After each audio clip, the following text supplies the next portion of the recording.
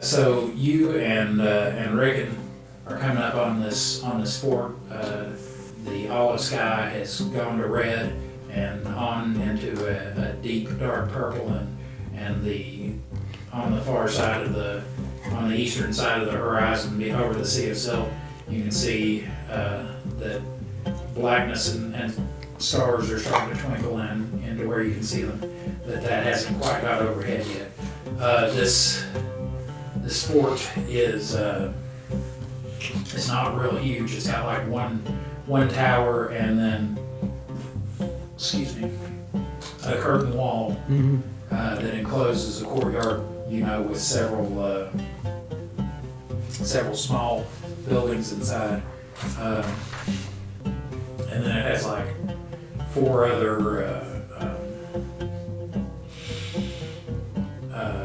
like turrets on the corners of the wall that don't have tops. They're just open, and it is built right on the edge of the estuary of the Fork, kind of the northern fork. Speaking of which, I know they're very familiar with it, but since you may not be, I don't show the map too much, but since I know you're not very familiar with it, but your character would be. Yeah. Oh, that's cool. Where'd you get the map? This one actually came with the revised box set. Oh, so that's a nicer map than the one. Yeah. Well, it's got a paper map too, but there's the city, and you guys are right about here. Okay. And this is the Sea of Silt, and over here is the southern fork of the estuary of the Fork Tongue, and this is the northern fork. So the fort is built like right on the edge. Right on the shore of the fork. Okay. Of the Cool. thing there. All right. Cool. But yeah, that's one of the best things about this box set. This box set just came with the paper map of it. This box set came with that cloth map and an expanded map that showed more beyond. Oh wow. Showed a bunch of new land. Cool. Where was I at? Yeah, and you notice that it doesn't look like it did last time, where there are a few soldiers patrolling the walls or up in the turrets, and the gate is parted slightly. So, what do you reckon is kind of like, Yeah. so something's happened here. Yeah. So we can see at night. I can see at night because I've got the infravision. It's not quite completely dark yet either. So. Right. I want to use my psionics danger sense. Okay. Let's see. I should have. I got so busy with the technical end, I forgot to get your guys' characters up here handy. That's first. Just so I know the numbers. Yeah. To tell you. I mean, you got it in front of you. I can tell. Know. Yeah, the PS is 14. Okay, so you're rolling that or less. Okay. All right. So I'm gonna roll that. And I rolled a 3. Okay, so you're able to turn it on? Yep. Now, do you know, you have it written down exactly what that does? Because I've got a vague idea, but I don't know. Oh, I do not. Okay, I do well, it's not. in here, so it'll be Okay, all right. cool. Danger Sense, page 33. And I'll go ahead and read that out loud so that we all get a sense of what Danger Sense does. Danger Sense. When using Danger Sense, the psionicist will experience a slight tingling, so basically you get like a spidey sense, slight tingling sensation at the back of his neck when a hazard or threat is near. The DM must make a successful power check. Oh, I should roll it. Okay. So that, because that way, kind of like with the find and remove traps, you don't know if it worked until you try it, you know? Right. But that's okay. I can go ahead and tell you that currently, let's see, what's the range? Range is special, of course. That's But yeah, you don't, it is eerie here, but you don't sense any impending danger directly. okay. We'll, I guess we'll approach the gate, like, cautiously. Okay, so do you let him know that? Yeah, I'll tell. It seems clear or something? I'll tell Rickon that I don't feel any danger, but I think we should be cautious. And does Rickon have the ability to move silently or anything like that? He does have, because he's a ranger, he does have some. I asked him if he wants to scout out a little bit and take point. Okay. Because the last time I was here, this place was staffed, right? Yes, it was. It was. He says yes. He pulls out. He's got a obsidian longsword. Yeah, that should. He pulls out an obsidian longsword and a bone short sword, one in each hand, and kind of approaches the wall, kind of slides along the wall looking around and looks into the parted gate, kind of does the whole pieing thing where he's okay, okay, nothing. Even kind of gets down on the ground. He's not doing that at head level. And he kind of motions you up like this, you know. Okay. I guess I should do that where they can sit in the camera. So I'll fall in behind Rickon at the wall. All right. And I'm just going to take his lead. All right. Is Rickon wearing a red shirt? Star Trek. Oh, okay. Yeah, for a second I was still thinking of his name. It's like, okay, character name Rickon. It's like, was there something in Game of Thrones? Because that's the only other Rickon I can think of. No, he is not. He's actually wearing kind of a tattered, kind of tightly fitting Enix hide cuirass with his arms exposed, and a pair of leather breeches, and with a short cape that's just kind of big enough for him to kind of pull around himself if he has to get out of the wind.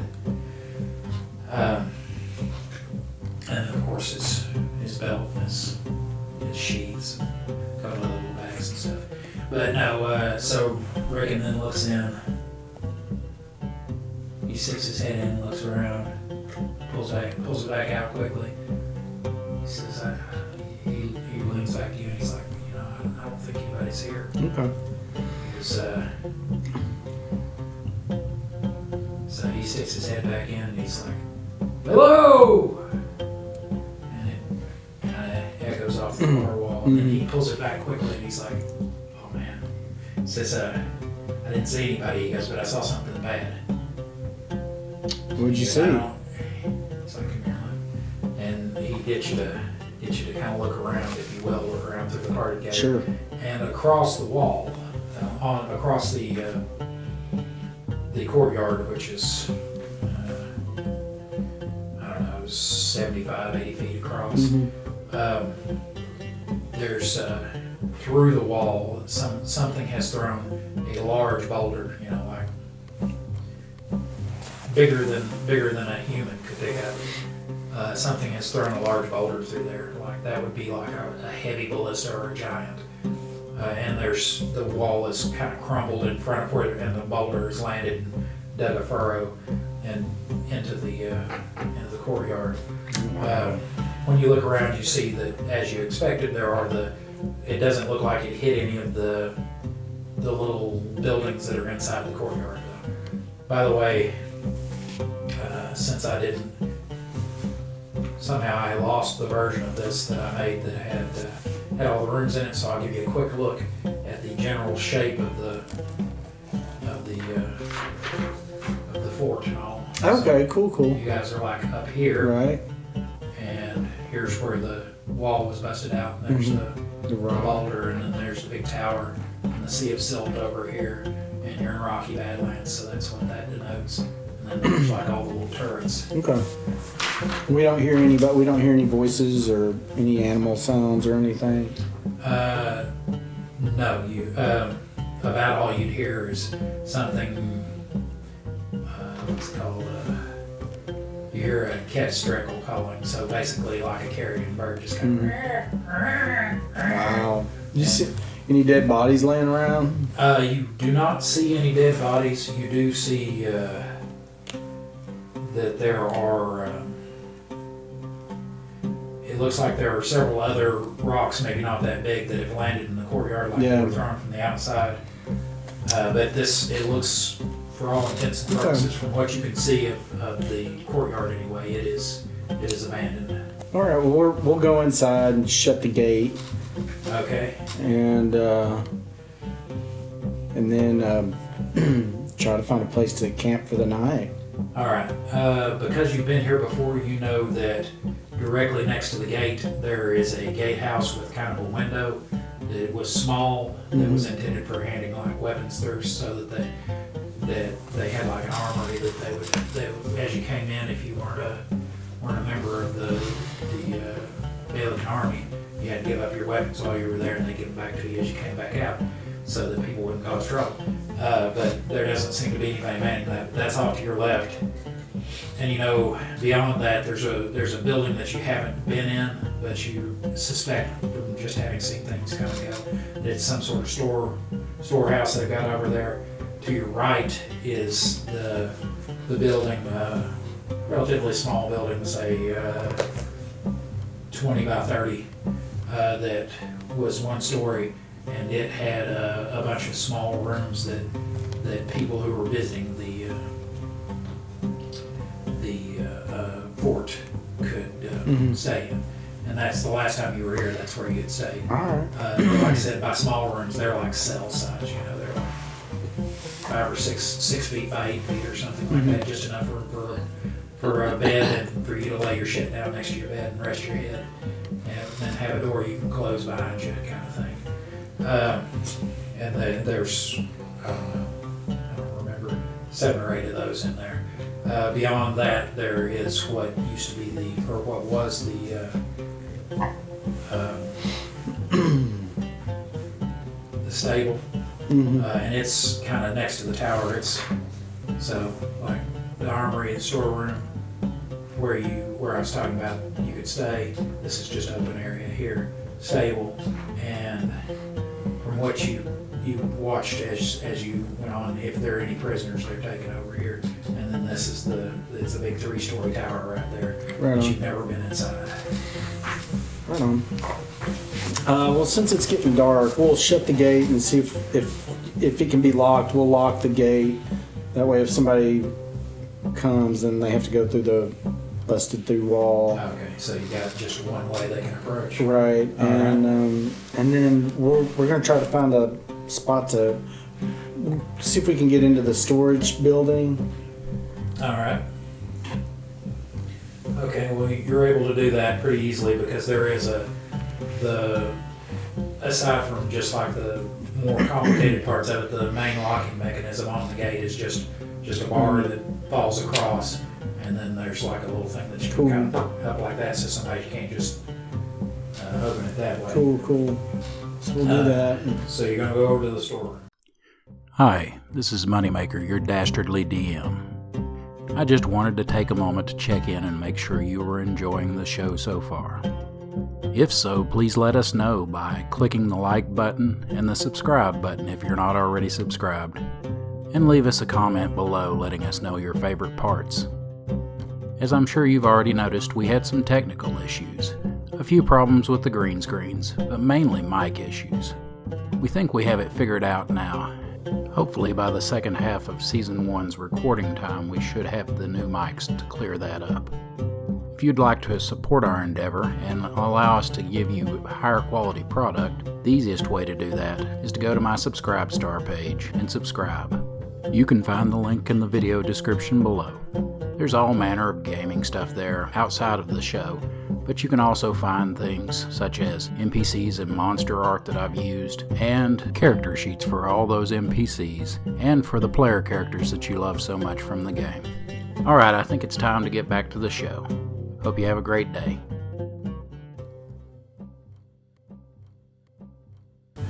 All right, you go into the storehouse, I should say. Low building made of adobe brick. It's doesn't have any windows, and its only door is standing open, but it has not been busted off. It's just nobody closed it, or if they did, they didn't lock it.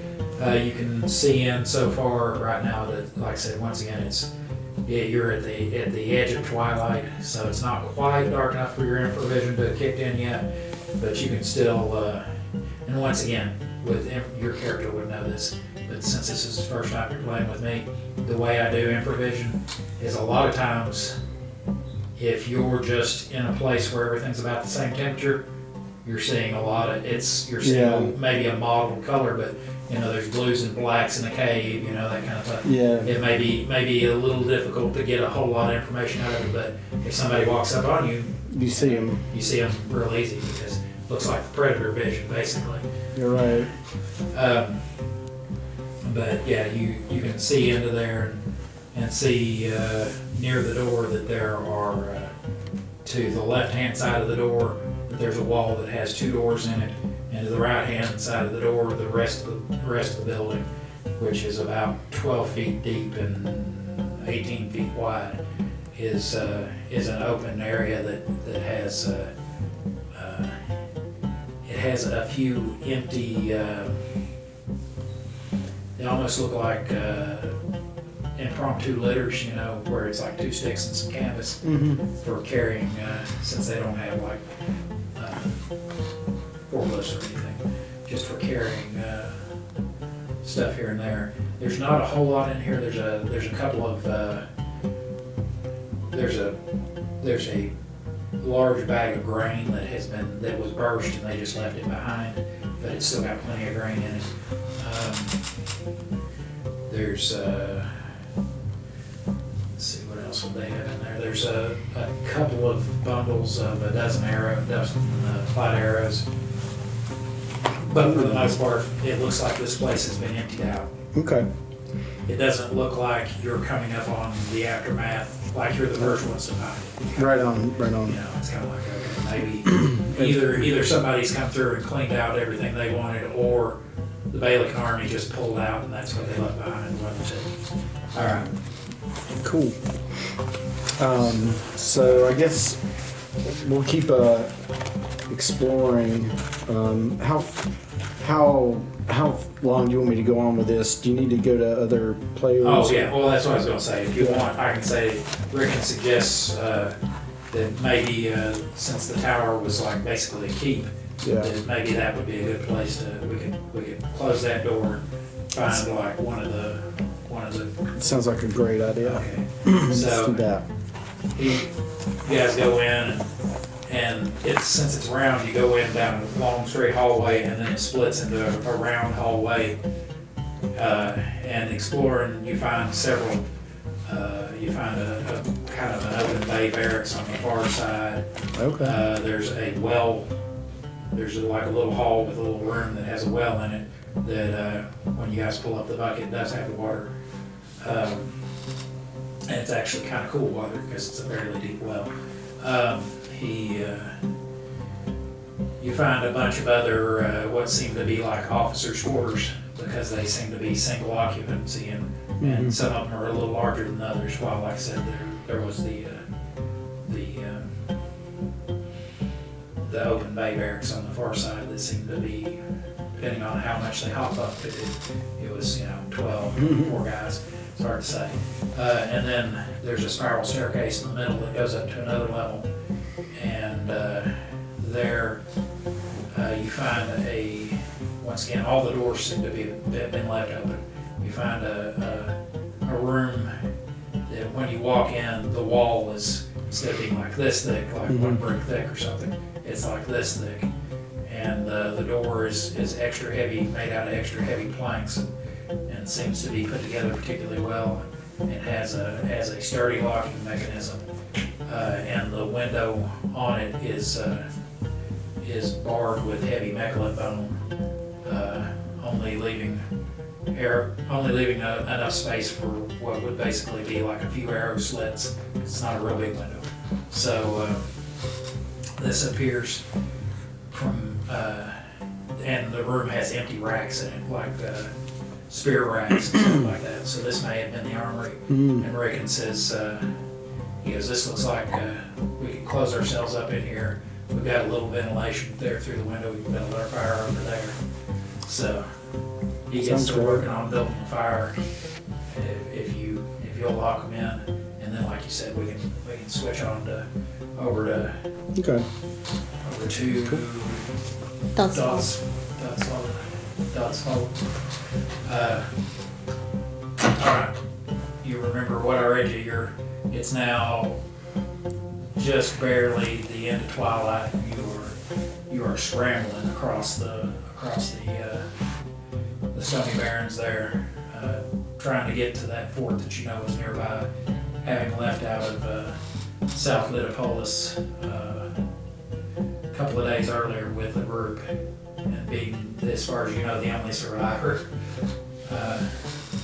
It's because I could run faster. Yeah. You come up to the fort, and you see that the gate is actually closed. There doesn't appear to be anyone on the tower, and you got to get in, because you know these things can't be too far behind you. They weren't moving real fast, but they were after you for sure. Did I notice any other ways in as I was running up? You don't know. There may be another gate. You're not sure. No, then I'm gonna circle around and see if I can find another gate. Okay. As you go around, you see that there is there's been a large hole punched through the wall on the far side of the gate. Okay, well, I'm gonna try and scramble over that. So you hop through the hole in the gate. You've not been in this fort before, but it's kind of what you would expect. Open, clear, sandy area as a courtyard with a large three-story tower keep that as you come through that hole is going to be off to your left, and then there's a stockade off to your right. The stairs going up to the catwalk are next to that, just beyond that stockade, and then there's a couple of buildings over here and a building over here, and the main gate's directly in front of you, and you can't see what is beyond the wall. Kind of stretches around, and because of the curve of the main tower keep, you can't see what's beyond the other side of the tower keep. Well, the keep to me is going to be the safest place. All right, roll me, since you're looking around, roll me a wisdom check.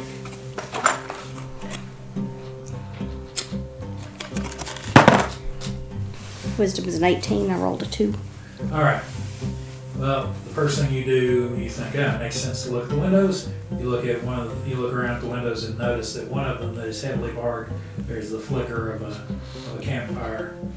You can't see the actual flames themselves, but you can see the light kind of pulsing in the window. So it's either a campfire or a rave.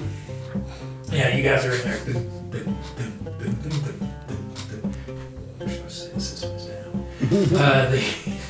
So you go over to the tower, Yeah. the keep. All right, the keep is, as I described to him, it's a fairly large round tower. So I try and open the door. Okay, the main door to the keep is standing open, and you get into the hallway, and by now it is very dark, and it is. I want to close and lock the door behind me. Okay, you can do that because the latch is made to be easy to lock from the inside. There's no torches in here, so you're dealing with blacks and blues from your infravision. But it is enough that you can navigate by it. You can kind of see the outline of the edges of the stones that make up the hallway in blue with black at their edges. You make it down 18, 19 feet. The hallway, splits, and once again it's curved, just like the outside wall of the keep. And if you look down one side, you see a couple of doors opening up. You look down another side, you see another couple of doors opening up until it curves too far that the inner wall obscures your vision. Directly in front of you, there is a door, and you can see the base of a spiral staircase in front of the door. And it appeared that the window that you saw the firelight in was on the second floor. Alright, well, I'm going to head towards the firelight. Head up to Yeah, to where I Okay. think it would be. Alright, you go up to the second floor, and nice present surprise. I thought that was some of the sausage, but it was bacon.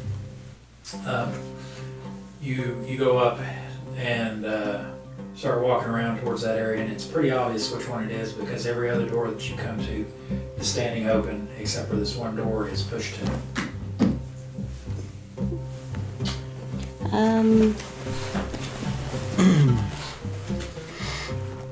Normally I'd want to kind of listen in on conversation, but at the moment I need to let them know that And this seems to I'm be bringing a very heavy door. unpleasant company with me, so Okay, so I'm going to go ahead and pound on the door. okay. What are you gonna say? Open up, please. I got a warrant. Let me in. I hope you're friendly, because what's coming after me isn't. Okay, well, you hear a pounding at the door and a Okay. woman's voice saying that. All right. What? What are you talking about? We're about to have unpleasant company. Okay, well, all right. You're not unpleasant, I hope. Not at the moment. Okay, I'll open the door and introduce myself. Hey, All right. you know. And if you guys want to describe yourselves or show pictures or whatever yeah. you can. I'm Django, and I'm a weary traveler, and we were just trying to get some sleep here, but I guess that's not going to happen. I'm Dosfall. Okay. Call me Dottie. It's easier. Okay. So I guess we should probably lock the door in the first floor. I did. Okay, you did do that. Okay, cool.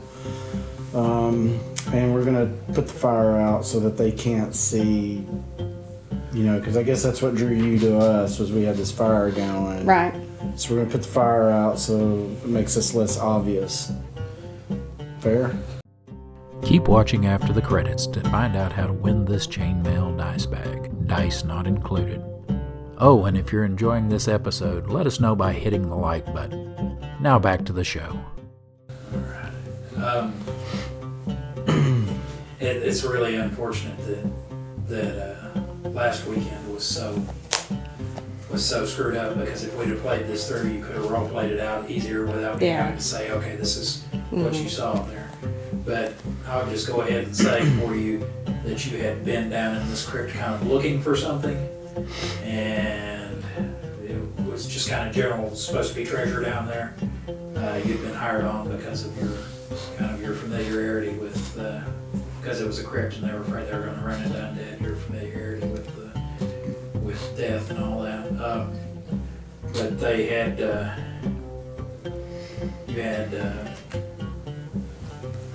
there was this one thing just laying in a sarcophagus, and when they opened it, it had like a scroll case. There was a kind of a desiccated, worm-eaten body that had a scroll case, and it was holding it like that. And when they removed the scroll case, it opened its eyes and started to slowly get up, and the skin under its under its skin started to wriggle and writhe like something was going on under there, like something was moving around under its skin. And everybody decided that it was time to GTFO. And on the way out, a bunch of undead that seemed to be, you just didn't have the time or weren't experienced enough, a little bit of both, to really do anything with them. But a bunch of them started just kind of coming out of the woodwork all the way around. And you saw several of your fellow raiders go down, and you got the scroll case, but you didn't, and got away. But you don't know if anybody else got out. So if you want to then take that version of it and tell whatever you want to tell. I was with a party and they were looking for something, not sure what it was, wasn't really familiar with them. I'm the only one that made it out, I think. I didn't hang around long enough to find out we were attacked by hordes of undead. Oh my. Well, not cool. Not cool. Alright, well, let's try to hunker down and maybe they'll pass us by.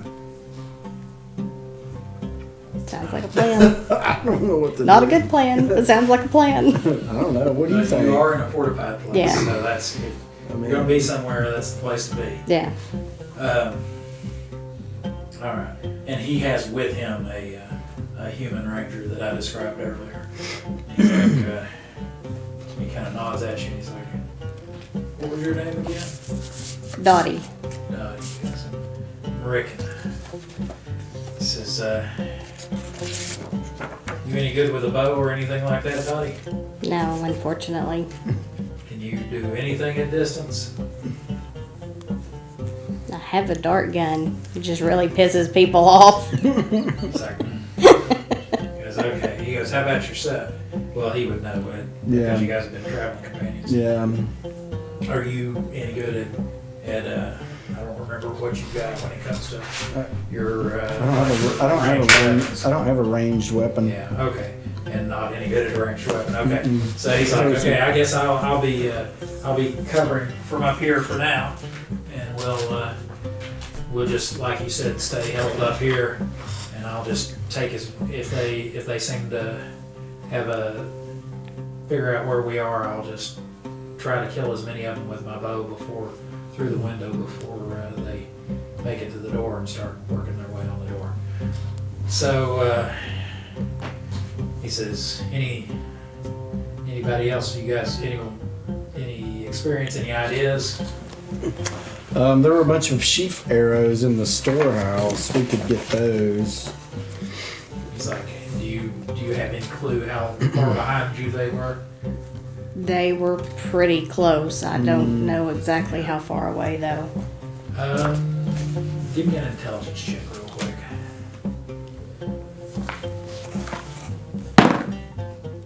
I failed. Okay. All right. Well, then I'll just leave it at that. I was going to give you some misinformation, and I was like, well, no, that's obviously misinformation. So I'll just leave it at that.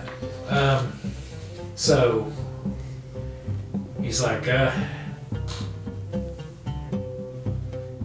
"Ooh, do you mind going and getting those since you know where they're at?" Sure. Okay. All right. I'm Let me see. gonna run down there real quick. And let me do something real quick before we do this. You know, one thing that I neglected to get, my dice. Oh, we need dice. Yeah, my dice.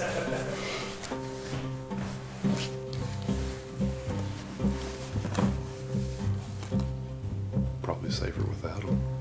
Probably. True.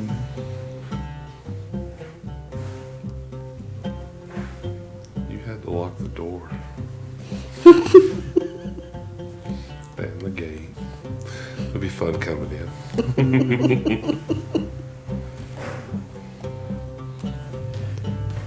Remind me before we leave, and I'll show you this too.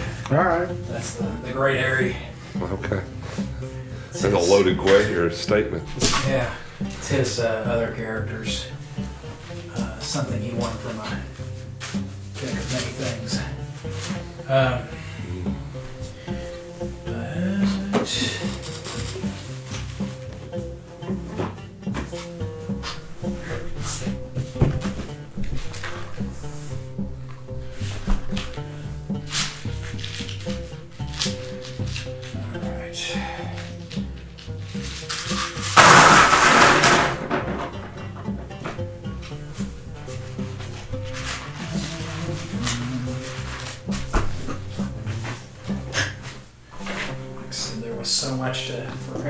other parts that I missed a couple of things.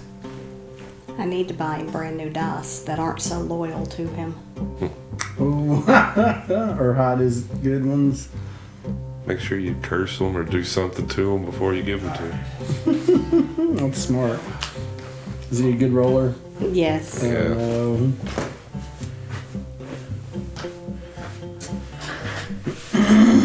Oy. All right. So, you gonna be cautious about it, or you just gonna try to run quick to do it? I'm just gonna try to go quick. Okay. Speed before brains. All right. And I am an elf. Well, half of it, but still, you're pretty tall, so pretty quick. Yeah. Yeah. So you scramble down the stairs and out to the door and unlock the door, fling it open, and run out towards the storeroom. You can hear off in the distance kind of just 100 times over almost. Oh Maybe not no. 100, but Yeah. you hear the shambling or the moans and cries of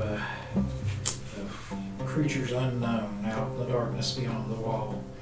How close exactly, it's hard to say. But so you run in there and grab them. Yep. Okay, you run in there and grab them and come running back out.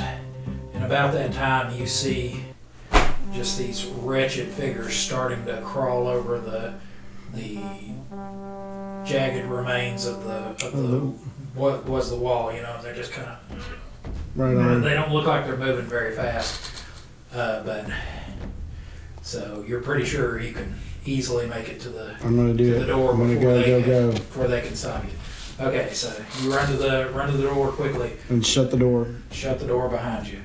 All right. You want to do anything else before you run upstairs? No. Okay, so you shut the door, run upstairs, and I keep thinking there's something else to do, but yeah. I can't think of anything. You first. I'm gonna shut. If there's a door, if there are other doors that need to be closed to block off quick, Yeah, there's you could close the door I'm gonna close all the at doors. the base of the. If you're talking about on the path to you, Yeah. you could close the door at the base of the. Yeah. Both ends of the stairs close off. Since And- this is a fortified, they basically got it set up where you can you have to break down a bunch of doors to make Right. it up to the next level and the next level. And we want to make sure that we have plenty of water. Like make sure all our water jugs are topped off. You want to run back down and Is the And do well? that. The well's on the first level, right? Yeah. wells on the first floor. Oh Yeah. shit. Yeah, I guess we want. Do we want to do that? Do we want to make sure we have water? We need to do that. Well, you want to run in and ask them. Yeah. All right. Okay, so when you run in, Rickon's like, "What were those things? I saw them crawling into the courtyard. Did you get a good look at them?" Oh, a couple of them bit me. He's like, "No, they didn't. I was just kidding." Cover up your arms. Yeah. No, he's like, "What?" No, I'm just joshing. Okay, and they did look like not quite black liquefaction, but they did look pretty Walking Dead zombie-ish, you know, Right on. worm eaten and well beyond looking fresh. At least they're not fast zombies. No, these are Those are the- Radiated zombies. phyto zombies.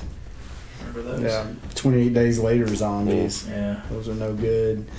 Yeah, I'm like, do you think we need to make sure our water skins are filled up? I'm gonna, so that we don't. Mine's pretty full. I don't know if mine are. I guess mine are full. Yeah, I basically started you out at Okay, a alright. full. I guess we're all you good to found go. like water source somewhere out in the. Yeah. Or I'll say that you took the opportunity when you found the well to Right. fill it up. So that's a normal day's worth, or if you ration it, you can make it last longer than that, especially since you're inside.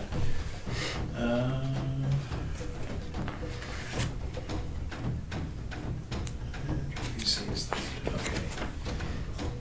And where is she?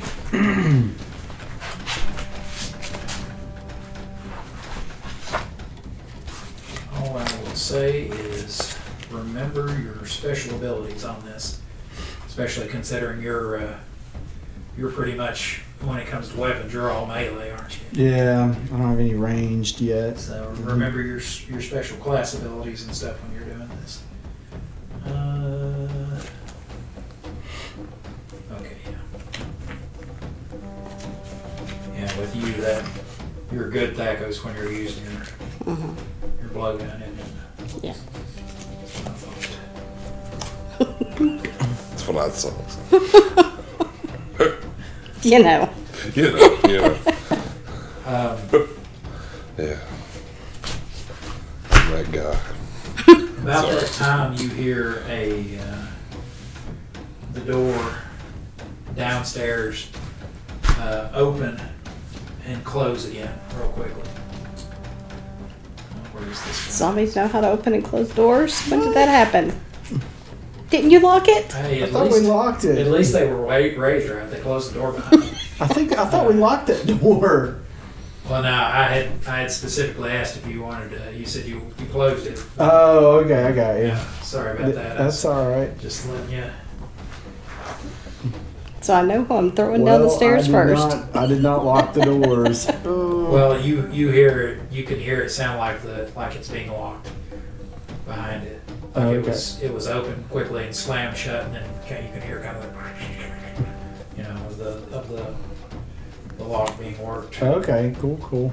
Maybe.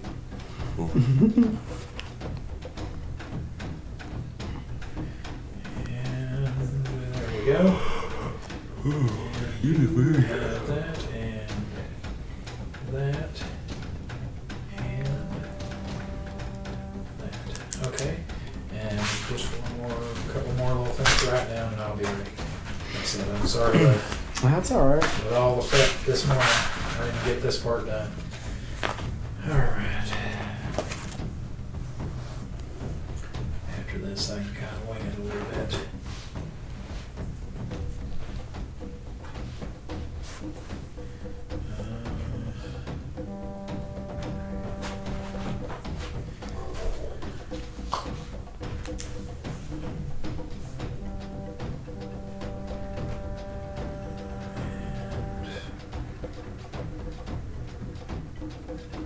Sound like somebody pulling up. All right. So you hear that downstairs. What do you want to do? Anything? You just kind of want to make note of it, or? I think I want to go down the stairs and see who it is right off. I don't want to have to deal with two Okay. different threats. All right. As you open the door and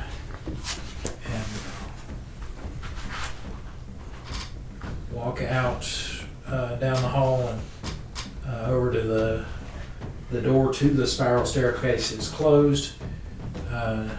You want to just open it and look in, or what?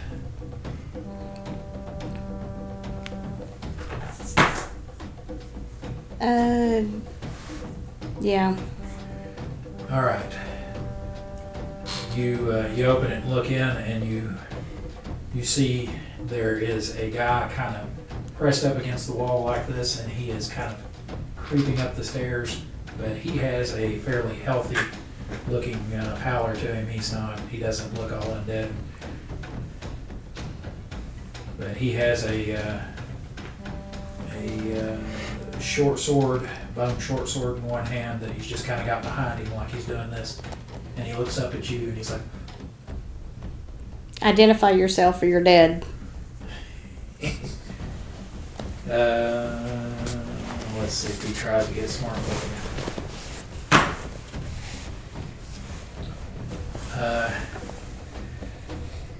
He says, I'm just a traveler trying to get away from those things. He goes, I walked up and they were out in the courtyard. Because my name is Damon. And he looks like this.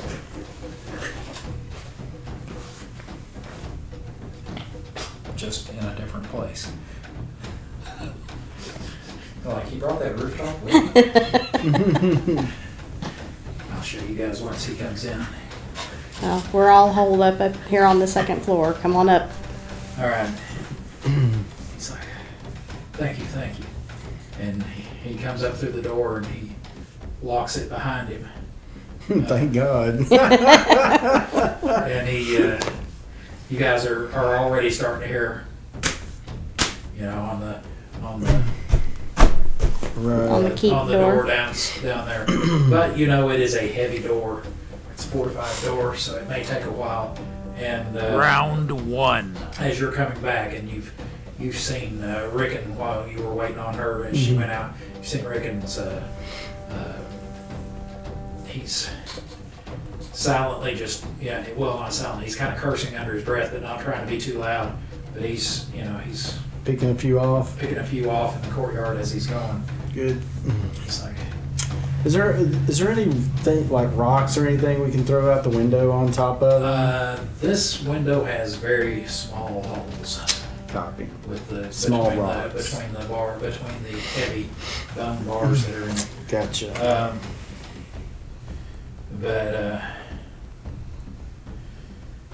And when she walks in, she has a blonde man come in behind her, and he's dressed in kind of muted. What's the word for it? What do they call it? Subdued colors. Well, there you go. Yeah. All right. Cool. And he's got a short sword.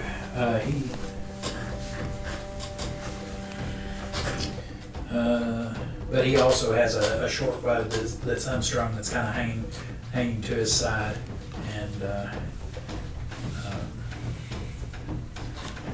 small quiver of arrows that he's got hanging off his belt. It's only it only has about a half dozen, but it's there. Nice.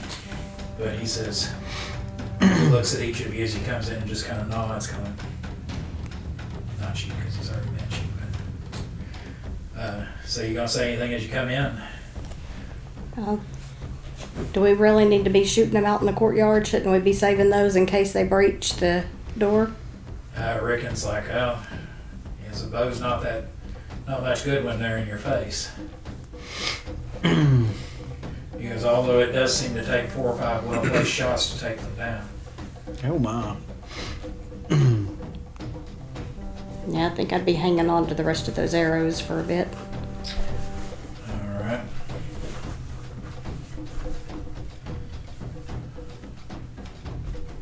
Where did I put that?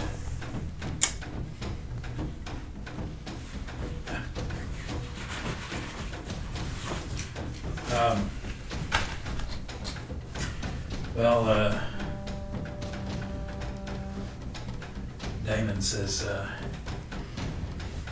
he kind of gets next to the door, and he's like, I'll get anyone who comes through the door. He says, just don't give me away.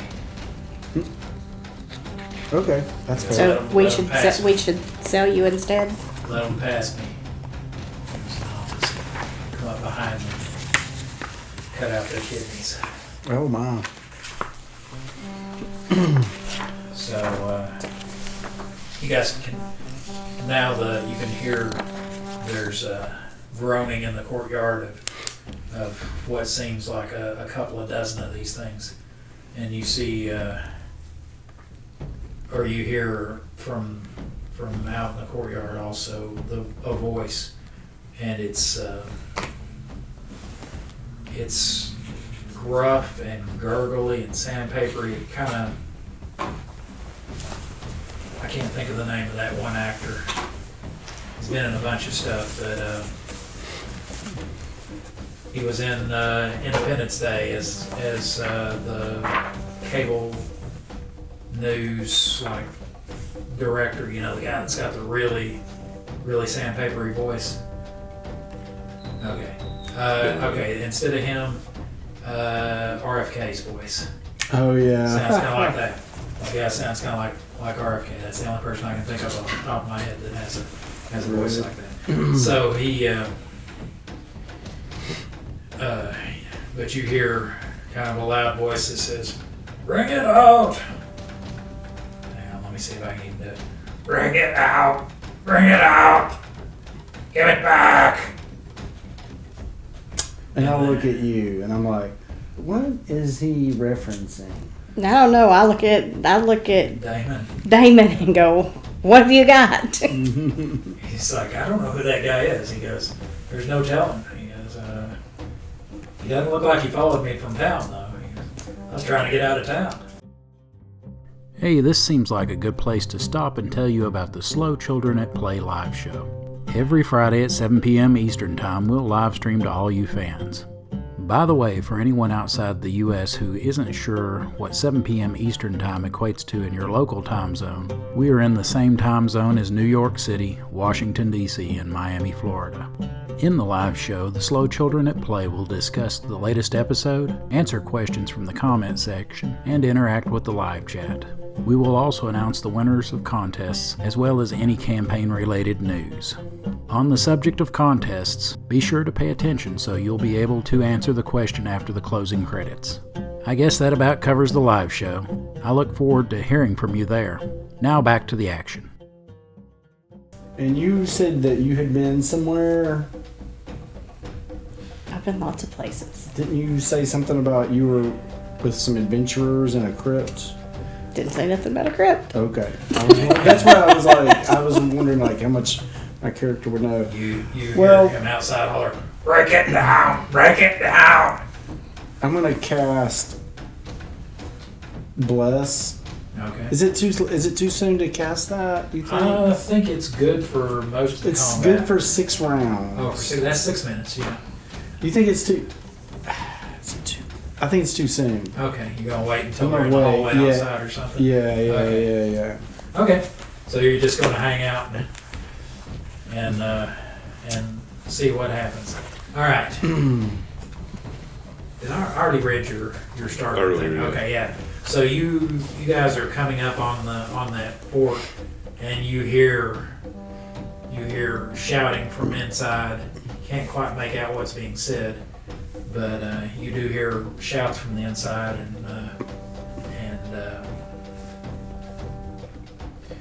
and lots of groaning noises kind of coming up over the walls. The main gate seems to be closed and barred. Hippias says, around back, there's a way in around back. Okay. I'll lead the charge around us Alright. with our group. Yay. He says, staggered formation, go. Which basically what he means is that you are at a point, and since there's, what did I say, 5 of you guys, you've got you at the point, 2 over here, and well, it's not quite staggered, 1 over here and 3 over here. So you're Okay, kind of I moving got in you. an arrow formation with, if one line has 4 in it, one line has 2, and you're in both lines at the point. You know what I mean? Sure. Yeah. Okay. So, with the 4 kind of against the wall there, or no, it would be the other way around. With the one that only has 1 guy to your right would be him, and then the strong side's going to be away from the wall. So you guys rush around, and he rushes around behind you. He hollers for the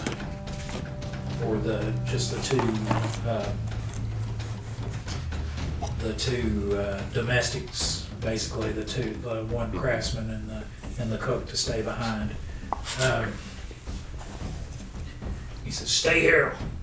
We'll get you when we're done." And you guys go rushing off towards that. All right.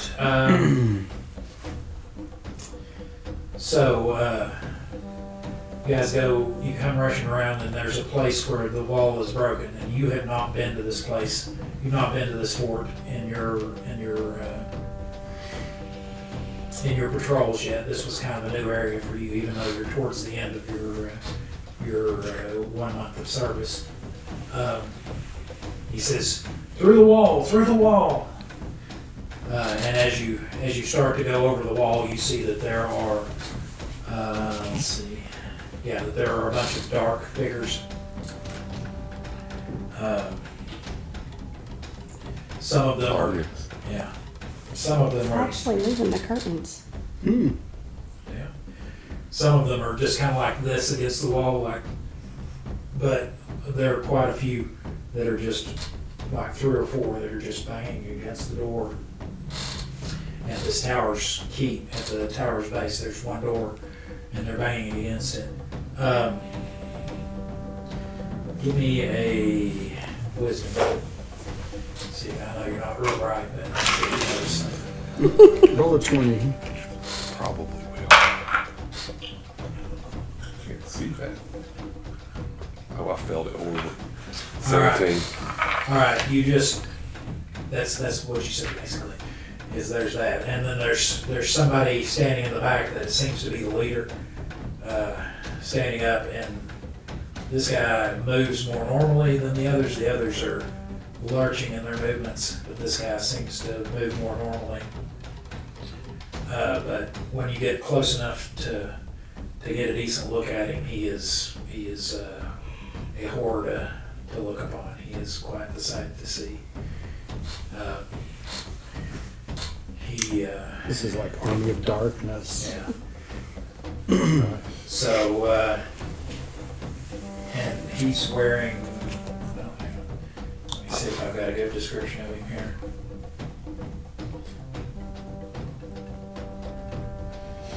That's about him. All right, he has gray cracked skin with moving lumps, bulging,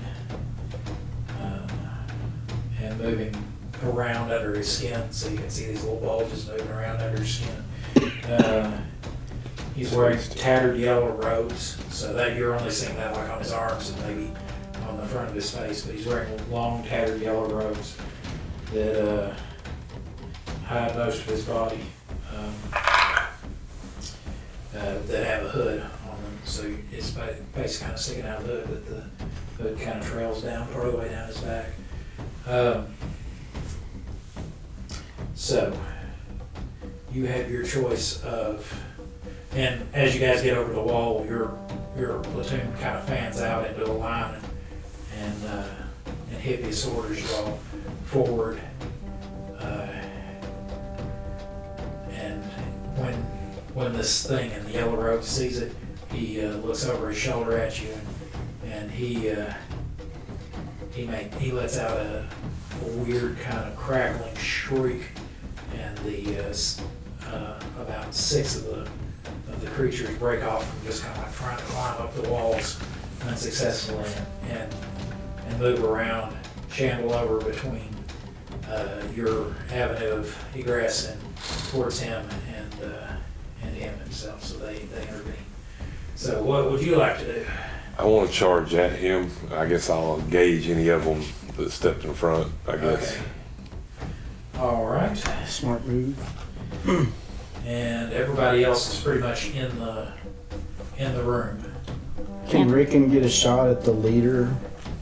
All right. Yeah. Do you want to encourage him? Go ahead and tell me what you want to tell him. Hey, see if you can kill the guy that's screaming at everybody to... See if you can kill the leader in the yellow robe. That might help us out. All right. So you holler. You say, see if you can take a shot at him. Yeah, Okay. yeah. He says yeah. So he pulls out an arrow and readies a shot. So all right. Let me go ahead and copy these guys over. Copy him over.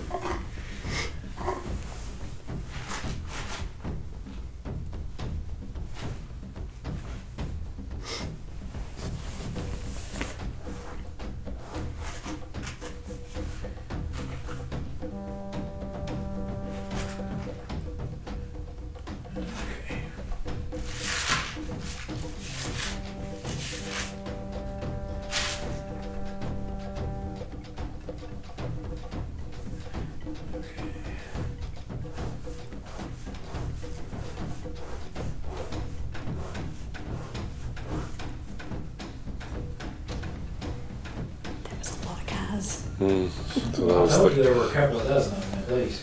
Oh boy. it's all right.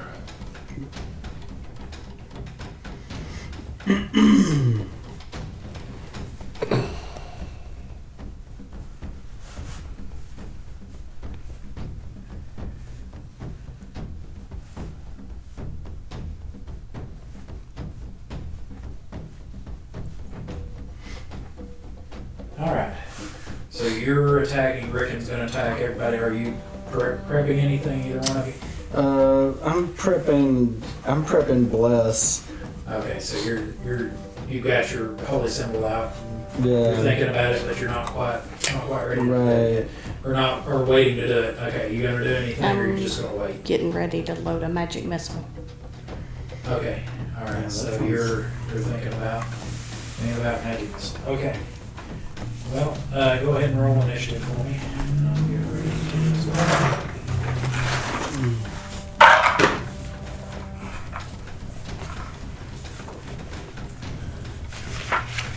6. Okay. Change dice. Didn't bring my Papaw glasses. I've got some readers if you want to borrow. Yeah, I'm good. Okay.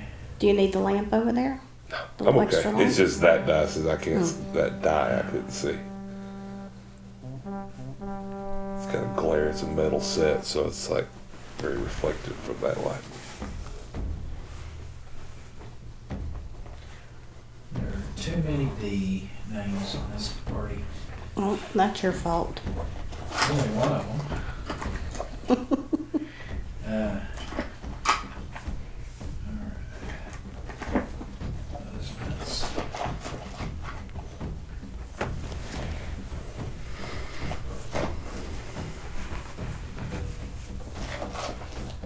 There we go.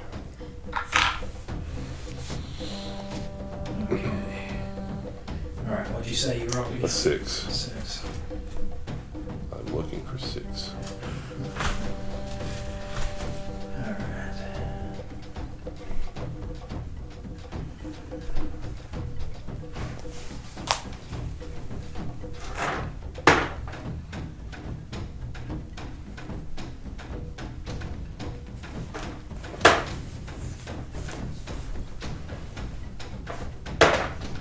Rickon's gonna roll a 20.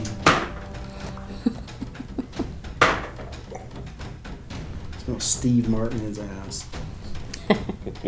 See, I can say that. Y'all know what I'm talking about. Oh, as far as his headgear, Arrow in the head. because it's either that or he's hitting oil can. Finding effective oil cans. Look, this oil can's Oh, effective. man. So is this one. The Jerk. It's Yeah. It's classic. a great movie. She probably doesn't remember what we're talking about. It's a real good movie. If you want to watch a Steve Martin movie, I've seen it. I just Oh, don't okay. remember much about it. these cans. Special purpose. All right. So as you rush in, a couple of the creatures, which are basically obviously undead to you, they are very rotten looking. They stink. They have grubs falling off of them and out of their orifice. Tasty. Tasty. You guys are still fishing. All right. A couple of them attack you as you try to push through their lines.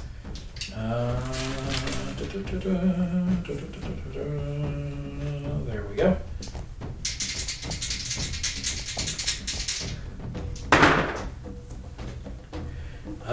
One of them hits you twice, once particularly well. Yeah, because your armor class isn't that great. Maybe that's why I gave you the tortoise blade. I want you to have a better armor class. Well, I'm shirtless right now, so you know, running around in fur shorts. All right. And it's natural fur. Natural fur. Yeah, there you go. Oh, and he hit you with a bite too. So Nice. he just comes at you and swipes real good. You know, catches you like in a tender spot, like right here under the ribs, and swipes across your chest, and then like bites on your arm. Your arm he only nips you, but so he does a total of 8 points of damage to you between those 3 attacks, Nice. bringing you down to 20. All right, now the next one. We'll try to attack you as well. I like your bravery. Only 23 more to go. That's all right. How many hit points? Damage is experience. Yeah. Am I right with it? He misses with everything except for his bite. You're able to kind of weave away from his. You're gonna be turned into a zombie. So he bites you on the side right about here, and does an additional 2 points of damage. So we got you for down to 18 now. Now, another couple of them attack the guys beside you.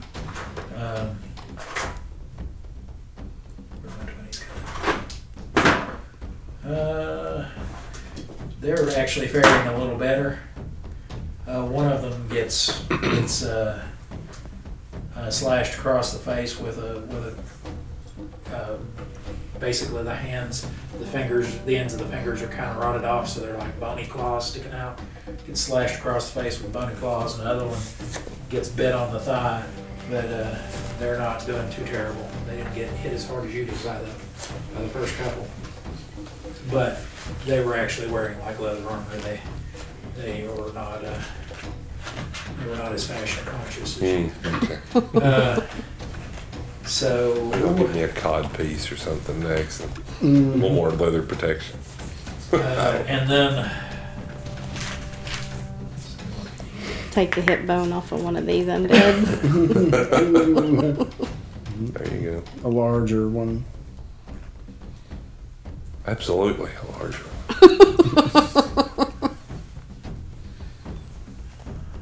did I not write that down there?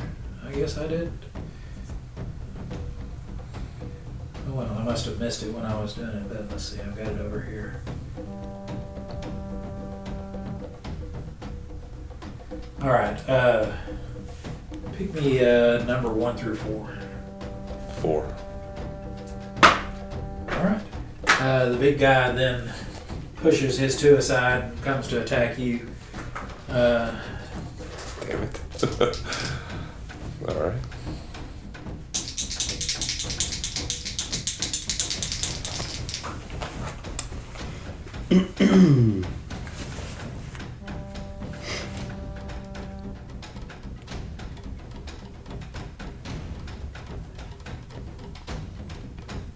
Okay, he slashes at you with his claws. I've got it written down there, don't I? And he hits you with 1 claw, doing 6 points of damage. No. 7 points of damage. So bringing you down to 11 hit points. All right. But he is done. He was unable to hit you with the other claw. But he like Is your last name Fodder? he like yeah, I got to get him somebody whose last name's Mutter, so they can be Mutter and Fodder. He scratches you on the face too. So he's done. Go ahead, Gregoris. All right. 19. 19 will hit. All right. All right. That was 1d6 plus 1 using my character thing. Okay. And then plus And your then your strength. strength, yeah. What is today? 22nd? 23rd? So that's what? Let's see. 13. Okay, 13 points of damage too. Mm-hmm. All right, job. you hack into his ribs and bury the double-bladed axe about this deep into his ribs, and you hear the crunch of breaking ribs under it. But he kind of bends over like this, but he's still in the fight. He just kind of roars at you with phlegmy spittle that comes out that has and small grubs and worms just spill out of his mouth as he's roaring. You said 13, right? Yes. Tasty. Tasty, yes. Okay, let's take a time out for just a second so I can ask you for a little bit of help. Don't worry, this one won't cost you a dime. All I need is for you to comment the name of your favorite character and let us know why. Please just keep it positive. I'm sure all our players would love to hear what you have to say. Thanks again. Now let's get back to the show. Okay. We're gonna eat well tonight, boys. All right. So. Okay. So that got that done. So now, a few more of them go in, kind of come in and surround you guys and attack you again. 2 more of them attack you again. Jeez. Well, he's got a shit armor class, so Yeah. made this rough on him.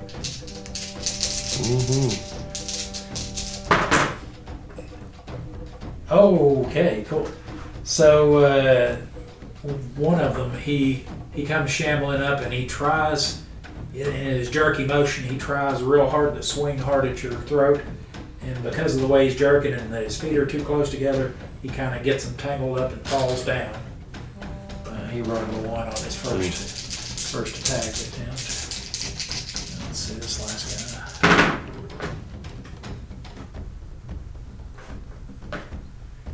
guy. All right, but the last guy, he does hit you twice. Does damage both times. So he does an additional 2 points of damage to you, bringing you down 9. So just very superficial. You're kind of putting your arm up at this time to kind of block, and he's only doing superficial ones to your forearm there. So you're down to 9 now. All right.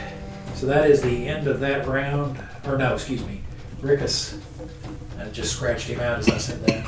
Or not Rickus, excuse me. Rickon. He fires off 2 shots and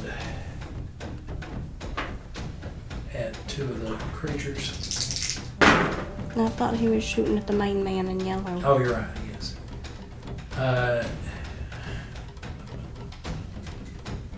Okay. He is shooting at the main man in yellow. He hits once, doing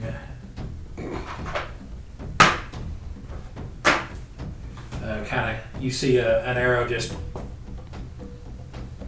smack that thing in its shoulder, and it kind of looks up and yells at the tower.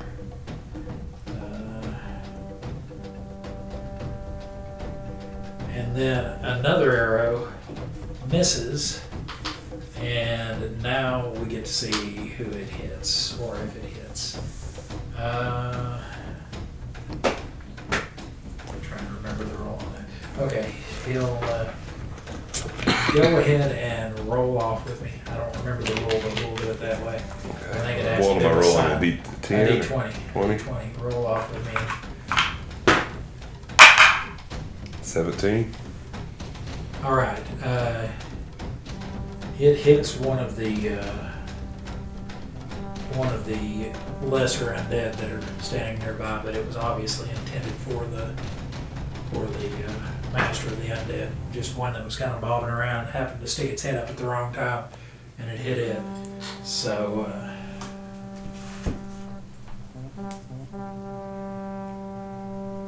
And it fell when it got hit directly in the head. Cool. So he's actually down to a couple of them now. Over the last couple of rounds that he's been peppering the courtyard. Okay, and he turns back to after you see Rickon fire twice. He turns back and he's like, "There's a force out in the courtyard, a small force of men." He goes, "They seem to be." He says, "From their leader." He goes, "I think they're from Balic." By the way, your leader is wearing, that kind of like a large scale mail, where the scales are like this big. Okay, yeah. Kind of like that, only it's leather, and then he's got the leather kind of what almost look like, the Romans like wearing the things that look like belts or almost like Yeah, I know what necktie you're talking about. Yeah. shaped things. He's got some of that on, and then his helmet is one of the ones, although it's made out of like kank chitin. It's one of the ones that has kind of like a little ridge here and a little brim here, and it kind of comes up like that down over the neck and has like a single tassel that kind of Okay. like that. That's what he's wearing, and a cape. But And he actually throws a dagger at the big guy too. So, and hits him. Okay. Round 2. All right. So, but yeah, he turns and tells you guys that there is a Cool. small force that is now attacking the undead from the rear. He says perhaps we can catch them like worms in between the jaws of a predator. Don't want to do that. You want to run out? All right. Let's do that. Damon seems a little like because I'm kind of in my element here, hiding behind the door, waiting for somebody to come through. I like the idea of being able to take punches or send punches through the window. All right. He says. So you have a way that you can strike from a distance. I That's do. better? Okay. He says there may be a window next door. He goes, go next door, and he looks at Well, why don't y'all shoot from the pier, and then me and Damon will go down and try to attack yeah. and draw some people off. All right. How's that sound? And that works with me. Yeah. So that's what we're gonna do, and I'm gonna cast Bless on On everybody. everybody. Okay, so everybody who's in that room is you're gonna be doing bless, Yeah. and so you guys are just hanging out except for him. And So I'm just gonna say praise to all the earth elements, and may this holy words bless everybody in this room. like throws dust in your eyes. Let's lay hands on everybody. Leaves a dirty handprint on I know. you. So we'll cast Bless on everybody, and I'll Okay. read that so that everybody knows. I think it's +1 to your attacks. And something else, and it's plus you get upon uttering the bless spell, the caster raises the morale of friendly creatures, and any saving throw rolls they make against fear effects by +1. Furthermore, it raises their attack dice rolls by +1. It affects only. Sorry, it doesn't affect you, Alex. Affects only those not already engaged in combat, so it'll work for us. And let's see. Yeah, that's what you get. So you get +1 to attack, and you get +1 on your fear saving throws. Versus fear. All right. I was hoping it might give negatives to our opponents, but it does not. Curse them and do that. Well, I chose to bless. What am I? Could have swore that there's something that will.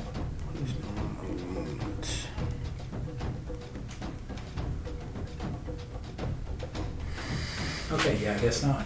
Okay, so everybody's feeling a little more hopeful now. Everybody in your room. That's right. So Your morale's been jazzed. So you guys are all going to go off to that'll be the next round that you're going to go off and you're going to shoot out the window, and the two, you and Damon, are going to go downstairs. I reckon. All right. Well, back to what do you want to do this round? I will chop in a dude. Continue chopping at the big guy. Yep. All right. Bury my bone axe thing. Okay. Well, he did say you were coming from the rear. Yeah. Yep. All right. So basically, that was all of you all for this one round, and now we're going back to him. Okay. Go with your initiative.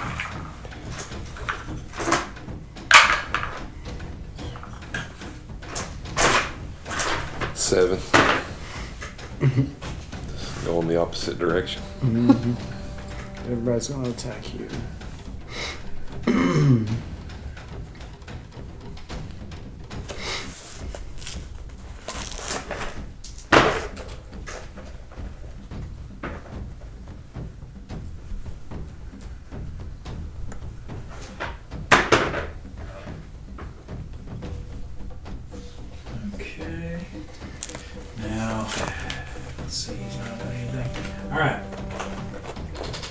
So, you still want a D4 on a D4? Sure.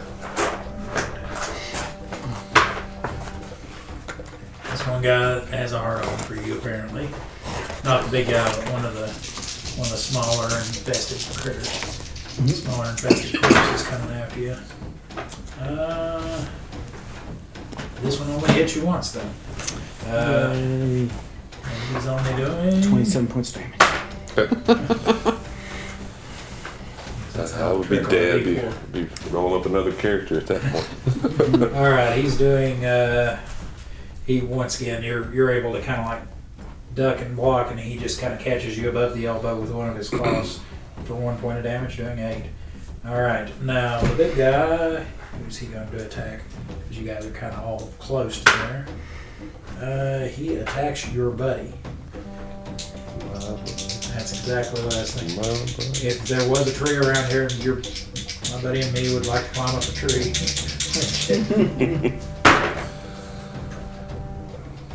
All right. He swipes with one hand and gets a hold of him here and swipes with another hand, digs his claws in on the other side. Ouchies. And he's going to be murdered.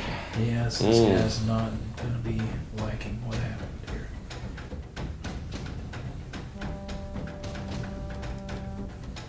Okay, so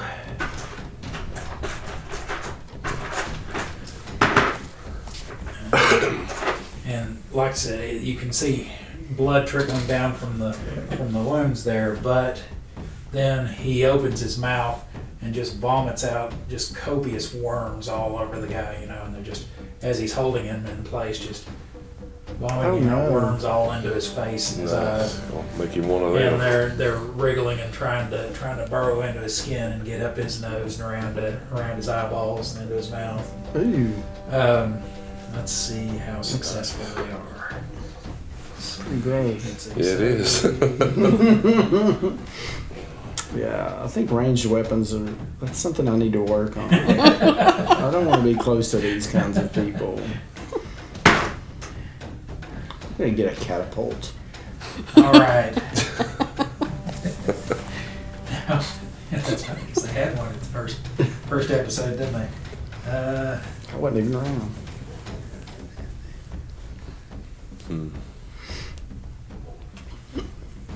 Okay, and they start burrowing into him. You can see just like the end of a worm working its way under his eye, and others that are just gnawing their way into the flesh of his cheeks. I don't think Cure Light Wound's going to help that very much. All right, and they just chew his face all to pieces. I mean, he's still got a face. It's not like he's just bone, and he's still alive. But they have gnawed big hunks into his face, just hundreds of little pinhole wounds that have got him looking just like raw hamburger. What was that? That's that guy. Okay, let's see what he has to do to survive that. You'd think I only wrote this like 5 days ago. You'd think I'd remember it. Okay, so that's that guy. He's done. Now, one of your other buddies, and he's still got a hold of him, just looking at him as it's eating his face. One of your other buddies attacks.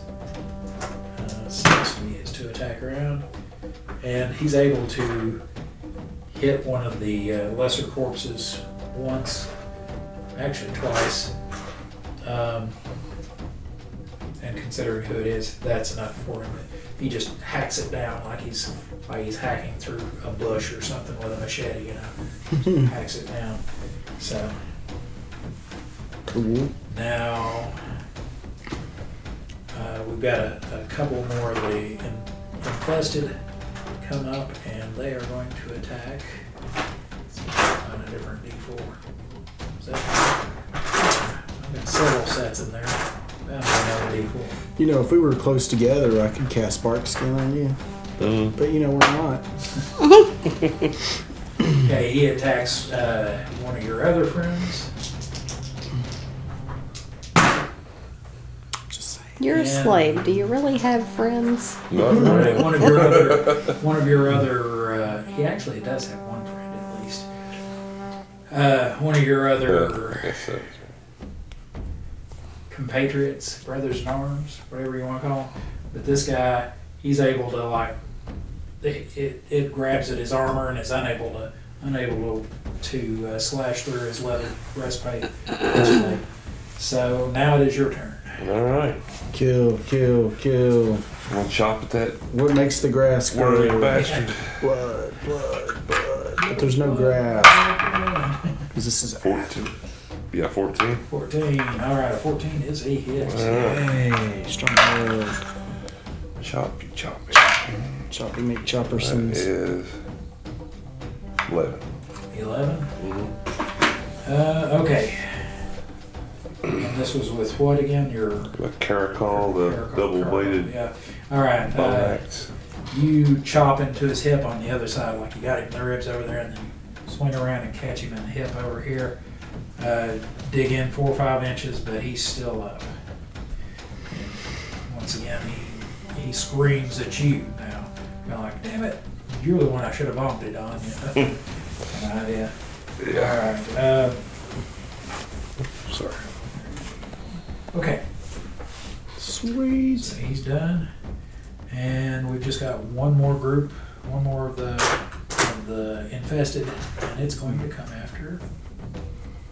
I've got to have another 4 in there. You need a 4? No, I've got 4s. They're just hiding from They're me. hiding from me. There we go. Because I've got Look like at all these pretty I dice. got like 5 sets of dice. in Nice. this, so I can only find one. I've never had this many dice in my entire life. I was like, I don't even need this many dice. I just like the pretty colors. All right, this one, it kind of tackles the one that's being held by the guy in the yellow robes. It tackles his back and tries to catch him in places. He's unarmored. Let's see if he's successful. He's not. This is a bad day for It, that guy. yeah, it Chad. does.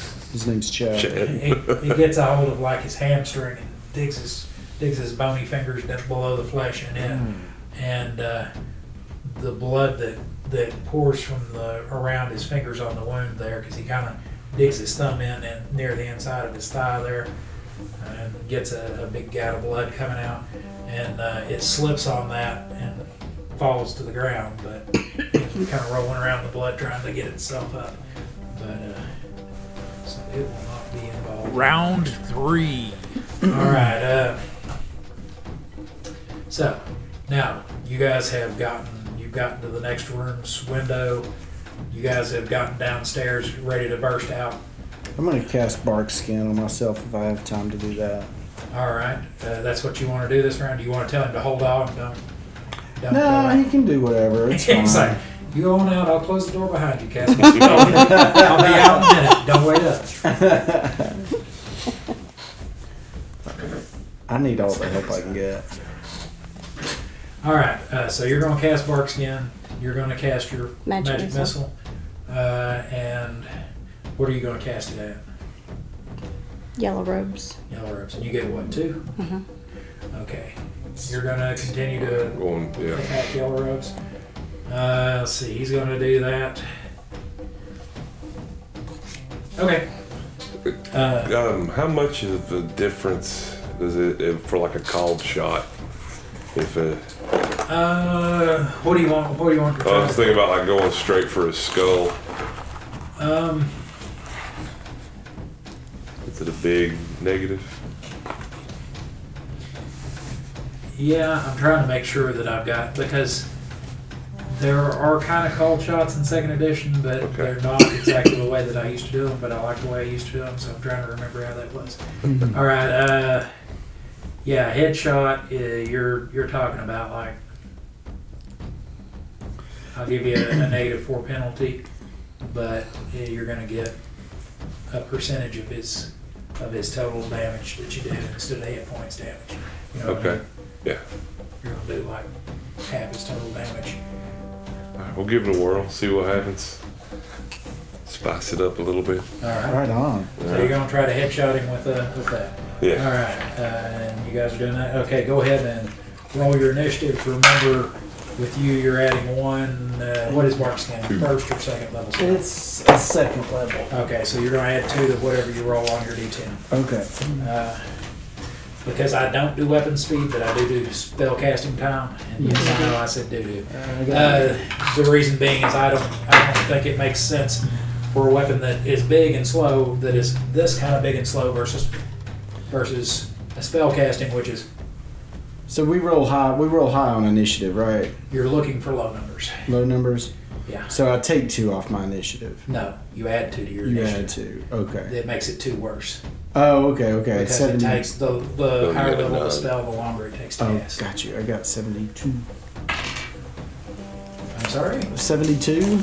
On So a you got- D10? Oh, okay. Hold on. That was mine. Here we go. 3. 3, There you okay, go. so 5 then. Alright, so you got 5. I'm going to go ahead and write that down, then I'll ask everybody else. Sorry. There's 5. Okay, what you got? I got a 6, so a 7. 7. What you got? 2. 2.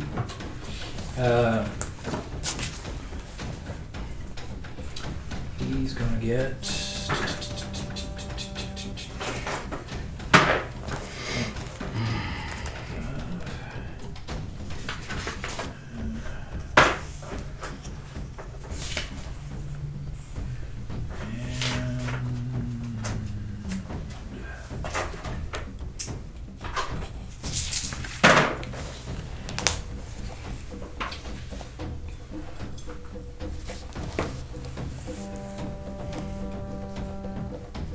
Okay, go Gregoris. All right. Gregoris.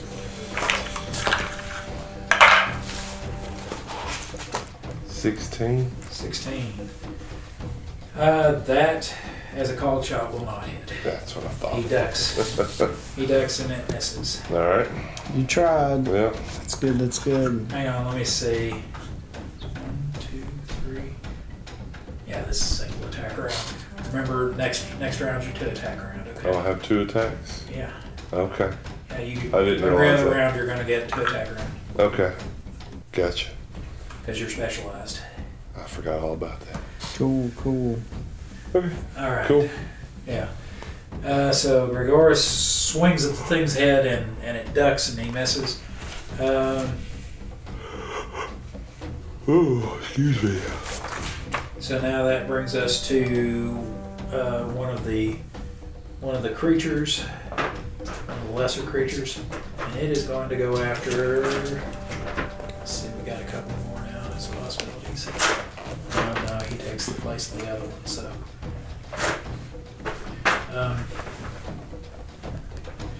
All right, so it's going to go after another one of your soldier friends, brothers in arms. Miss. All right, I can't roll level 5.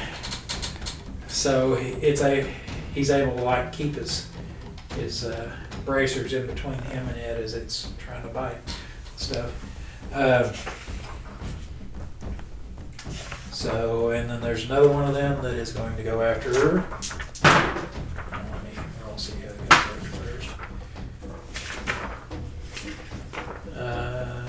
It's going to go after Damon, and it will hit him twice. Oh, poor Damon. Or Damon. That's why he wanted to stay behind the door. Yeah, I tried to tell you.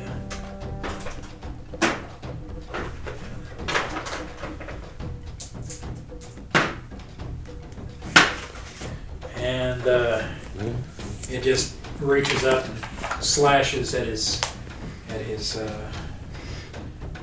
chest, and slashes at his leg, at the upper leg, and opens up parallel wounds that are like half-inch deep that start bleeding fairly quickly.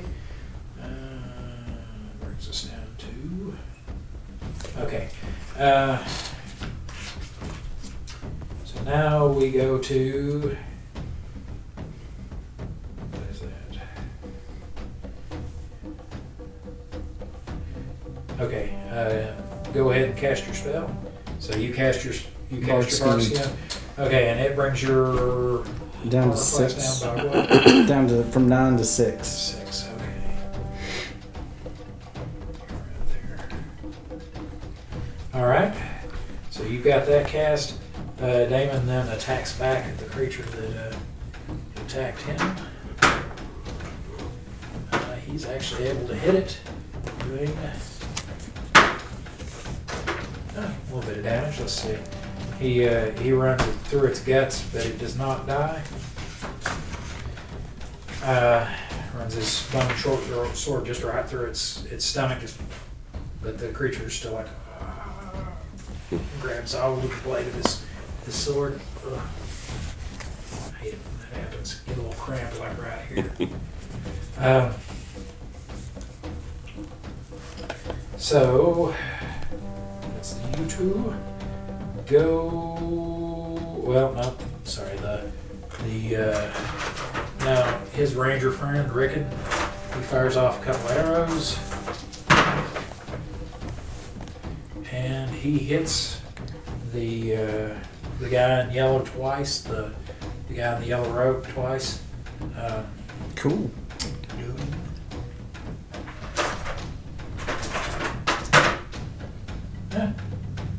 Fair damage. He catches him in the back on the shoulder blade and buries it about that deep. And the guy turns around to look because it was a good shot, and then he catches him like right here just below the xiphoid process. And he kind of takes a step back, but he's still up and alive. But at this point, he has been hacked and pricked and cut several times, and he's not looking so great. So that's him. Now go, Dottie. Hello, Dottie. Magic missiles, are they just direct hits, or? Yeah, you're Okay. just rolling damage. They hit automatically on this. Kill it, kill it, kill it. Do it. 4, 5, 6, 7, 8, 9. Sweet. Are they plus ones on those? Yeah, I did the plus ones Yeah. already. Okay, that's what I was asking. I was like, it's Yeah. 2d4. And I was like, oh yeah, it's plus one on each. Excuse me. All right. When he turned around and got kind of knocked back like that, you then, within a few seconds, hit him again and just both sides of his chest. Just like that. And it'd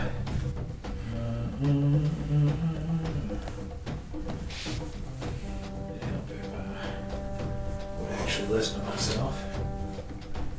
There we go. That's- If it helps, you just started humming Smoke on the Water. Oh no, that was actually three notes from Iron Man.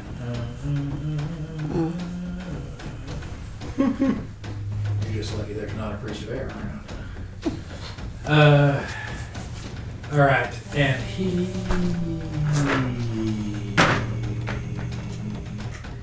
is not liking that at all.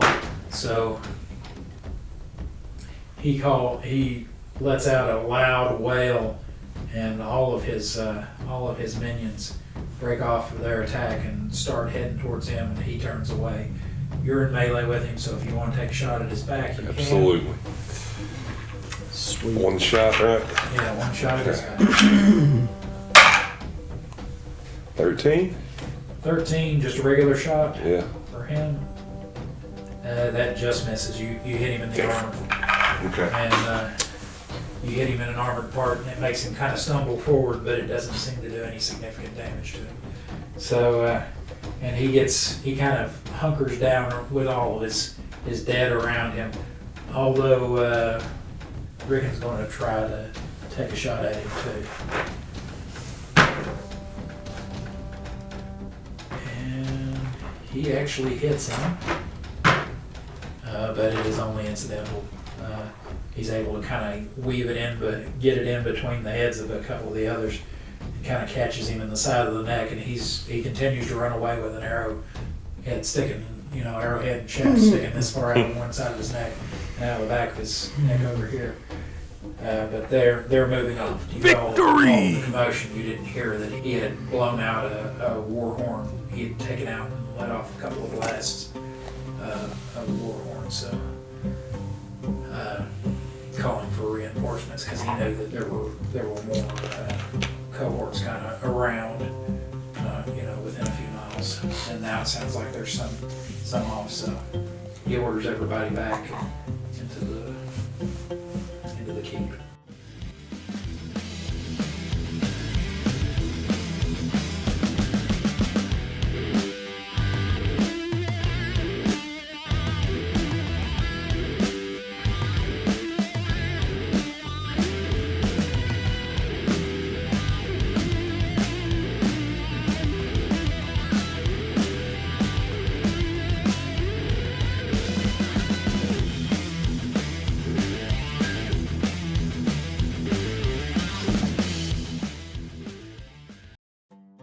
Okay, it's time for a little break. Thank you for watching. And to thank you for getting this far into the video, I'm going to let you in on a little secret. We're running a Superfan Appreciation Contest. Well, actually, it's 2 contests in one. We will be doing a weekly giveaway where you can win a game token of one of the monsters, NPCs, or PCs from Shadows of Balic. In this first contest, each week we'll be giving away a different token. These tokens will be in electronic file format, both PDF and PNG, so you can use them on your home tabletop or in a virtual one. To be eligible for the weekly contest, you just need an email to receive your prize, to be a subscriber of the Slow Children at Play channel, and to comment the correct answer to this week's contest question before the premiere of next week's episode of Shadows of Balic. The winner will be chosen at random from all the correct answers on the Slow Children at Play live stream the week following the episode's premiere. Here's an example of how that'll work. If an episode premiered on, say, Wednesday the 5th of March 2025, the winner for that episode would be chosen from the correct answers posted by 11:59 and 59 seconds on the 13th the week after. The winner would then be announced on the 14th on the Friday night Slow Children at Play live stream. Then the winner will be given on-screen instructions on how to claim their prize. If the winner does not contact us by the time of the premiere of the following episode of Shadows of Balic, they forfeit their prize and it is added to the next week's contest prizes. The second contest will start at the time of the premiere of the first episode of Shadows of Balic Season 1 and last until the Slow Children at Play live stream following the last week of the first season. The prize for the Season 1 contest is this awesome chainmail dice bag. The dice bag was handmade by me using golden aluminum rings. It can hold around 40 standard-sized dice. That's just shy of 7 complete sets. The dice shown here are not included as part of the prize and are only shown for scale. Unlike the first contest, you must live in the United States of America to be eligible for the second contest. The reason for this is it is a physical item and international shipping is cost prohibitive. Aside from geographic eligibility considerations, to participate in the second season-long contest, you must be a subscriber of the Slow Children at Play channel and correctly answer the weekly questions for each week of Season 1 of Shadows of Balic prior to the end of the contest. I'm looking forward to sending out your prizes. Good luck. Oh, one last bit of legal business that I have to cover. First of all the contests and all their prizes are solely the promotion and responsibility of the operators of the Slow Children at Play channel. They are not sponsored by or associated with any entity, platform, such as but not limited to YouTube, Rumble, or Spotify, or corporation. Secondly, the rules for both of these contests can be found in the video description below. There you will also find a link to an off-site document that contains the same rules for your convenience. Alright, now that we have all the rules straight, I believe it's time to get to this week's question. Are you ready? Just remember you have to answer in the comments section below, and only correct answers count. Good luck! Alright, let's see if you were paying attention today. The contest question for this episode is, in this episode, what village had Dodsvald's doomed former party left out of before their ill-fated mission that led her to Fort Hopsia? Okay, that wasn't so tough, was it? If you don't know the answer off the top of your head, it should be a simple matter to go find it. Remember to catch next week's Slow Children at Play live stream to find out if you won. Good luck. Oh, one last thing. To go directly to the next video, just click here. And if you'd like to go to the playlist for this season, click down here. You have a great day. Bye-bye.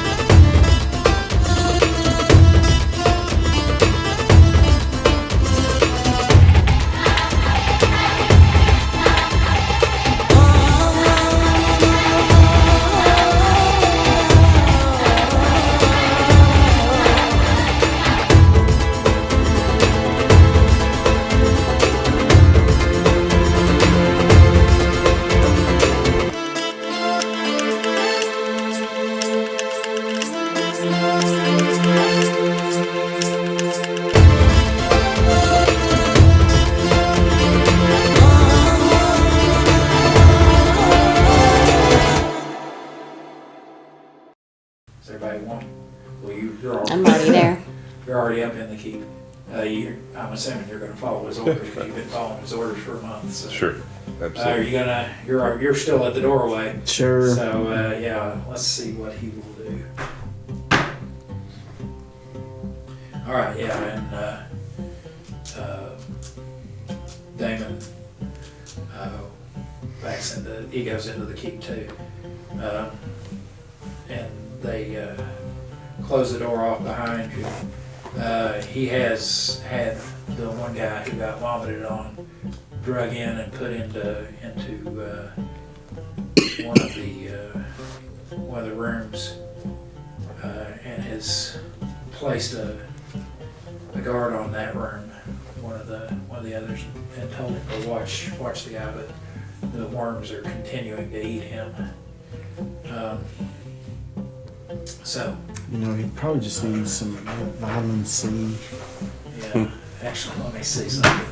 He can make a save, which he can't make that save. He might be okay, but they continue to eat him, and he seems to be very close to death. So he goes up to he I guess follows whoever, probably follows you and Damon up to the armory up there. Yeah. And Can I heal that guy? he says, "Do you have that capacity?" Well, I might be able to do something. He says, "Do not let me stand in your way." So I'll cast Cure Light Wounds on him. All right. And then I've also got the healing proficiency. So You'll bandage him up a bit. yeah, I'll bandage him up and try to debride his wounds without getting infected. All right. Gonna try to pick worms out. So Nah, but I will cast. he's like, "Nah, I'm just gonna I hold will. a torch to him." Shouldn't you put that on some of the other I know, but he's Instead the of- worst. instead of the one that's already dead? But he's like the worst off. Yeah, now he's not quite dead yet, but he's very close. And then Damon Just saying. can heal. So it's my triage brain working like the guy that's almost dead. Versus Damn the it! guy Now I that- wish I had a the guy dagger. that's easy. He goes, "Where's my highest chance of success?" here?" Yeah. Well, I'll tell you what. I mean, just Hey Damon, can I borrow your dagger? right. You honestly asking that? Yes. Okay. He's like, I guess so. What do you need it for? I'm gonna go kill the worm dude. Okay. He's like, he looks in there. He's like, okay. Well, you got to remember, there's a guard set by the door. So, if you go in there, he hands you it's a bone dagger. He hands it to you if you want it. Does anybody else need anything while I'm out? I'm good. I'm trying to figure out what I want to do about this worm dude. I Okay. want to try So, to heal him. I'm cut up pretty bad. I'm I down. know, I'm gonna I'm heal down Alex. at the guard, and I hold I'm up gonna a, heal Alex because that dude's almost dead and he failed his savings throw. I hold up an apple, and I'm like, healing potion. God. And he's gonna let me in the room, and I'm gonna slit dude's throat. Do you have an apple? I got rations. Those are like Healing strips- peanut butter brittle. Those are like strips of Healing ground beef jerky. Healing beef jerky. You need to get up here. I'll you can come around here. Probably be this way there.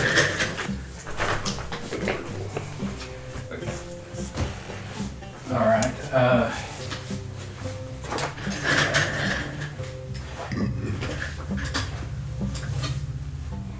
Well,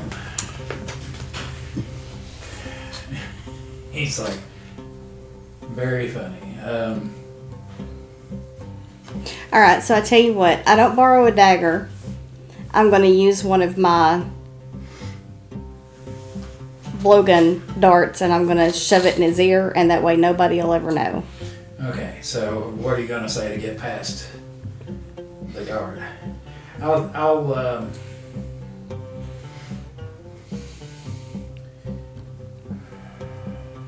roll me a wisdom check, and then I'll let you. If you make it, I'll give you a clue, and you can then ask me to do something else.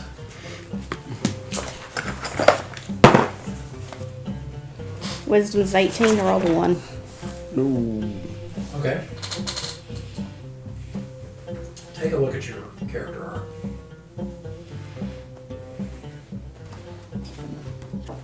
This guy's a guy that's been out in the desert for a couple of weeks now. Maybe a month. Best thing he's able to look at is Gregoris. Oh, okay. So, So maybe you could ask to roll something else. Not a joint. What I This miss? kind of roll.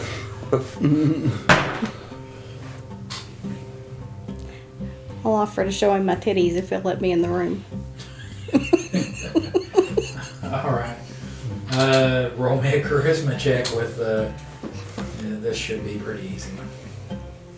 You're gonna have a bonus.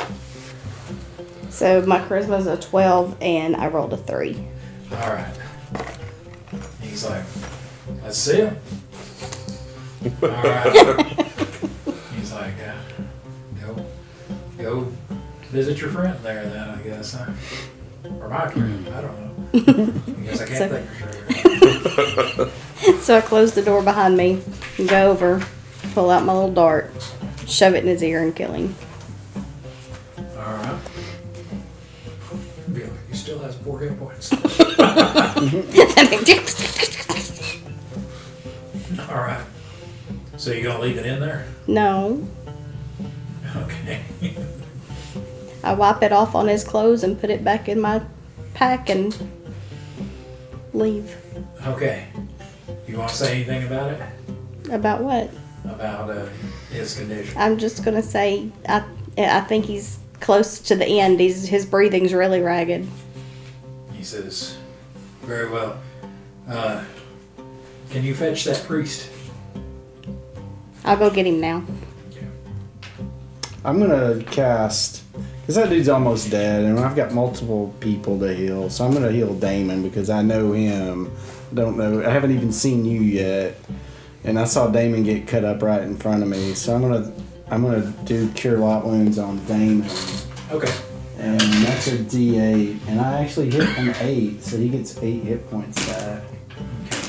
And then if there's anybody else that's wounded, I'll just bind their wounds, and then the next day I can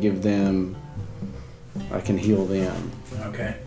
Okay, so Damon is now his wounds close up, leaving only little pink spots on his flesh. Oh, bless. All right, so there are several of the soldiers, including the large mall that you saw, that are in bad shape. He's probably the one who's taken the most damage, aside from the guy that they drug in who was wormy. Yeah, so I'll clean up the mole. I'll start working on him. All right, that's a big job, cleaning up the mall. So yeah. When you're done cleaning up the mole, they wanted you to go look at Worm Dude downstairs. He's He's not breathing raggedly. Oh bless. Oh sugar. Okay, so I'll do that. I'll do that, and then I'll go there to see the Worm Dude. So let's see.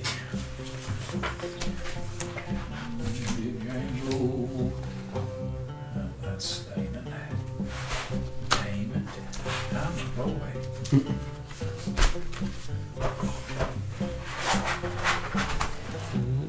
All right. So let's see. Do you have? Did you take? Yeah, you did take healing. So Yeah, I'm looking at that. So right you're now. looking to roll a 15 or less Oh, okay. for a successful healing check, and then like you said, we'll see how much they heal overnight. I rolled a 6. 6. Okay, so you made the check. So now what happens when you make the check?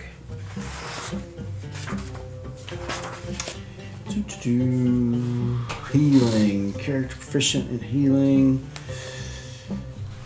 A character proficient in healing knows how to use blah blah blah. His administrations restore 1d3 hit points, but no more hit points can be restored than were lost in the previous round. Only one healing attempt can be made on a character per day. So you get 1d3 back. All right. Do you want to roll with either one of you? Which one? You can roll. All right, well, roll a d6. And D6. Have it. 2 For one. or 1. No. All right. It's all right. Well, Up to 10. Right? 9. 9? Yeah, Okay, I couldn't remember. You were I at 8. haven't wrote anything down. Okay. So he's at 9 hit points, so clean some wounds and do a little bandaging. And all right, so you're going now to see Wormy. Wormy guy doesn't appear to be breathing to you. He is, of course, a bloody mess, Yeah, I'm just. but he does not seem to be doing that much leaking anymore. There's nothing pushing the blood now. But, all right, I think he is gone to meet his maker. He did.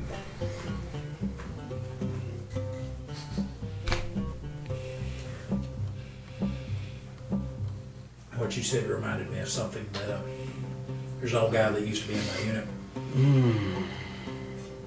Had a weak eye that looked off in this direction. And he, it's funny, but it's not because of the situation that it was in. I'm not going to tell the story on here because it was a bad situation. But I'll just say that he was retelling the story, and what's funny is the way he said it. He was like, that guy was dead. I mean, he was dead. Wow. I'll tell you the situation afterwards. Okay. After we're not recording anymore, if I can remember. All right. So yeah, you let the Templar Hippias know that his fella has passed on. Yep. All right. He says, considering the way that he passed, do you think there's any chance that he may come back and try to get a new master's revenge? Yeah. All right. Hippias then shouts for, he's like, Gregoris! And he says, Sir. when you come in, he says, take Elvis and Upus and drag our fallen friend out into the courtyard and burn him. Yes, sir. He goes, you can probably find plenty of dried animal dung to use for the fire in the That's gonna smell lovely. in the stables. So Will do. I'll head outside, and after getting Elvis and the other one, I got hung Was up it on Foo-Fa? Elvis. Was it Foo-Fa? He got blue suede shoes on.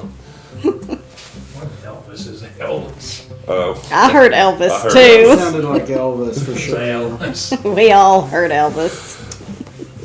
oh, his name's Elvis. Yeah, he goes to light it and he's like, drops the flaming piece of poop. Yeah, drag him out in the middle of the courtyard and stack shit on him and set it on fire. All right. You burn him and you can hear like a cacophony of squeals coming from the dying worms that had infested his flesh. And I'm back in the other room where I was shooting magic missiles from, and I'm watching it, and I'm just going, jumping up and down. Hi, this is Moneymaker, your dastardly DM. I just wanted to take a moment to check in and make sure you were enjoying the show so far. If so, please let us know by clicking the like button and the subscribe button if you're not already subscribed, and leave us a comment below letting us know your favorite parts.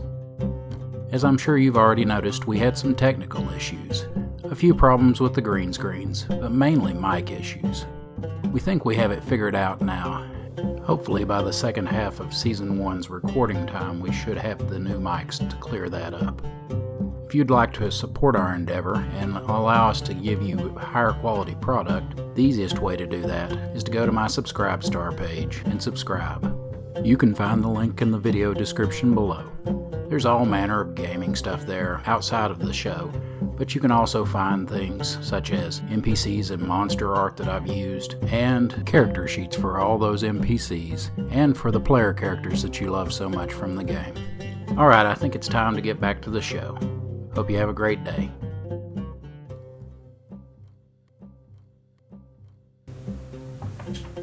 Give me an intelligence check.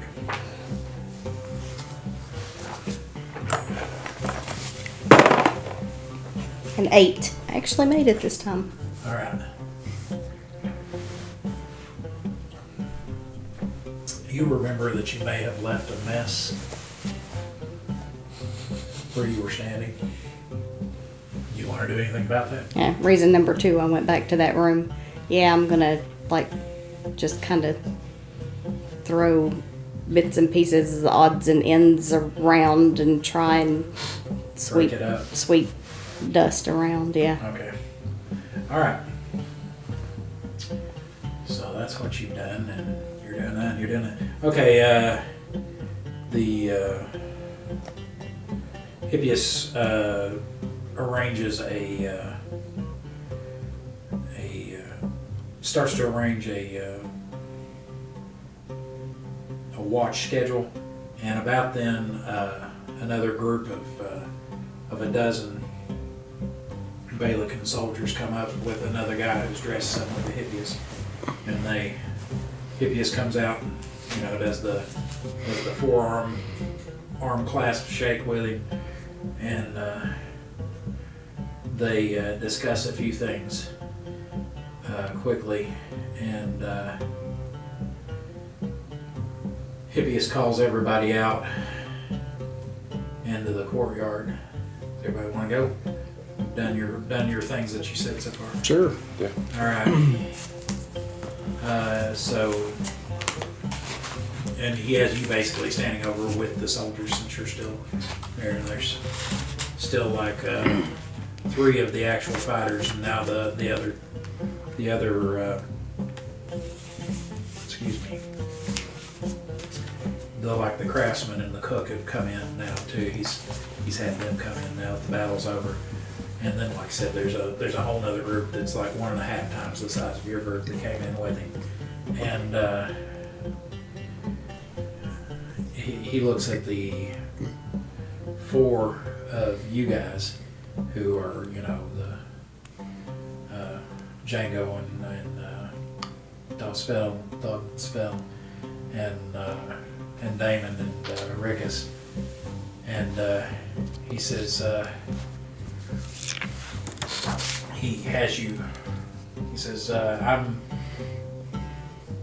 for trespassing upon this fortification." He goes, "I must arrest you and take you back to the city to face the magistrate." He says, "Drop your weapons, and we will stay here. But in the morning, I'll take you back to Balic." And now he does have 19 people on his side. Do you want to do this, or do you want to try to fight and go? I don't have any weapons, so. You don't have any weapons? She goes, "None that you can find." A little dart somewhere. Yeah. Those are what I've got my hair tied up with. She goes, "That's a flute. That's not a flute." Okay, so are you gonna Yeah, I don't see submit any. to arrest? Yeah, I don't So see will Rickon anything going up here.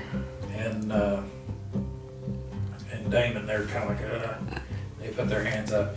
They lead you all into the stockade. That is, if the keep is here and the break in the wall is here, the stockade's like here and the main gate's over here. Mm-hmm. Okay. So they lead you all into the stockade, put you each in a separate cell, and place a guard. There's a couple of guards there. Is anyone going to try to escape, or you just want to see what happens? I mean, I just don't want to skip over it and say, "And it's the next day." If you Yeah. want. Yeah, at this point, I just want to get some sleep. Okay. yeah, I'm same boat. Okay. Tired. All right. So you bed down. I'm assuming you're just kind of like, okay, I guess that's the way it's going to be. Yep, pretty Okay. much. All right. I'm not in trouble. Thumbs up. Yeah, you'll make it. You at this point, at this rate, you should make it to your first match. Huh? Yeah, Be able to be with your buddy. my buddy and me. Well, Never had one, thankfully. yeah, me neither. My grandmother got one for Adam. Oh, yeah. That My sister had explains one. so I- Well, much. he didn't Right. ask for it. She just got him one. Mm. He didn't really play with it that much. There was this incredible Hulk doll that was about this tall that he loved.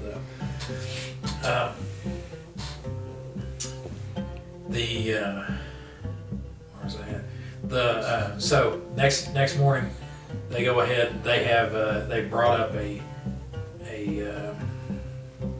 basically a cage wagon to take you all back to the city inn, and it's being pulled by a couple of kangs. And as a group, the entire all 19 of the remaining soldiers and their leadership and the wagon and you guys leave out and cross across the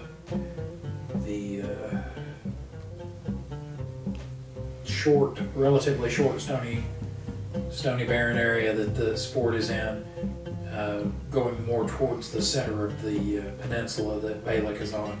And you start to get into more scrubby area, and then into almost what you would think of as kind of like Greek countryside, where it's a little more lush than like scrub plain, but it's still a little dry. But you start passing dry fields of grain and some cotton here and some other stuff, as there's plantations on either side of the road,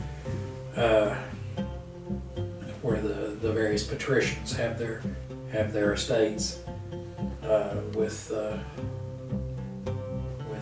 villas that you can see down well off the road from behind the fields. Then as you approach the city, you know this because both of you have been to Balic before, but your character is kind of odd. She's been to a couple of other city-states. She's been to Tyr, been to Ur, and none of them, they had big walls, but none of them have as big a walls as Balic. Balic's got walls that are like 40 feet high, and as you're going through the gate, you realize they're as thick as they are high.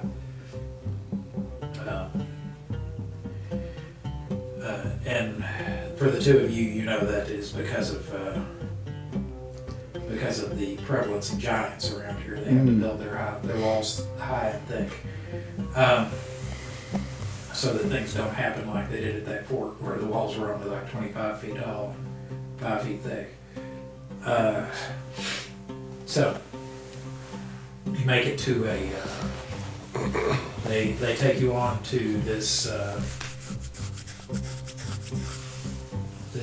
place that has a doorway with a kind of a stone arch built in front of it. You know, it's a bunch of stones that are kind of at angles where they all kind of, the friction of the stones hold them in place, although they do have mortar. It's got a stone arch and kind of a deep arcade in it, and then a large doorway that's a couple of steps up. They take you into this building, and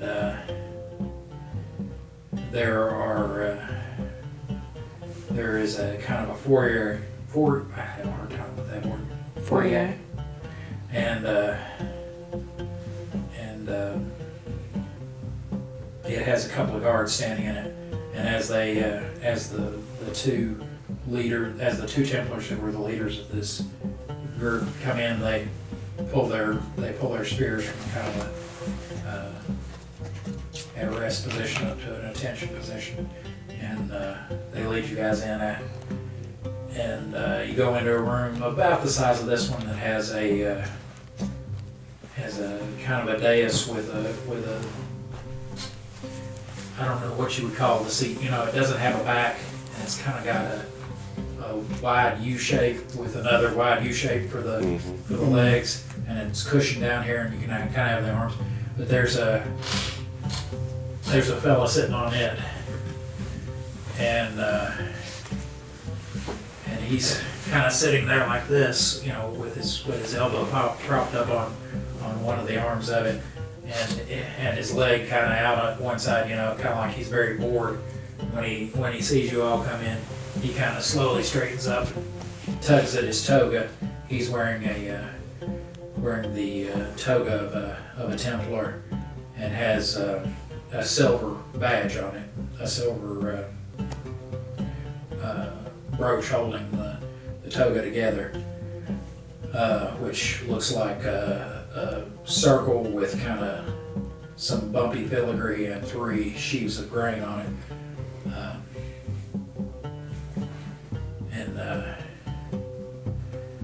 He looks at the first Templar who came in, who's Hippias, and he's like, Hippias, yes, what have you brought me, boy? What have you brought me? And Hippias is like, because I found these 4 trespassing at the old abandoned fort off to the north when I was on patrol.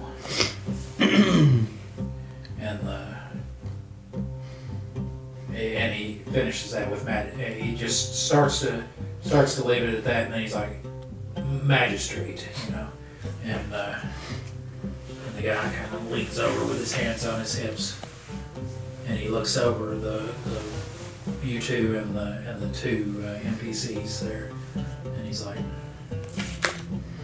he says, so what were you doing there? Why were you trespassing? Were you planning on setting up an army there and coming after us, or what? We were being chased by the undead. Yeah, we were trying to hide from the undead army that was pursuing us. All right. And he looks over at Hippias and he says, does this square with what you saw? And Hippias is like, he says, yes, but they had not received any permission from anyone. They were just squatting there. And he's like, oh, the magistrate's like, oh, yes. What to do? He goes, they did seem to have a good reason to be there. He goes, we provided aid, material comfort to your soldiers. He said, he looks to the soldiers and he said, Was any comfort provided to any of y'all? And the one of them was like, huh? Keep watching after the credits to find out how to win this chainmail dice bag, dice not included. Oh, and if you're enjoying this episode, let us know by hitting the like button. Now back to the show. He says, I guess that counts for something. Bandaged me. He says, oh, they bandaged you. Very good, very good. Got one whole hit point back. Yeah. Yeah. He says, well, my boy. He goes, well, this puts me in a fix. He goes, I can't exactly have you beheaded when you went and gave aid to the army. Now, can I? That's a bit extreme. He goes, and stoning's a little extreme as well. He goes, how about this? Shit. Right about then, one of the people who was with your group was a flame priest, and he was kind of the healer of the group. Although he had already pretty much expended all of his spells during the day prior to that when it came to healing. So he hadn't been a whole lot of good there. He just kind of hung back, and he'd done some bandaging, some healing up as well. He didn't help off you in the much. background. He didn't help you any, but yeah. But you notice he puts up a hand and he's like, Magistrate Aeolus, may I speak? And he says, I say, boy, what is it? What do you have to add? And the magistrate says, and the fellow says, he says, I agree that they helped a great deal. He goes, I would ask that you do not harm these fine folk.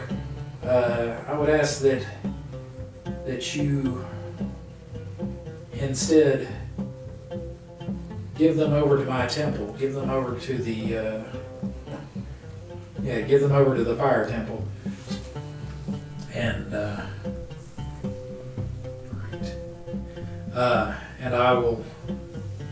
and we will make good use of them. He goes, and in the process, he goes, I shall make sure that the infernal abbot is informed that he owes you a great favor. And the magistrate is like, he goes, it sounds like a fair deal to me. I don't think so. I don't think that's very fair. So he says, since there's just the one of you, though, I'm going to have some of our soldier friends here help you get them home. And the fire priest is like, says, much obliged to you, sir. Much obliged. He says, so he then takes his, he then puts up his hand and he says, all right, I decree that these four are now slaves of the fire temple, and will do as they are bid by the fire priests therein. And he nods at the fire priest, and the fire priest says, come along, come along. I only do one come along, not two. Well, we don't have much choice in that. No. Well, where's my... Let's see. All right, so they usher you out and down the street to the fire temple, which is about a 40-foot tower that has has 4 floors, and they alternate between yellow and orange and yellow and orange. And they take you inside, and you're of course with the guard. They go in, And this was your last day of service. So as they take everybody inside, Hippias says, "Get on back to your master now." He goes, "I release you from your service." And then he and the other guards leave. The one fire priest calls over a higher level priest who smiles as he comes over, and he says, "What have you brought us here?" They look like adventurers who might need some of our administrations. And then he looks over at you. He's like, "Except for that one, why did you bring him here?" And the one junior fire priest says, "Oh, although he may be confused, I thought we might be able to work with him as we do his brethren in the at the catacombs. But he says, you know the problem of Gregorius the Elder, correct? You remember that?" And he's like, yes. He goes, "I think I may have found some people with the wherewithal to look him up, to find him." And he's like, "Well, excellent." And I didn't bring that up. That's okay. So they, he says, the one guy, he says, "I will leave them with you then, since you are the one who has the authority to make such deals and do such things." And the one priest nods. He's wearing an odd kind of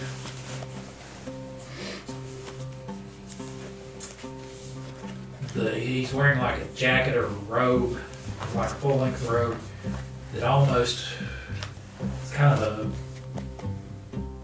it's a heavy robe that has like sprigs of orange and blue and red hair just sticking out at all off of it all over the place. That kind of obscures some of his features. Like if he's just standing like this, it's kind of hard to tell where his arms and his body come together and where they don't.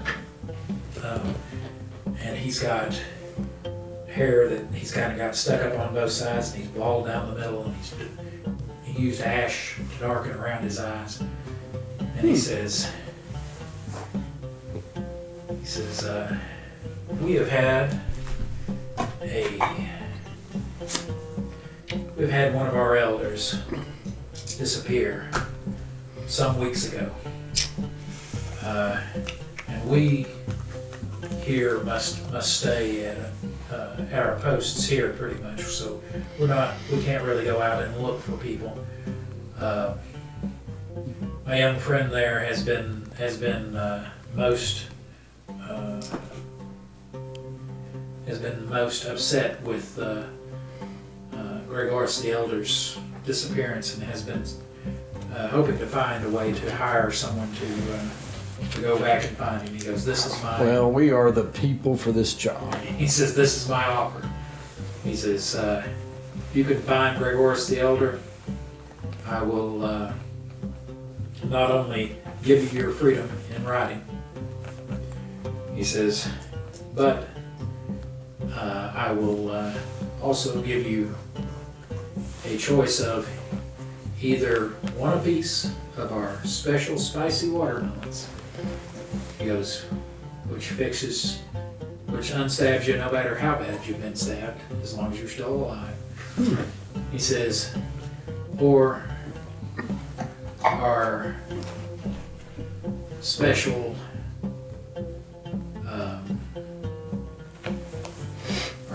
tomato that can be squeezed into the mouth of a recently dead person and bring them back. But that would just be one for the whole group. The other is one for each." He says, "and your freedom." He goes, and I could give you a little something to help you along your way too. Hey, this seems like a good place to stop and tell you about the Slow Children at Play live show. Every Friday at 7 p.m. Eastern Time, we'll live stream to all you fans. By the way, for anyone outside the U.S. who isn't sure what 7 p.m. Eastern Time equates to in your local time zone, we are in the same time zone as New York City, Washington, D.C., and Miami, Florida. In the live show, the Slow Children at Play will discuss the latest episode, answer questions from the comment section, and interact with the live chat. We will also announce the winners of contests, as well as any campaign-related news. On the subject of contests, be sure to pay attention so you'll be able to answer the question after the closing credits. I guess that about covers the live show. I look forward to hearing from you there. Now back to the action. So, do we think Gregoris left voluntarily, or do we have... He says the last we know of him, he was trying to find a silk skimmer to hire. So we think he had become obsessed with something to the south. He wouldn't say exactly what. He says, I can give you his foot locker and let you look through it.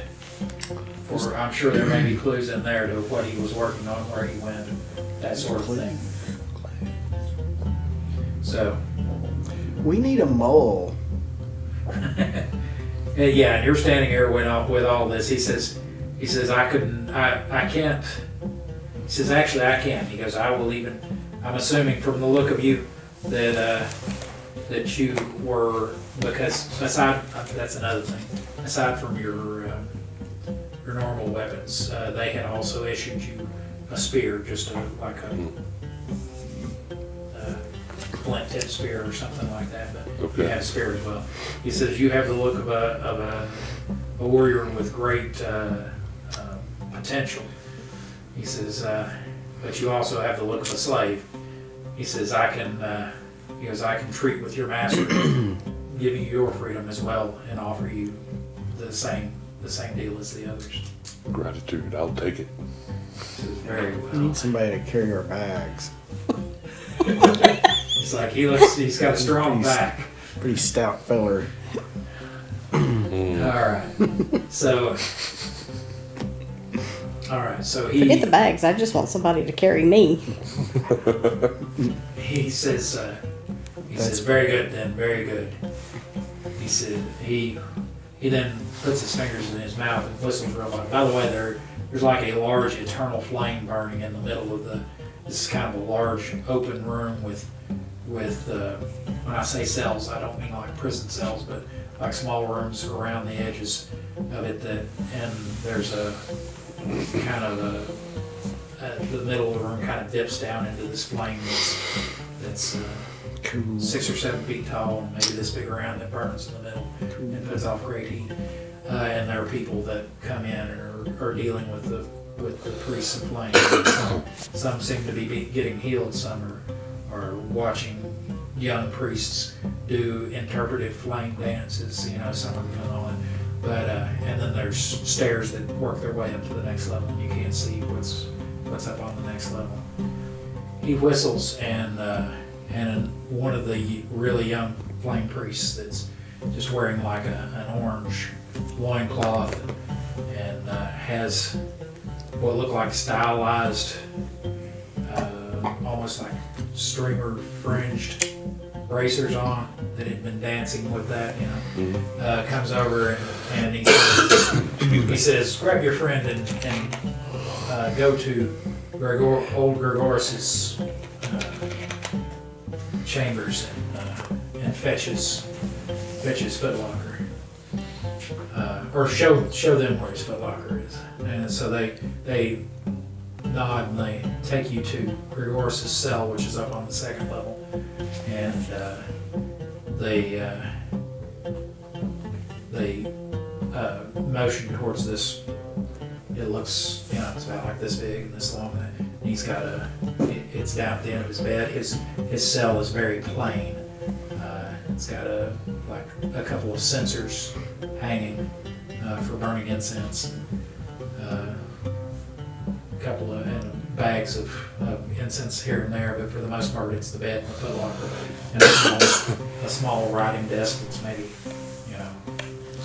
this long, and a stool in front of it, and an inkwell and all that. So he lived a very austere life. So the footlocker does have a lock on it. Does anybody want to do anything about that? Can Damon pick it?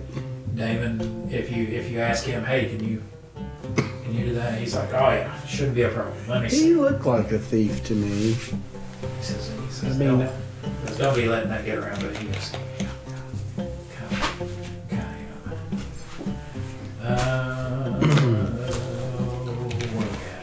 Nope. Damon's one of these dark ones. There he is.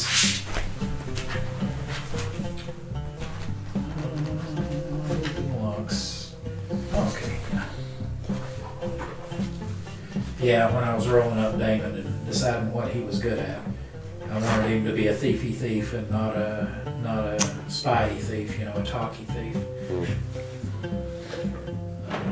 Reedy thief. He's more of a climbing and open locks and finding traps type thief.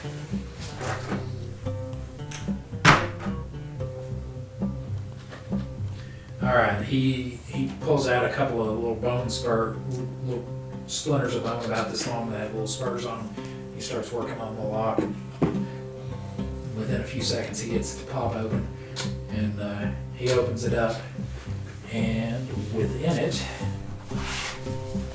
you all find several things. There are, make sure I don't short you on anything here. Don't short us.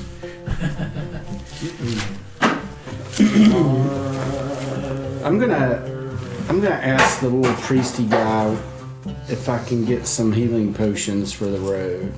Okay, but before you do, let me tell you about what's in here. Sorry to interrupt. Yeah, that's all right, Apologize. because there are some in here. Yes, sir. Okay. Now, here in Dark Sun, because they don't want like vials just being like misting from the heat and all that, where you can't get all the potion.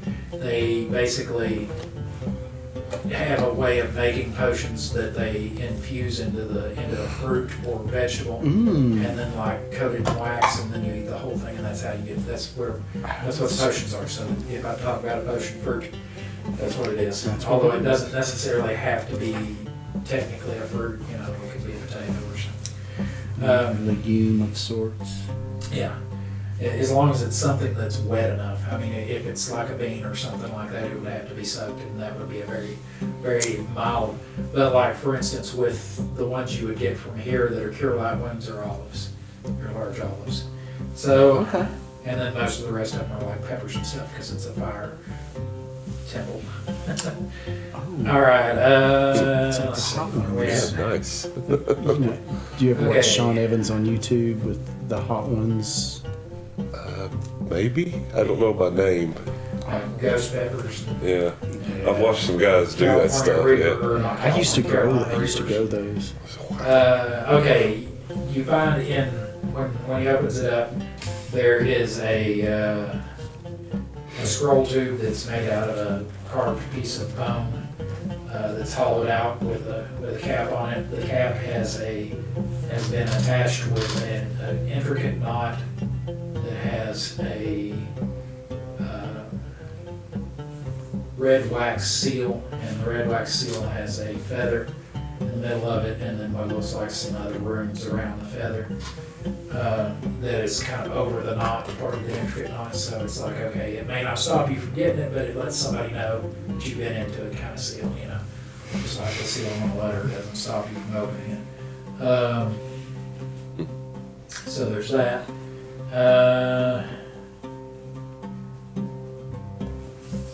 There are 3 bags of ceramic coins. If one of you wants to count them, I'll tell you how much is in each one. I'll count them. All right. When you count that each one holds 100 ceramic pieces, so that's a fair amount. You know, that's probably for a decent laborer, that's probably a year's wages almost. So that'd be like finding what, 25,000, 30,000 bucks would be for us. You find an object that I actually made a prop for. Yay! And I'm going to hand it to you since you're the closest to me. Okay. You can pass it around. It ain't made of foreskin, is it? Nope, obviously. Nuvus? Oh yeah. I Yeah, don't know if I can read or Is this a not. Goonies map? Yeah, you can't read, but Oh. yeah. What was his name, Mikey? Hey, Mikey, come get me a big wet liquor kiss. That's what I was thinking about when I saw it. I think I can read. I'm pretty sure you can read. I can read. I can read. It is in common, yeah. So. Yeah.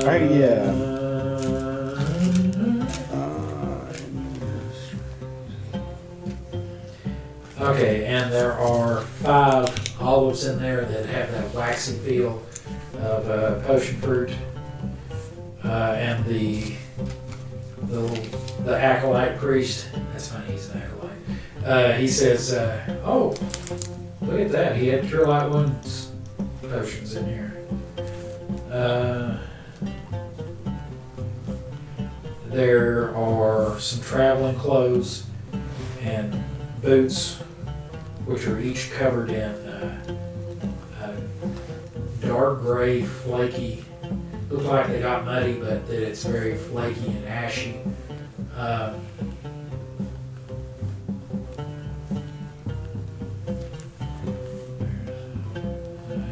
I've already shown you that, and you read that. So, and that's pretty much it in there. There's the scroll case with the seal. There's that thing. There's, you want me to hand it back over to her? Yeah, So you don't have to go through the tripwires. Oh, it's actually. It's not that bad now that we've got over on that computer. Yeah. That's what I told you not to worry about, the smell of burning the other day. Oh my. So just glancing at this stuff, I'm looking at them doing it. Yeah. Obviously the boots and that have some sort of relation, I would think. Maybe. Maybe there's ash on the boots and ash on that. Yeah. You've been somewhere. I Yeah. like it. That's all I got. So I'm gonna put it to the group that how many people do we have? 5 people in our little band, and we got yes. 2. So Yeah, we got 2. everybody gets an olive. Yeah. Yeah, you can, if you want to do it that way, you can do it that way. Yeah, because that way if somebody sits on their olive and then maybe needs an olive, they Yeah, they got it up there and they're ready. They're like, oh, I need some healing. They just real quick. And they're good. yeah. But chug that potion. Oh man, I wasn't there that night, but they had a pretty famous case at UT Med where a frat guy was Yeah, butt chugging I heard from about butt chugging. Yeah. Yeah, it really happened. Yeah, that made national news if I'm not Yeah. mistaken. Yeah, he's that poor kid. Say it's a bad idea. Bad idea. Very bad. While they're digging through that Yeah. stuff, I'd like to ask that cleric or that acolyte or whatever. Obviously, I'm ripped up pretty bad. Got bandages all over me. Is there any way I could get some little bit of healing? I mean, can cure a lot of wounds He for he you. wants a whole skewer of olives. Yeah, by now if you just want to say that you prayed up the same spells that you had Yeah. yesterday, yeah, by now you're on a new day. Same thing with you. Although once again, since you didn't tell me what you were going to do, I'm just going to say, okay, you reset what you Yeah. did yesterday. So yeah, he's got it. So, I'm gonna lay on hands and pray Okay. over you. That's fine. I just didn't want to burn yours up in That's right. this day, but that's fine. okay. Either So way. you're going to go ahead and do that. Mm-hmm. The the little acolyte, when he sees you hold out your little piece of quartz that you got as a holy symbol and call upon the power of the great lords of stone or whatever, he's like you're just, like you're just saying cut at him or something. He turns around and runs off because he's like a 14-year-old boy or something. He turns around and runs off with his little screaming, fiery looking G-strings. streamers behind off of his arms. Copy. Yeah, I could have made him look like Ziggy Stardust. Oh, that would have been He's redheaded. Yeah. little David Bowie action. Yeah. That would have been But, tight. That would have been a good. That'd be a fun character to play. There's a star. As a bard. Yeah. Give me just a second and I'll be back, but I'll let you guys discuss among David Bowie yourself. as a Go ahead and bard roll in this that. game. That would work. That would be sick. As the kids are fond of saying these days. Go ahead and roll the healing, he said. Okay. 12. 5. I'll take it. A lot to tell him. Yeah. I haven't been keeping up with it since. And then don't you automatically get a One each day One each after you day. sleep, yeah. yeah. Yep. You sure do. And if he administers to you, Yeah, I can he change the continues to administer advantages. to you, he can give you more too.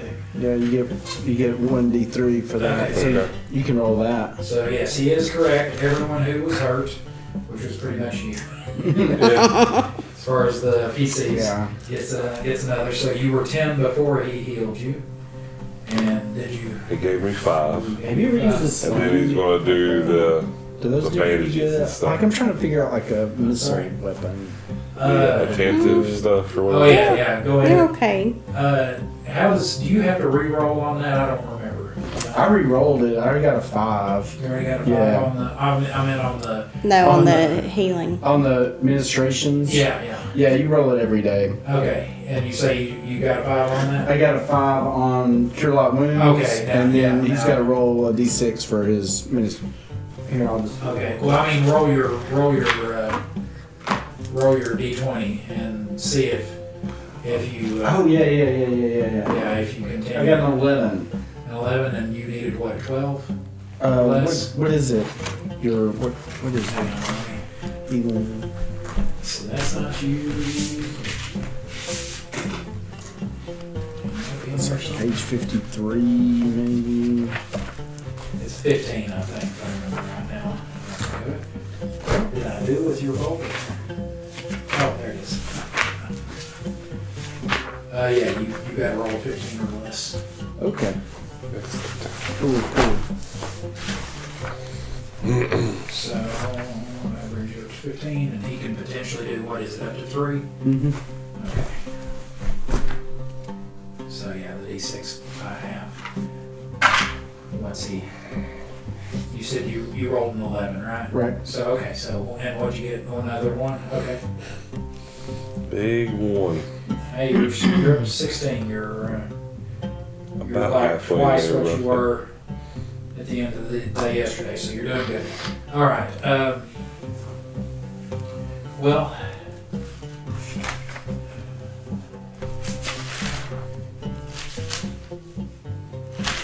I want to go ahead and open this scroll case.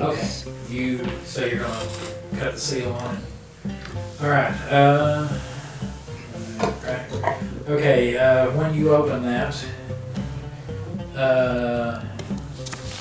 you find that it contains a contract Oh yeah, it could be a very valuable. with a trader named. Are you gonna share this with the party? Is this some? Saritha. The trader named Saritha. SRESTHA. Of House Hemke.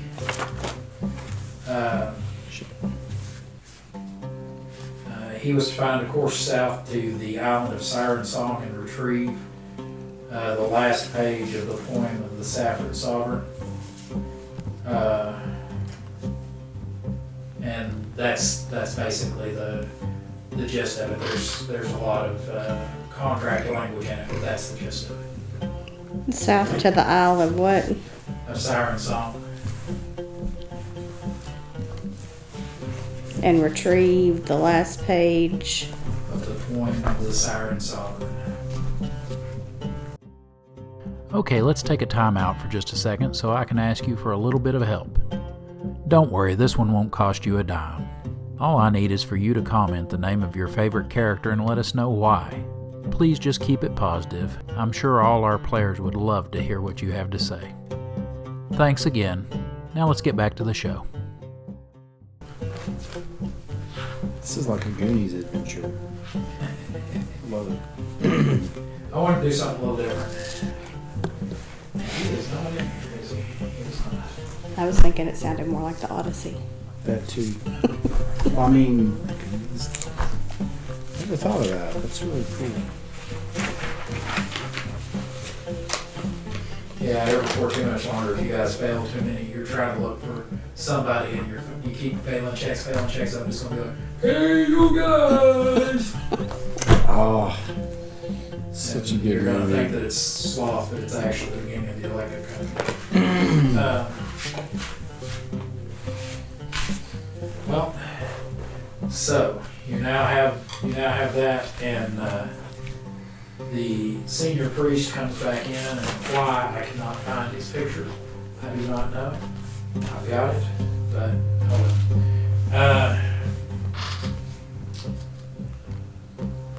and he. So I'm going to say I think we have an idea of where to look, but we're going to need passage on a silk skimmer. He says, very well. That's not free. He says, okay, what makes you think, and where will you be going? What makes you think this, and where will you be going? We need to go to an island in the south. Okay. Do you know the name of it? Or what's just, how long will you be gone? Because I know that's what he said he was going to be going to do, but Well, I don't know how long we're going to be gone. We're going there to find him. oh, If we find him on the first day, we'll be back on the second day. he says, okay. He says, all right, how about you get me some bids and I'll decide which one to hire, okay? Sure. Guess so. I'm looking for this guy's picture. By the way, I'm not just playing on my phone. It's just been a while since I've drawn him. But he says, well, he says, from looking in there, did you find any leads other than just going straight out to the Sea of Silt? Is there anything else that you need to investigate, maybe? I can't read, so I don't know exactly. He says, I have nothing to add to this. He goes, just as soon as you put somebody in front of me to hit with my axe, I'll be good. So, have you ever heard the words Inuvacy or Nuvacy? Inuvacy. He says, Gregorus was visited by a young man who was babbling something about that before, about 2 or 3 days before he left.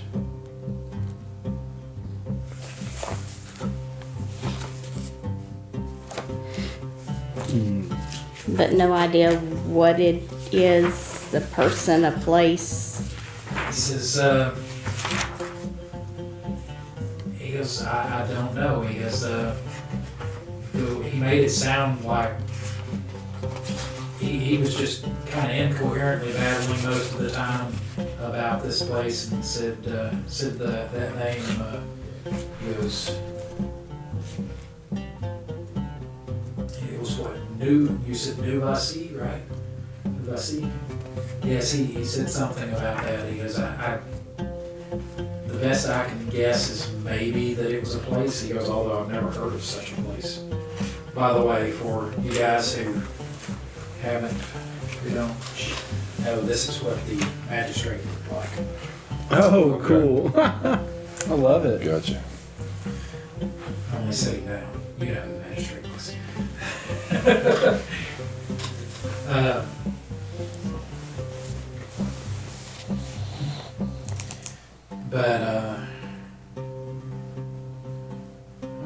I'm really surprised that I don't have a picture of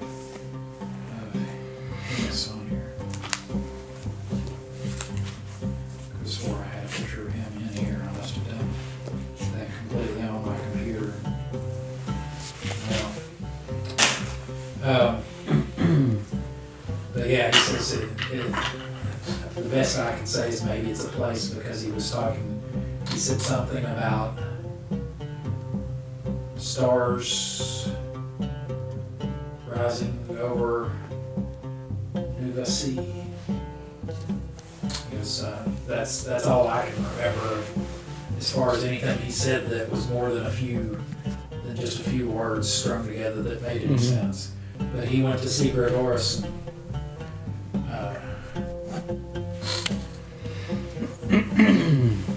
he says he was obviously an entertainer of some sort. He had clothing somewhat akin to our acolytes, although when he came he was filthy with grit and dirt, like he had been around great fires, or yes, he seemed to have ashy boots and knees and elbows. Were those his clothes in the... Do you bring them out and show them? You want to go say, hey, hang on just a second? Yeah. He says, no, those look like the sort of robes that Gregoris would wear. Okay.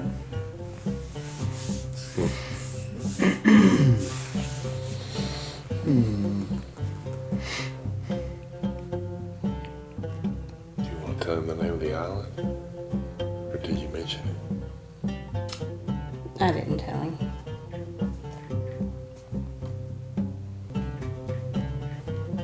Or the person? There was a name too, wasn't there? What's her name? Something of the house of... No, house empty. Sure, Shrita. He goes, the name does not ring a bell, although I think Gregoris did mention House Enki. He goes, I was not aware that there was such a... He goes, I've never met any of the nobles. It's either a new trading house to the area or a recently elevated noble house. He goes, but the name did not. He goes, the name did not ring any bells for me, but he did mention that.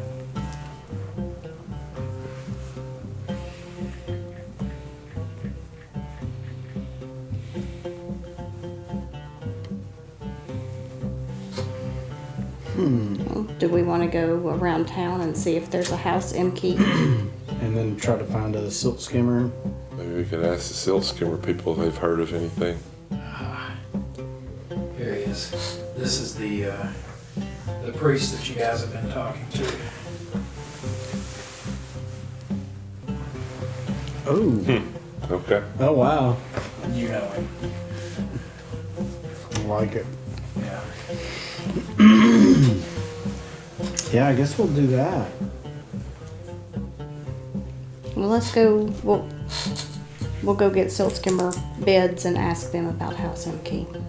Okay, so you guys have seen all that stuff. What do you guys want to do? You just so far you've distributed the olives, right? So everybody, each person has one And if you haven't yet, go ahead and write down that you've got a Cure Light Wound Olive, each one of you. Mm-hmm.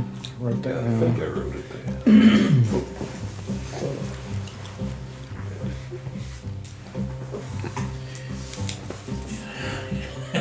For some reason, when he went to dig for that, I was thinking, oh, I wonder if he'll find a little bit of dusty stuff off of. And then that got me to thinking about Buttercup, and I was thinking, boy, if Buttercup hit this when she first came in, it'd be like everything would be broken. Because she comes in just. Yeah, we call her the parkour princess. When she comes in, she's very excited. That's cool. But she's like 75, 80 pounds of excited. Oh, And not fat or anything, she's Right. hard muscle. Right on. All right, let me get myself centered. There we go. Okay, so there's that. What do you want to do next? So, I want to ask the fire priest, besides funds to get us a silt skimmer, is there a little extra in it to get us prepared for a dangerous journey? I mean, there's definitely supplies that we're gonna need. I got a supplies for you.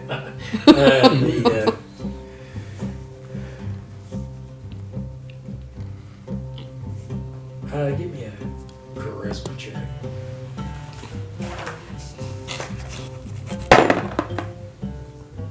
Oh, 10, and I have a 12. Okay. Yeah, 12. All right. He says.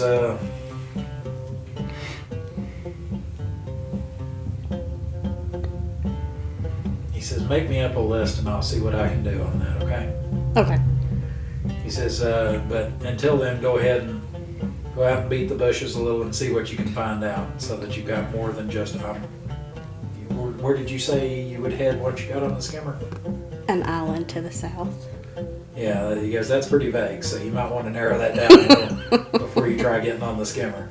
I don't know any captain that's just going to be like, oh yeah, let's head south until we go to an island and hope it's the right one. So I go out and I find anybody with the last name Bush and I start beating them. Put it in the bag. He said, you pull out a little shillelagh, and he's like, not gonna do it. Wouldn't be prudent at this juncture. So, can we, for starting capital, can we use Gregorius's ceramic pieces? He says, oh, he had something in his. Way to go! Oh. He says, how much did he have? There was one bag. Of like 50 pieces. He says,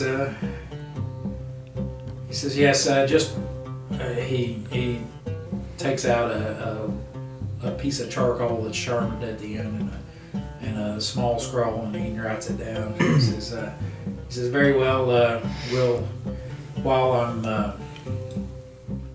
once you bring me your list, we'll figure that into it as well. But he goes, yes, you go ahead and use those 50 pieces to do whatever you need, to buy whatever supplies you need.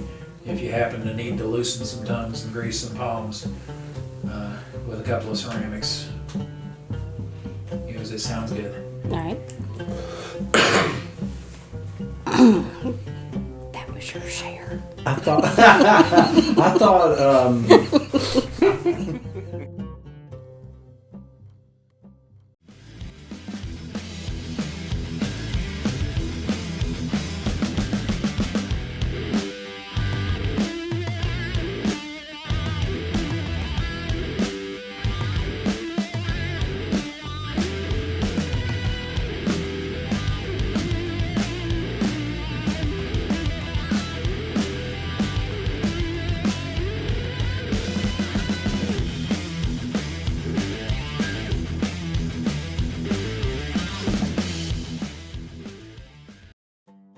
Okay, it's time for a little break. Thank you for watching, And to thank you for getting this far into the video, I'm going to let you in on a little secret. We're running a Superfan Appreciation Contest. Well, actually, it's 2 contests in one. We will be doing a weekly giveaway where you can win a game token of one of the monsters, NPCs, or PCs from Shadows of Balic. In this first contest, each week we'll be giving away a different token. These tokens will be in electronic file format, both PDF and PNG, so you can use them on your home tabletop or in a virtual one. To be eligible for the weekly contest, you just need an email to receive your prize, to be a subscriber of the Slow Children at Play channel, and to comment the correct answer to this week's contest question before the premiere of next week's episode of Shadows of Balic. The winner will be chosen at random from all the correct answers on the Slow Children at Play live stream the week following the episode's premiere. Here's an example of how that'll work. If an episode premiered on, say, Wednesday the 5th of March 2025, the winner for that episode would be chosen from the correct answers posted by 11:59 and 59 seconds on the 13th the week after. The winner would then be announced on the 14th on the Friday night Slow Children at Play live stream. Then the winner will be given on-screen instructions on how to claim their prize. If the winner does not contact us by the time of the premiere of the following episode of Shadows of Balic, they forfeit their prize and it is added to the next week's contest prizes. The second contest will start at the time of the premiere of the first episode of Shadows of Balic Season 1 and last until the Slow Children at Play live stream following the last week of the first season. The prize for the Season 1 contest is this awesome chainmail dice bag. The dice bag was handmade by me using golden aluminum rings. It can hold around 40 standard-sized dice. That's just shy of 7 complete sets. The dice shown here are not included as part of the prize and are only shown for scale. Unlike the first contest, you must live in the United States of America to be eligible for the second contest. The reason for this is it is a physical item and international shipping is cost prohibitive. Aside from geographic eligibility considerations, to participate in the second season-long contest, you must be a subscriber of the Slow Children at Play channel and correctly answer the weekly questions for each week of Season 1 of Shadows of Balic prior to the end of the contest. I'm looking forward to sending out your prizes. Good luck. Oh, one last bit of legal business that I have to cover. First of all the contests and all their prizes are solely the promotion and responsibility of the operators of the Slow Children at Play channel. They are not sponsored by or associated with any entity, platform, such as but not limited to YouTube, Rumble, or Spotify, or corporation. Secondly, the rules for both of these contests can be found in the video description below. There you will also find a link to an off-site document that contains the same rules for your convenience. Alright, now that we have all the rules straight, I believe it's time to get to this week's question. Are you ready? Just remember you have to answer in the comments section below, and only correct answers count. Good luck!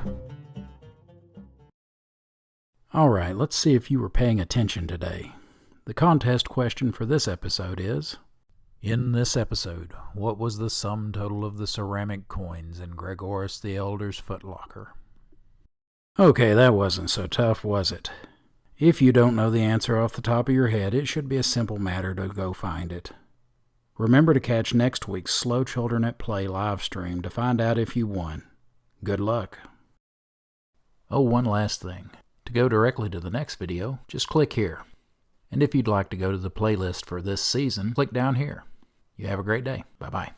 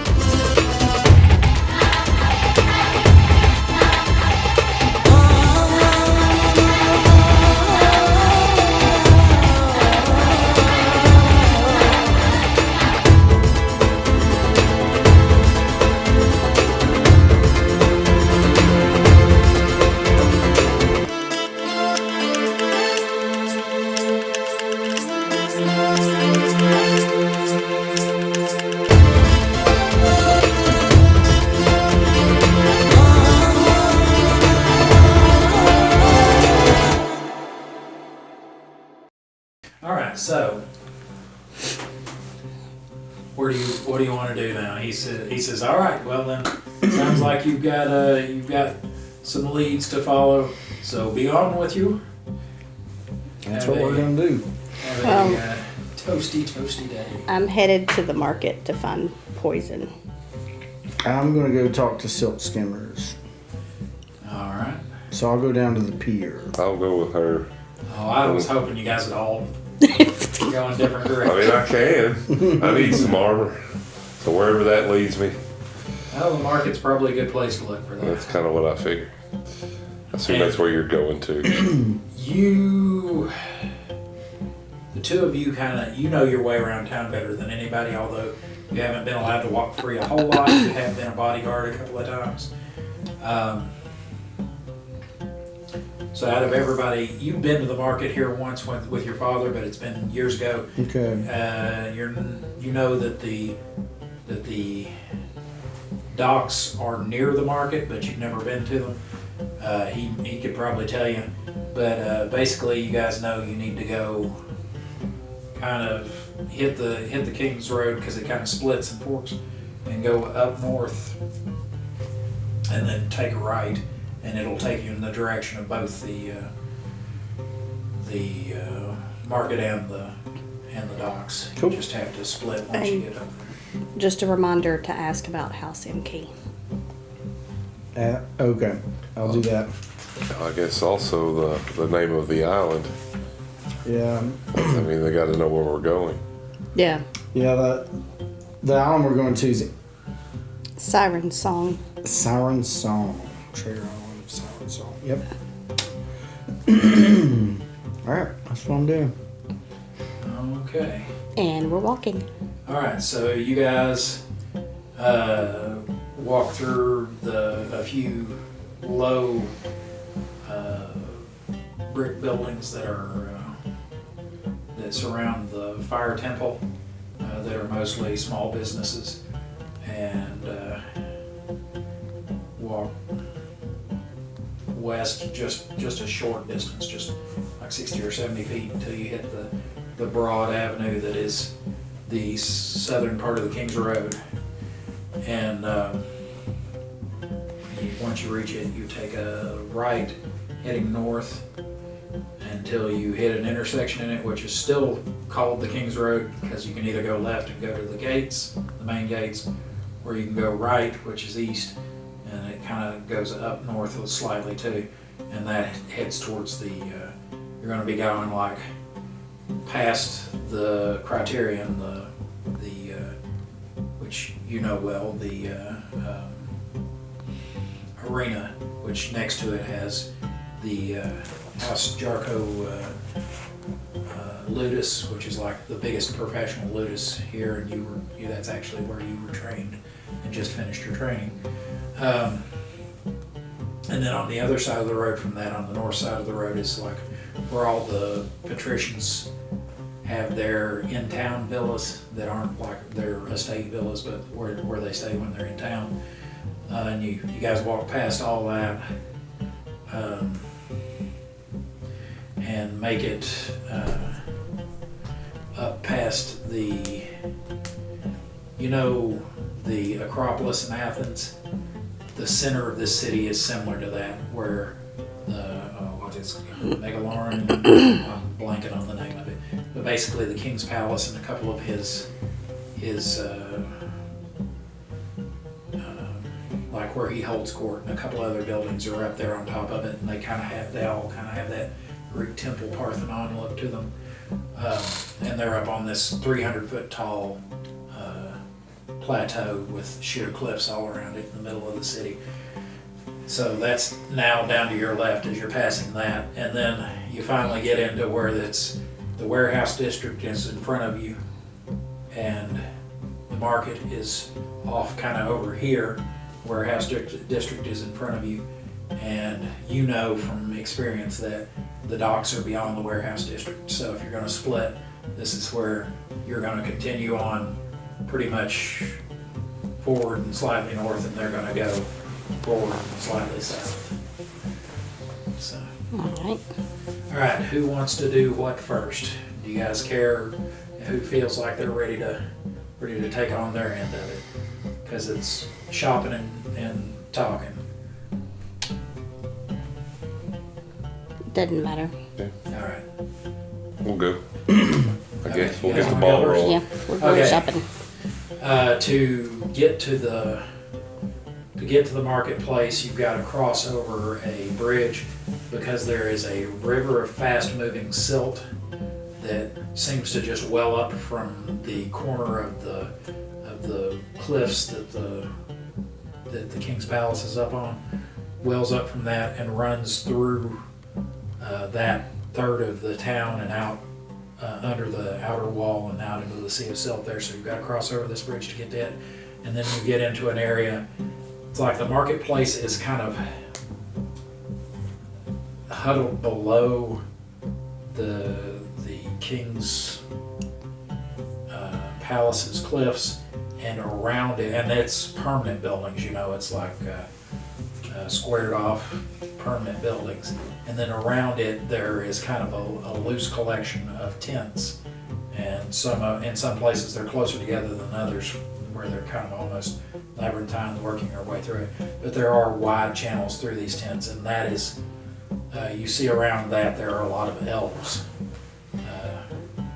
kind of walking back and forth. They're leaning out and waving at people, trying to get them to come into their tent. You assume this is probably the Elven market that is around that you have to go through to get to the main marketplace. All right, do you want to stop in the Elven market, or do you want to move on to the more permanent? Because Gregoris, that the tents of the Elven market are all packed up before sundown, and all the elves are supposed to leave the city by sundown because Androponus, the king of Balic, does not like elves at all. So he insists that they leave by sundown. So I would probably try and get what I need at the Elven market. I'm not sure you're going to find armor that fits you at an Elven market. That's possible. All right. So, do you want to just try a tent, or do you want to ask around, and what kind of person are you going to ask for?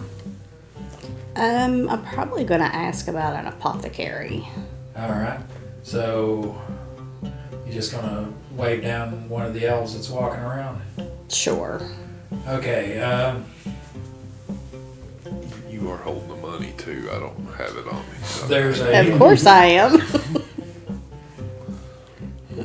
Yeah, I can just see you having it on you in those little fuzzy shorts.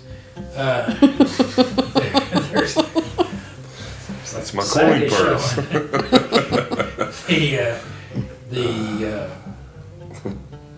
There's a elven woman who has what you can see of her forelock has blonde hair. She's wearing kind of a thin black. It almost looks like she took a veil and put buttons on it and kind of stitched it up the side that hangs down past her waist, and has pants that are kind of loose. They're bloused into tall boots. She got like a long sword on her hip. And you come up to her. What do you say exactly? As she's walking, she looks down at you and notices you. Excuse me, can you point me in the direction of the apothecary? She's like,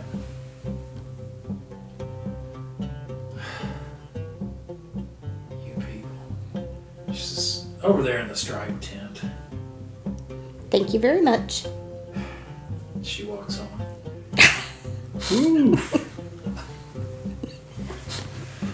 So I go to the striped tent. Okay. The striped tent. Do you knock on the flap? He's got the flaps pulled back. It's kind of dark in the striped tent, so it takes a second for your eyes to adjust when you go in. In there is a man wearing a leather vest and no shirt. Not a man, excuse me, an elf male wearing a leather vest with no shirt and a pair of tight leather pants that come to just above the calf, kind of sit at the top of his calf. He's got a belt. He's got a little hat, a little kind of pie type hat on, and he's like, he goes, what can I help you? You got a toothache? He goes, you got a toothache? You got a pain in your elbow? A pain in your neck? A pain in the ass? You need fixing? Not married. No pain in the ass. I need to know if you would happen to have something that I could put on the end of darts that would make people go to sleep. To sleep, you say? Yes. He goes, kind of an injected anesthesia, maybe. Yes. He says, yes. He goes, we've got a few of these essences over here. He goes, I can mix you up something quite quickly. So I would like 2 different kinds if you have them available. One, He goes, do you want a different kind of sleep with the second one? yes, Something a more little more permanent Yes, type I'm of sleep. following where I am picking up what you are setting down, man. You know what this guy looks like, too. Okay. Did you go with her just to follow her around? Yeah, I'm with her because Okay. she's got the coin purse. She got the point first. Okay. Or just like, give me some money. Yeah. Yes, I'll show you what he looks like. Everybody needs a little money. Yeah. Maybe not. I guess I didn't do any of those on my phone. Oh well.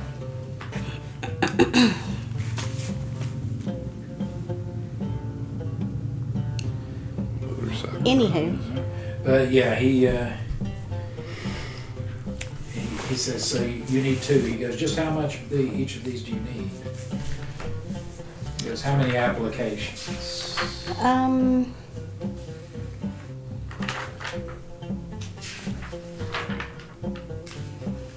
what's our price range He goes, per application?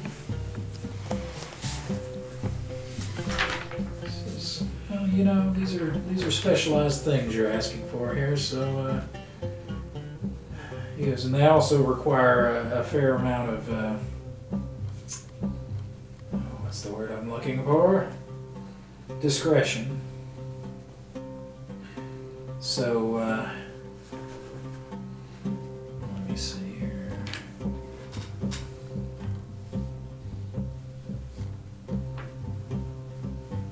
I could have sworn there was. I'll just call it this one. All right.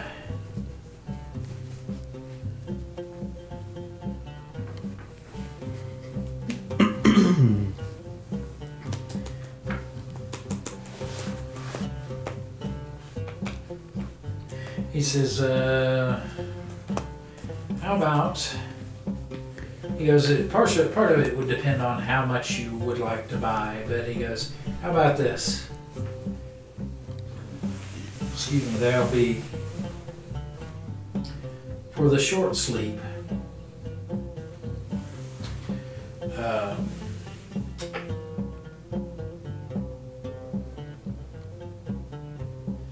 he says, 15 ceramic pieces a dose, and the long sleep double that. He goes, but it's say you buy 5 or more of each. He says, I can knock that down to 10 and 20 per 10 and 20 per dose. Hi, this is Moneymaker, your dastardly DM. I just wanted to take a moment to check in and make sure you were enjoying the show so far. If so, please let us know by clicking the like button and the subscribe button if you're not already subscribed, and leave us a comment below letting us know your favorite parts. As I'm sure you've already noticed, we had some technical issues, a few problems with the green screens, but mainly mic issues. We think we have it figured out now. Hopefully by the second half of Season 1's recording time, we should have the new mics to clear that up. If you'd like to support our endeavor and allow us to give you a higher quality product, the easiest way to do that is to go to my Subscribe Star page and subscribe. You can find the link in the video description below. There's all manner of gaming stuff there outside of the show, but you can also find things such as NPCs and monster art that I've used, and character sheets for all those NPCs, and for the player characters that you love so much from the game. Alright, I think it's time to get back to the show. Hope you have a great day.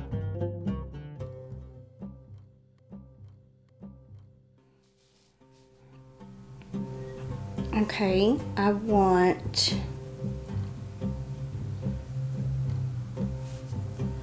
Why this is... Yeah, she's talking. Okay. I like it. You remember him, right? Oh, yeah. Let's do...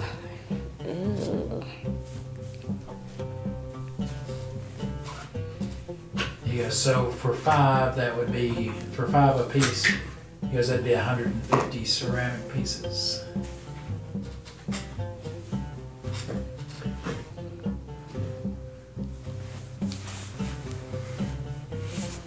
Could I do 1 temporary sleep and 9 permanent sleeps? He says, oh, by all means, but not for 150 ceramic pieces. He says, that would be 195 ceramic pieces at that discounted price. He goes, but that would be perfectly willing. More than happy to sell you that.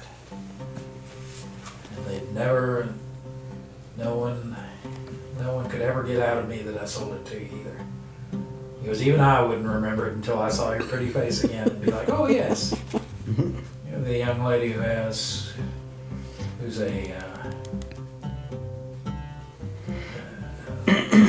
attempting to start a career as an anesthetist. So, if they're at 15 per dose, because I can't do the volume you need me to do.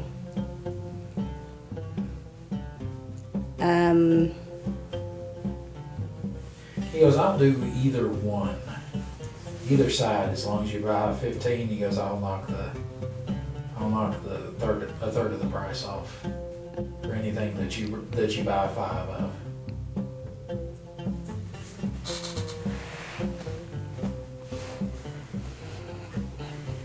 But I only have 100 ceramic. I can't do that. He said, that'll get you 5 of the long sleeve. He says, how about this? You got 100 you can spend, and that's it. That's it. Okay. All right. He goes, what can I do for you that'll be 100?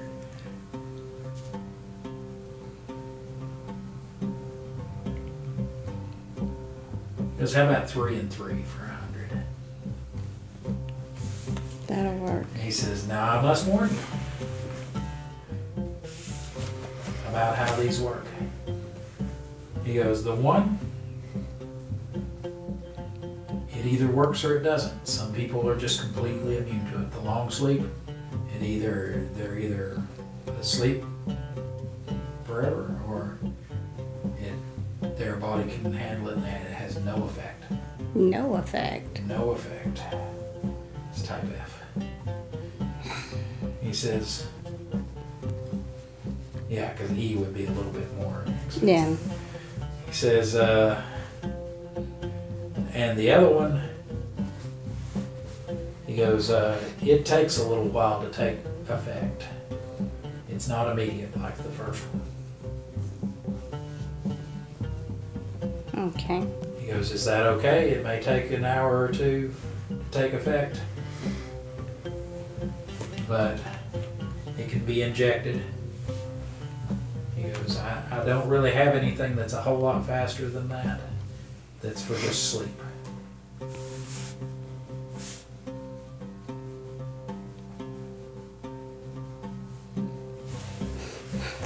goes, do you still want that?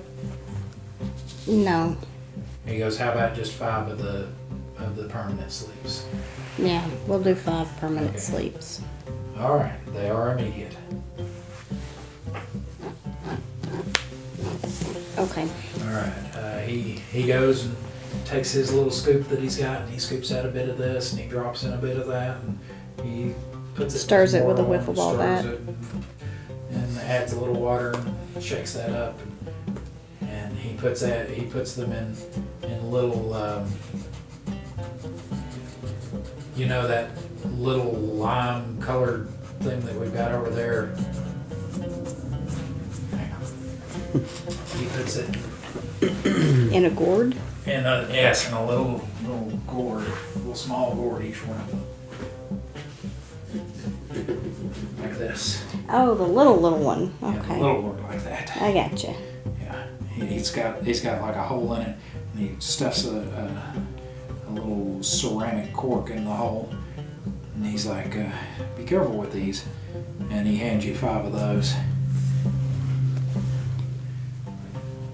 He says, so what are you planning on, or are you going to use them like needles, or are you going to like pour it on a blade?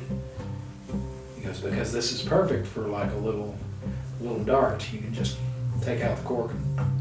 That's exactly what I'm going to use it for.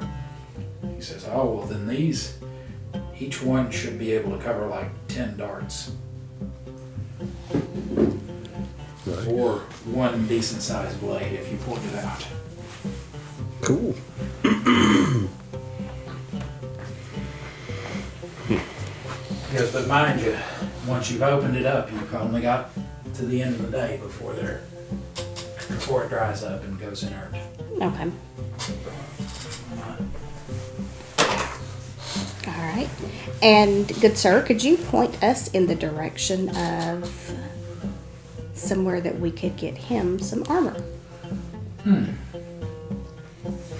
says, this is a strange day today. He goes, I get you're the second customer who's come in asking for things like that. He goes, I had another who came in asking for ingredients for something similar, and then he wanted weapons and armor.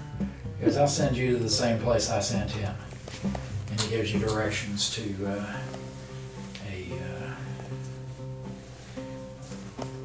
excuse me, to an armor shop that's in the main part of the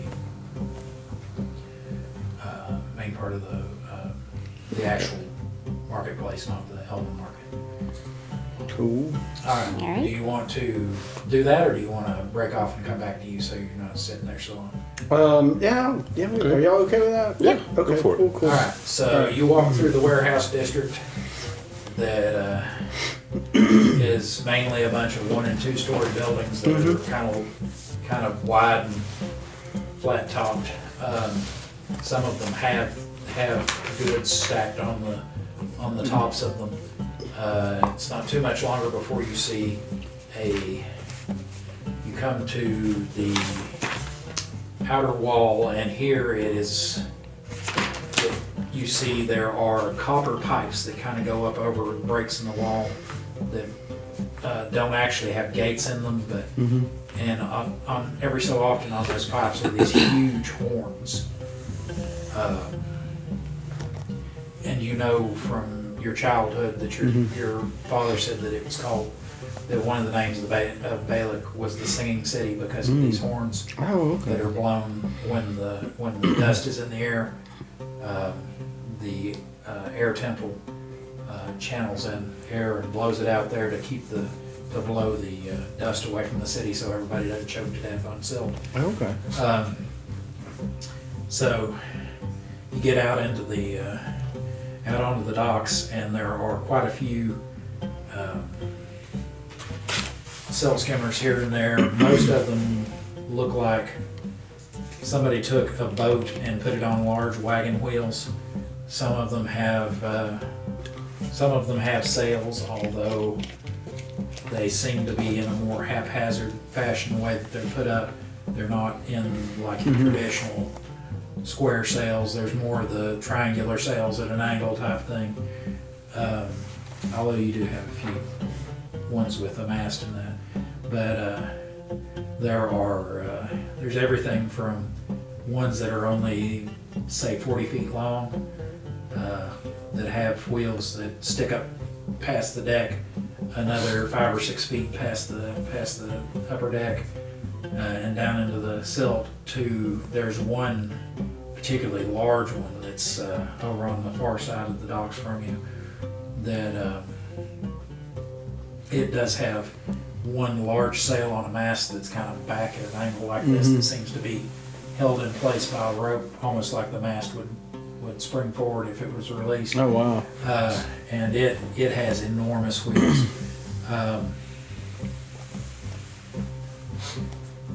Give me a second, I will show you a quick picture of it. And it's 80 or 90 feet long. It's a very large skimmer and quite wide too, and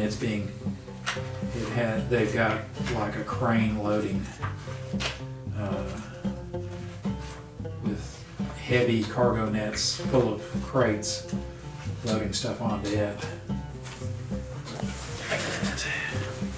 Oh, yeah. Okay. Cool. But it's over on the far side of the thing. But are you looking for anyone or anything in particular? I'm looking for somebody that looks like a captain, Okay. maybe. Keep watching after the credits to find out how to win this chainmail dice bag, dice not included. Oh, and if you're enjoying this episode, let us know by hitting the like button. Now back to the show. Okay. Or maybe a dock official, like All somebody right. that works There at the dock. are that you can definitely tell, because there are some of the crew people around here. Some of them are a little better dressed than others. Right. Because there are your guys that are just. There are some that are dock slaves, obviously, and they're just wearing a breechcloth and that are lugging heavy loads. There are the guys who are obviously freemen that work as crew, and a lot of them are not wearing a whole lot more than, say, a pair of baggy pants that kind of blouse around the calf. There are some that maybe have a few silks on and a feather or two here and there, and those are probably officers of some sort. And there are a couple of guys out, a woman and a man actually, who are out here. They're both wearing togas, and they have something they're holding like this, and like a stylus in this hand, and they're looking at stuff and marking stuff. They've got like a copper brooch on their toga that has the circle and the three sheaves of trees. So you're pretty sure that there may be Templars doing an administrative job. Okay. So, anyone, do you want to approach? I would like to approach the Templars. Okay, so let's see which one's the nearer to you. If that's what all you care about is who's close, unless you want. Okay, the closest one to you is a young woman. She's got her hair in a pull back and in a tight, like military style hammer handle bun, and when you walk up to her, you see that what she's writing on is actually a wet clay tablet that she's like doing hash marks and stuff on with her stylus. She doesn't seem to. She's kind of engrossed in her work when you walk up, so unless you introduce yourself or something, she's not going to. She seems to be Focused on what she's doing. So yeah, so I'll excuse me, miss. Excuse me, Templar. I am looking for silt skimmer captains to. I was wondering if you could direct me. she takes her clay tablet that she's been working on, because it's kind of sitting on a wooden board type thing as a backing, and she kind of props it on her hip, and she says, if it's a skimmer you're looking to hire, they are all about. She says,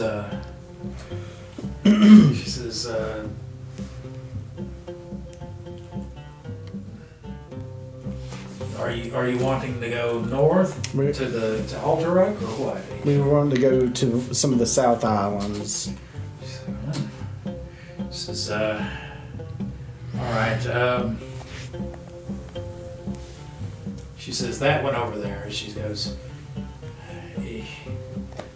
I know he has fines to pay. He's probably looking for it. Okay. His name.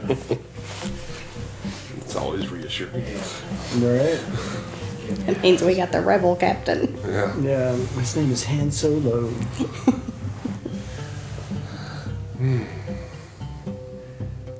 No, he's just a carbon copy of.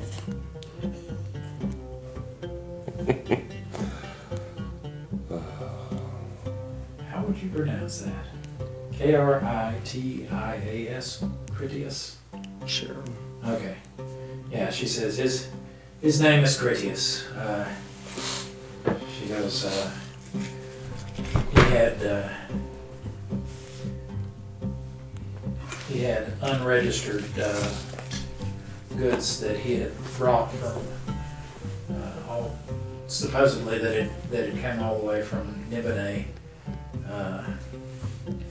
They were not properly sealed with the proper gilt seal. So he has quite the number of fines to pay. I'm sure he is willing to look for some. He's looking for some quick chink. Is it hard to get passage to the south? She says, usually only adventuring types are going there. Adventuring types, or pretty much adventuring types. They may be led by some trader who is looking for some new route. He goes, but they're for just honest folk who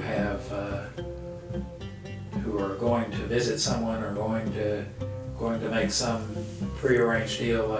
You don't get much of that south. Okay. She goes, the only real exception to that I can think of is captains who are wanting to have a ship built down at the King's Port that's down there. Okay. Because they have a dry dock down there. Do you know anything about? Have you ever heard of the House Imke? She says, hang on, get over here with it. Yeah. She says, House Imke. Hey, this seems like a good place to stop and tell you about the Slow Children at Play live show. Every Friday at 7 p.m. Eastern Time, we'll live stream to all you fans. By the way, for anyone outside the U.S. who isn't sure what 7 p.m. Eastern Time equates to in your local time zone, we are in the same time zone as New York City, Washington, D.C., and Miami, Florida. In the live show, the Slow Children at Play will discuss the latest episode, answer questions from the comment section, and interact with the live chat. We will also announce the winners of contests, as well as any campaign-related news. On the subject of contests, be sure to pay attention so you'll be able to answer the question after the closing credits. I guess that about covers the live show. I look forward to hearing from you there. Now back to the action. She says, that's, name rings a bell. She goes, I think it's a trading house. I don't know if they're...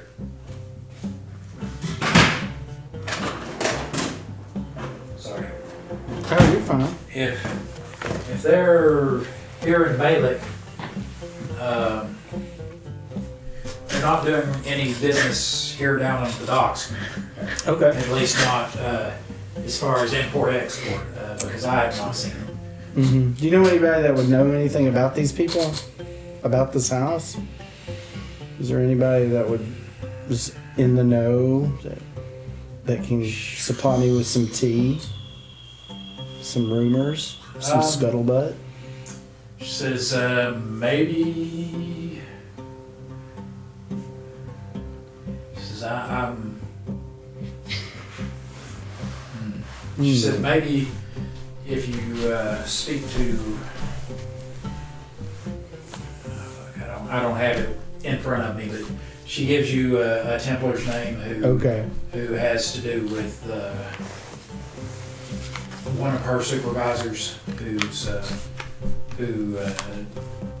is kind of over tax collection. She says if they're a trading house, then they're trying to do at least semi-honest business here in the city. So they will have arranged to pay taxes. Okay. Cool. So if you will talk to my immediate superior, they may know. Okay. Where's your superior? Is he busy right now? Back down to the south in the Templars Quarter. Okay. To the south and the east. Well, I'm going to go find this Critias fellow now. She says, thank you for your help. all right. She says, I think you'll be fine with us standing here. He goes, she says, but don't turn your back on him. He's not much. He'll bend the rules where he can get away with it and break them when no one's looking. Cool. Sounds like my kind of guy. All right. So you go over there, ask around at the skimmer sheet indicated. Okay. I wish I could use my computer at the same time that I'm doing all this, but I can't because I've got all this shit on my computer.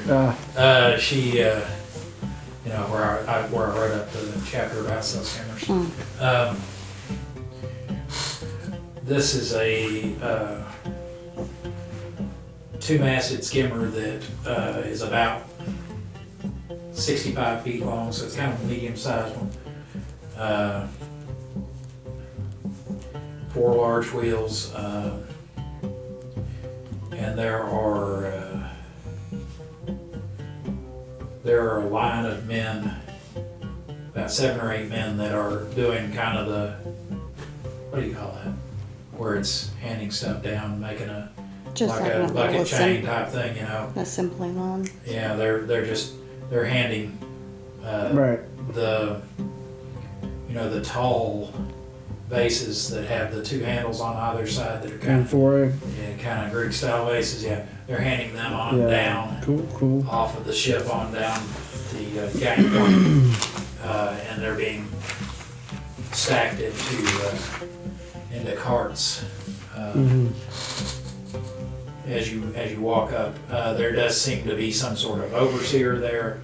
He's a man who would look like a kind of a flabby mall from the back as you walk up to him.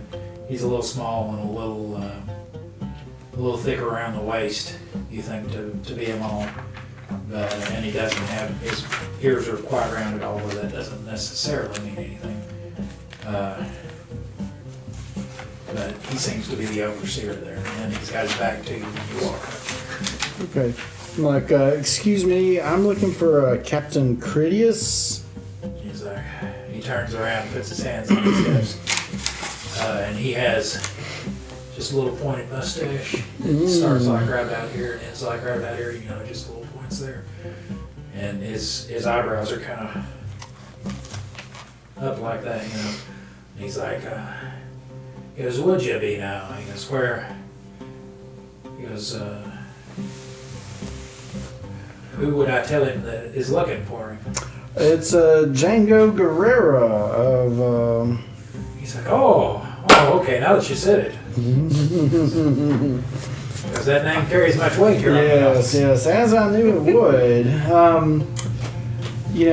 Strange is the night where we look to book passage to the island of the Siren Song. Have you heard of such a place? He goes, of course I have. Everyone's heard of that. Well, tell him, what do you know about it? He goes, I know you don't go fucking near it. Oh dear You me. stay away from there. He goes, the sailors that go by there go mad. We Crash would- upon the rocks. Oh no. He goes, the sirens they sing and they call. I and my friends would like to go there. How much would you charge?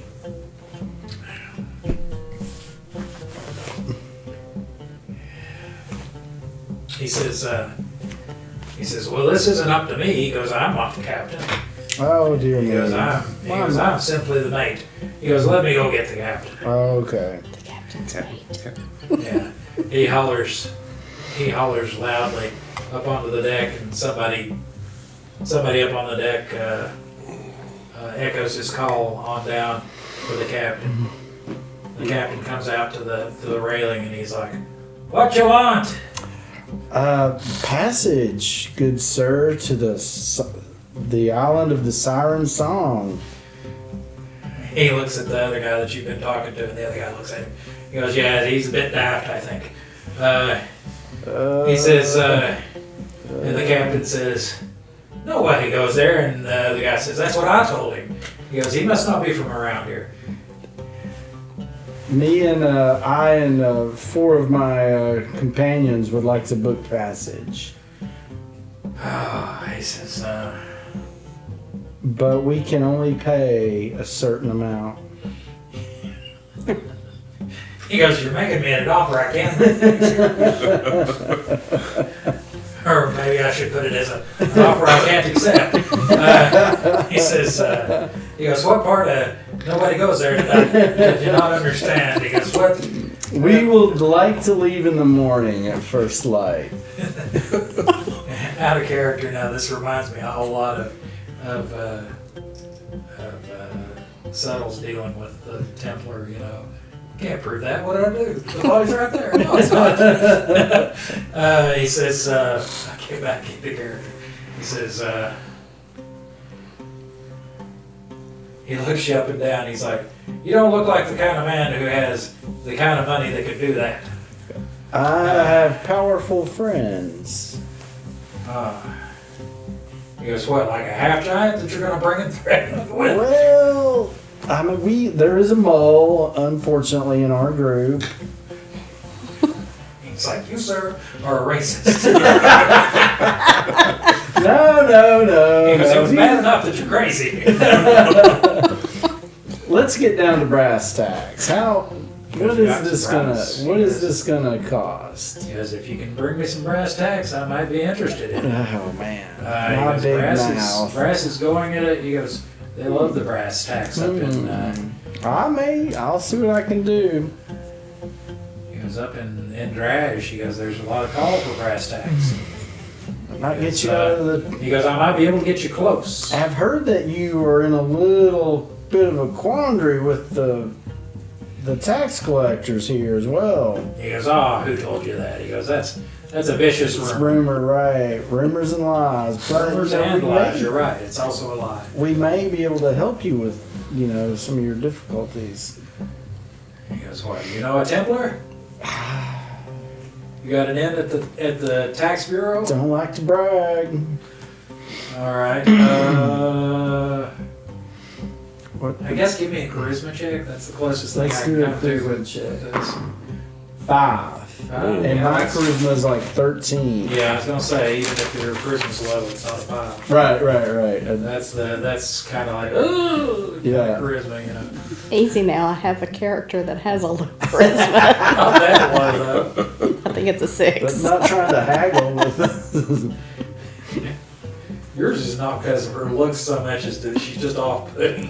And she's a halfling, right? Yeah. So everybody's kind of like, don't bite me.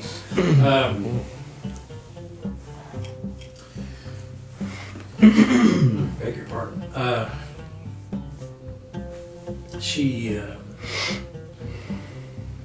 Excuse me, we got to talking about that. Right. Judge. All right, he says,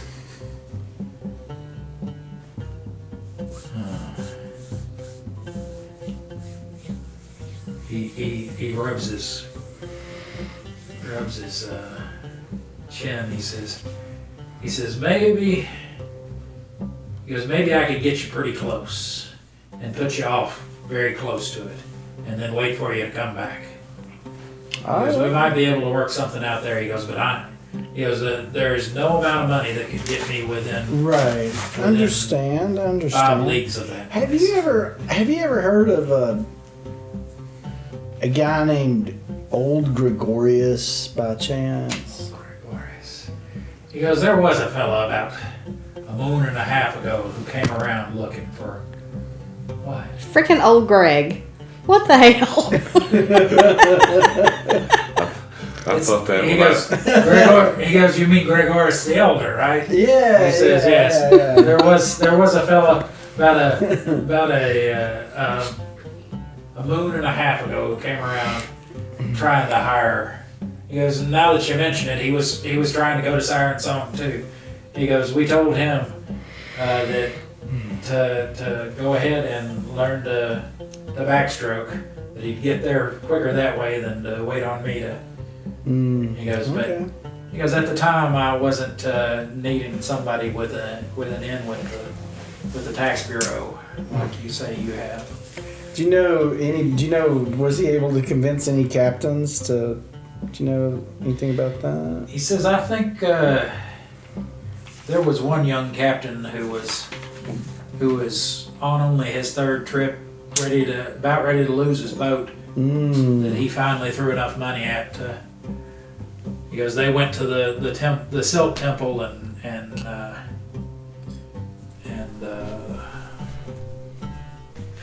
gave many sacrifices there in the hopes that would be enough to make it back. He goes, he looks around, he's like, he brushes silt off of his nose where it's collected around his nostrils. It's like, he goes, now that you mention it, he goes, I hadn't seen that guy. I haven't seen their ship since they came back. Or since they left. Since they left. Since they came back. Since they came back, yeah. All As they came back, it was all fine. He left. And, he goes, I hadn't seen them since they left on that adventure, on that little thing. So. Okay, all right, that's cool. Have you ever heard of a House Imke? Imke? Yeah.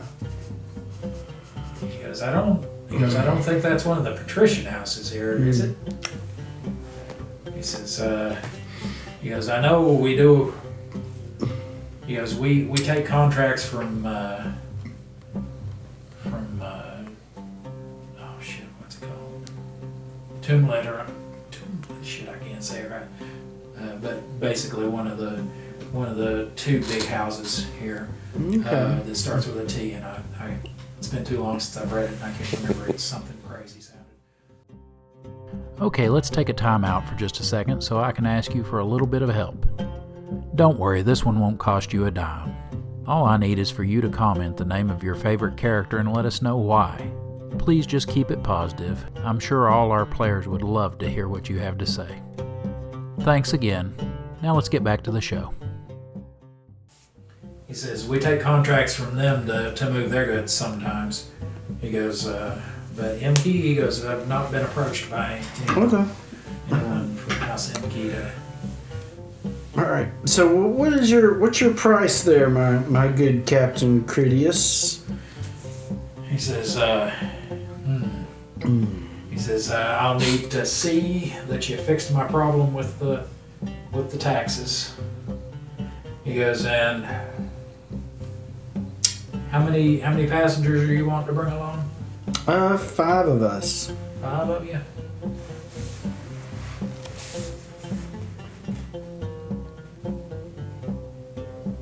He's like, okay, I'll make you a deal here.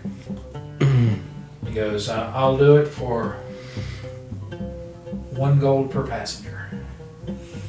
How about a half gold per passenger? Except for the mole, because he's big. You can get a gold for the mole. He goes, you make a good point. The mole is big. He's going to put a lot of extra weight.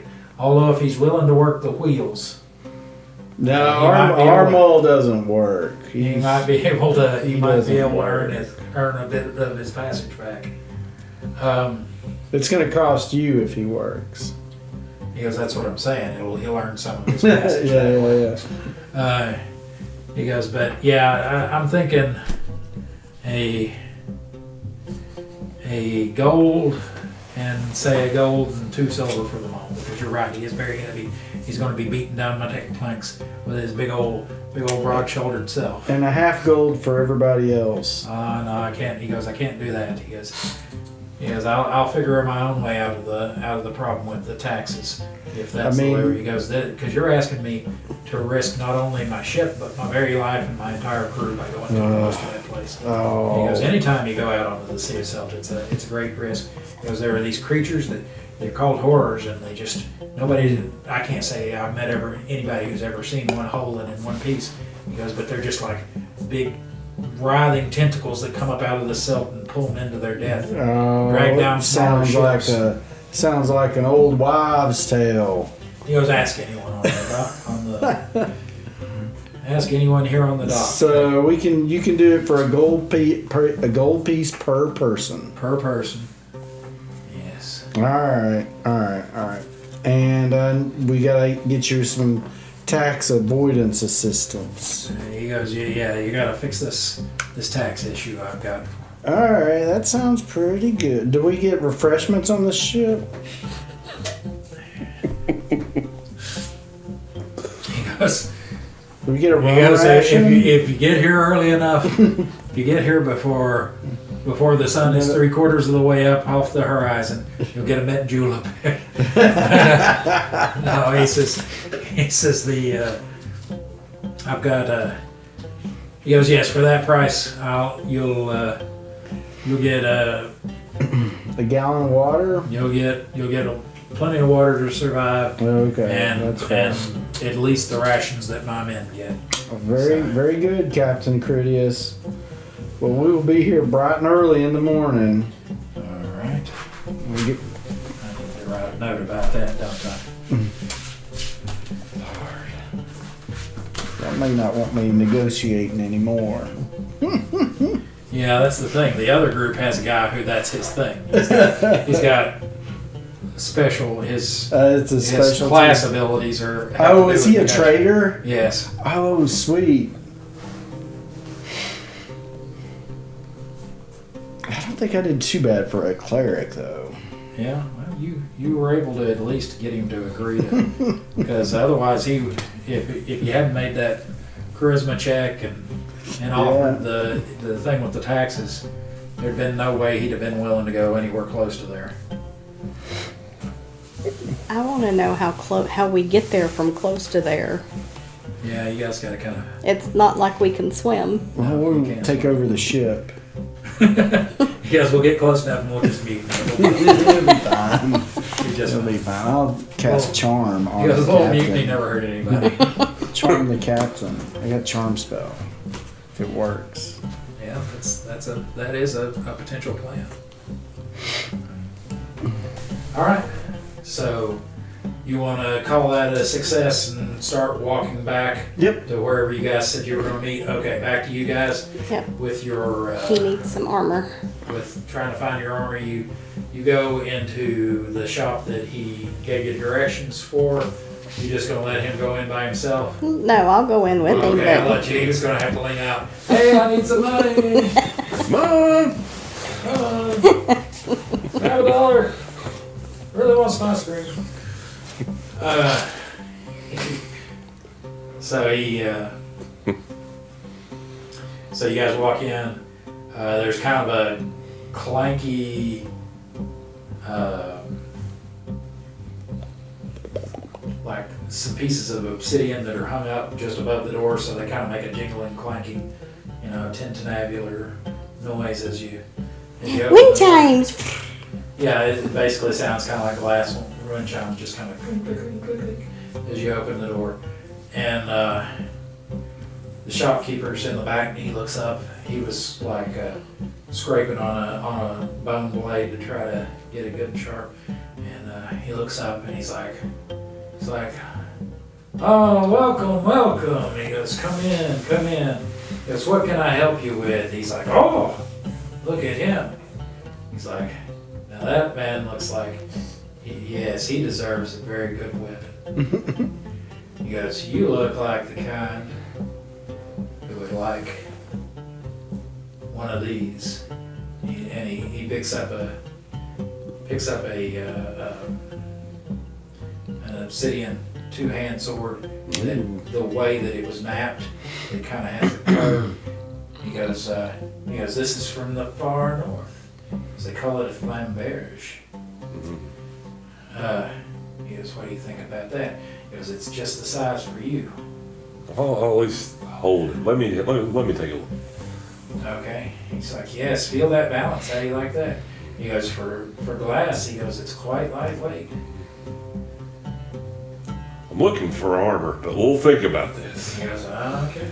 He goes, maybe we can make a deal with both. And he sets it down behind the counter. He goes, oh, armor. So he gets out this piece of giant's hair rope that's very thin, only just a little thicker than twine, that has knots that are very regular, like as a measuring tape. And he's like, he measures across your shoulders. And he's like, and he kind of measures from the base of your neck to the base of your spine. Goes around your waist. And he's like, chin up, please. No, he means pull up on the bar. Chin ups, or he's like, yes, I want to see your strength, very much. But he puts it around your neck. He's like, and he's doing a little, not so much writing numbers, but like he's doing like a tally type thing next to several places. He's like, he goes, I've got a couple of pairs that would fit you already. He goes, but if you got a little while to wait, he goes, I could make you something great.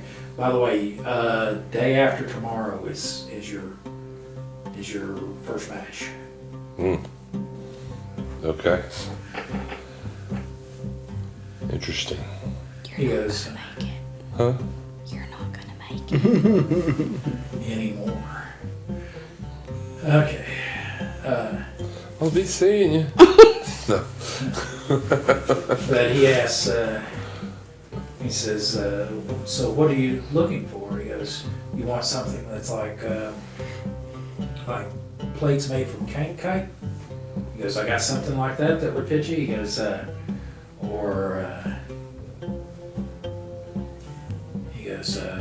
they last month in a battle in a monster battle, one of the he says, what is that guy's name? He goes, I never have time to get down to the Criterion, but they tell me that one of the contenders defeated a Braxit. He goes, and I have some armor made of its hide. He goes, it's very, very durable, very tough. He goes, he says, I have other things too. He goes, but those are like the best, the finest. He goes, he goes, I can tell you're a man who could really go places with some good armor. What are we talking about price?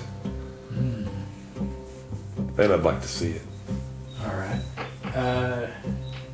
He goes to the back and he doesn't pull out like the full suit, but he pulls out like the pauldrons and the cuirass for each one. The breastplate, back plate part, just so that you can get an idea of what they look like. And he says,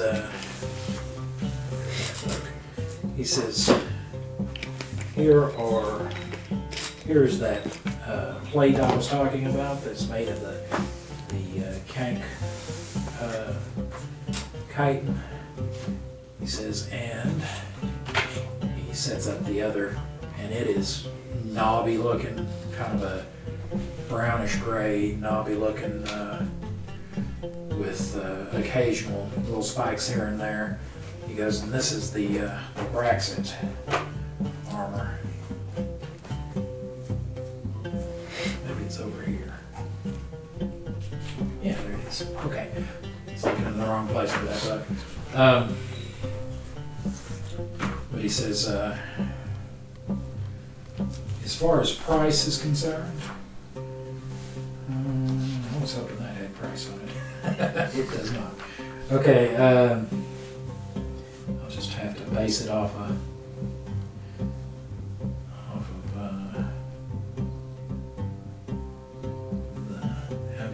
protection is. He says the Kank armor, he goes, which protects better than anything you've ever seen. He goes, it's better than any hide, better than any of that. He goes, it is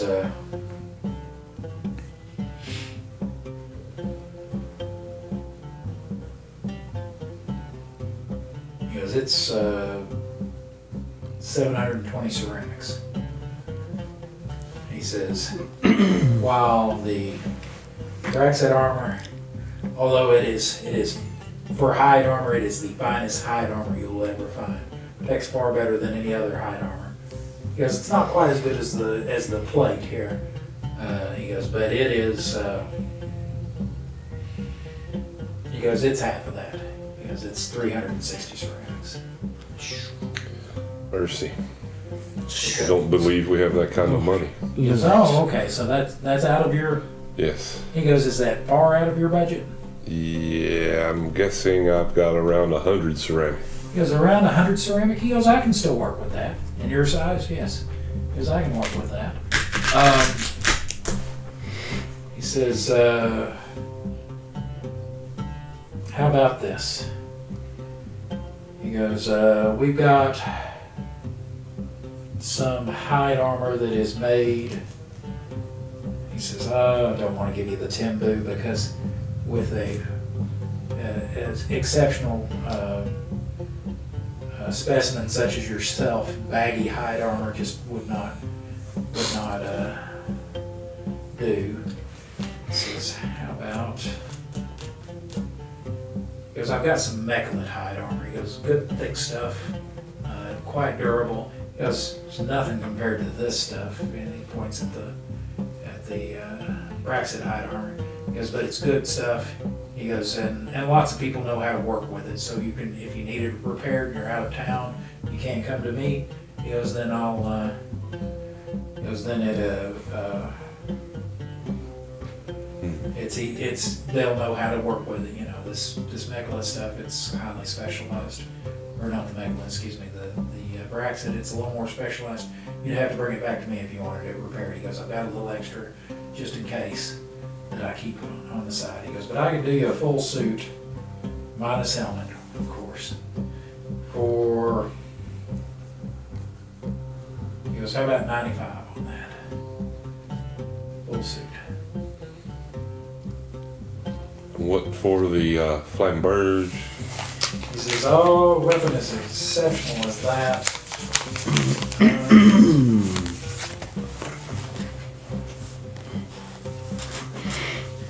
That I will charge you. He goes, that is a truly exceptional weapon that took me quite a while to craft. He goes, really a one of a kind, so because that one's going to be about 600 gold pieces. Wow. Or not gold pieces, excuse me, ceramic pieces, 600 Gotcha. ceramic pieces, so about 6 gold. Maybe when I return to town. He goes, good luck to you. He goes, if no one else buys it, I will definitely keep an eye out for you. And if you walk by the front of the shop there, he goes, I will call out to you and say, come claim your sword. All right. So we're just window shopping at the moment.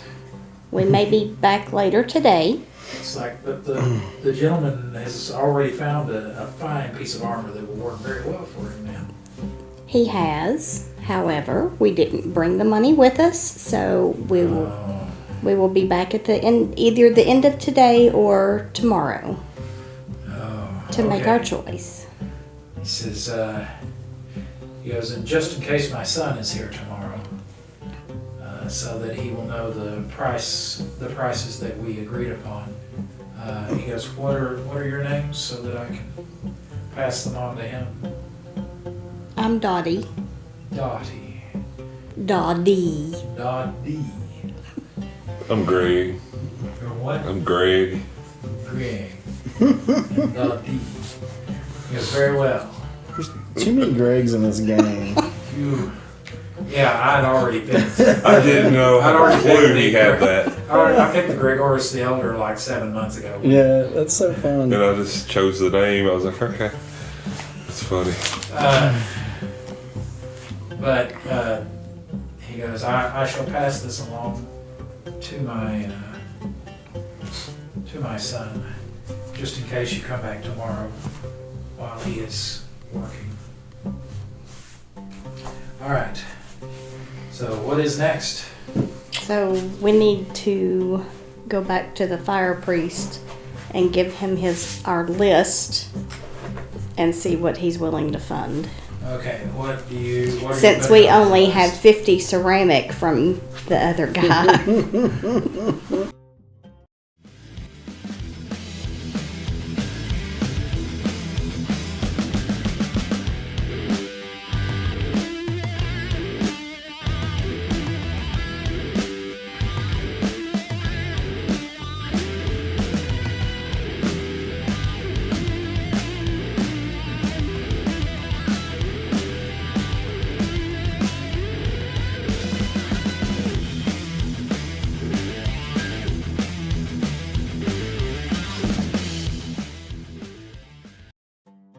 Okay, it's time for a little break.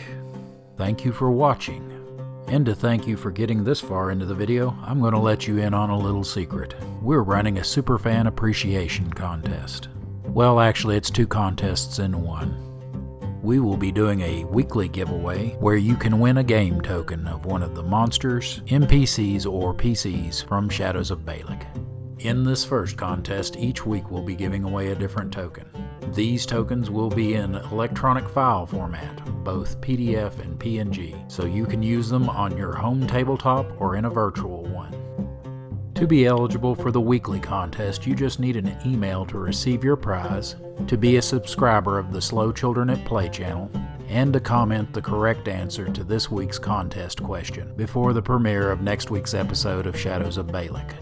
The winner will be chosen at random from all the correct answers on the Slow Children at Play live stream the week following the episode's premiere.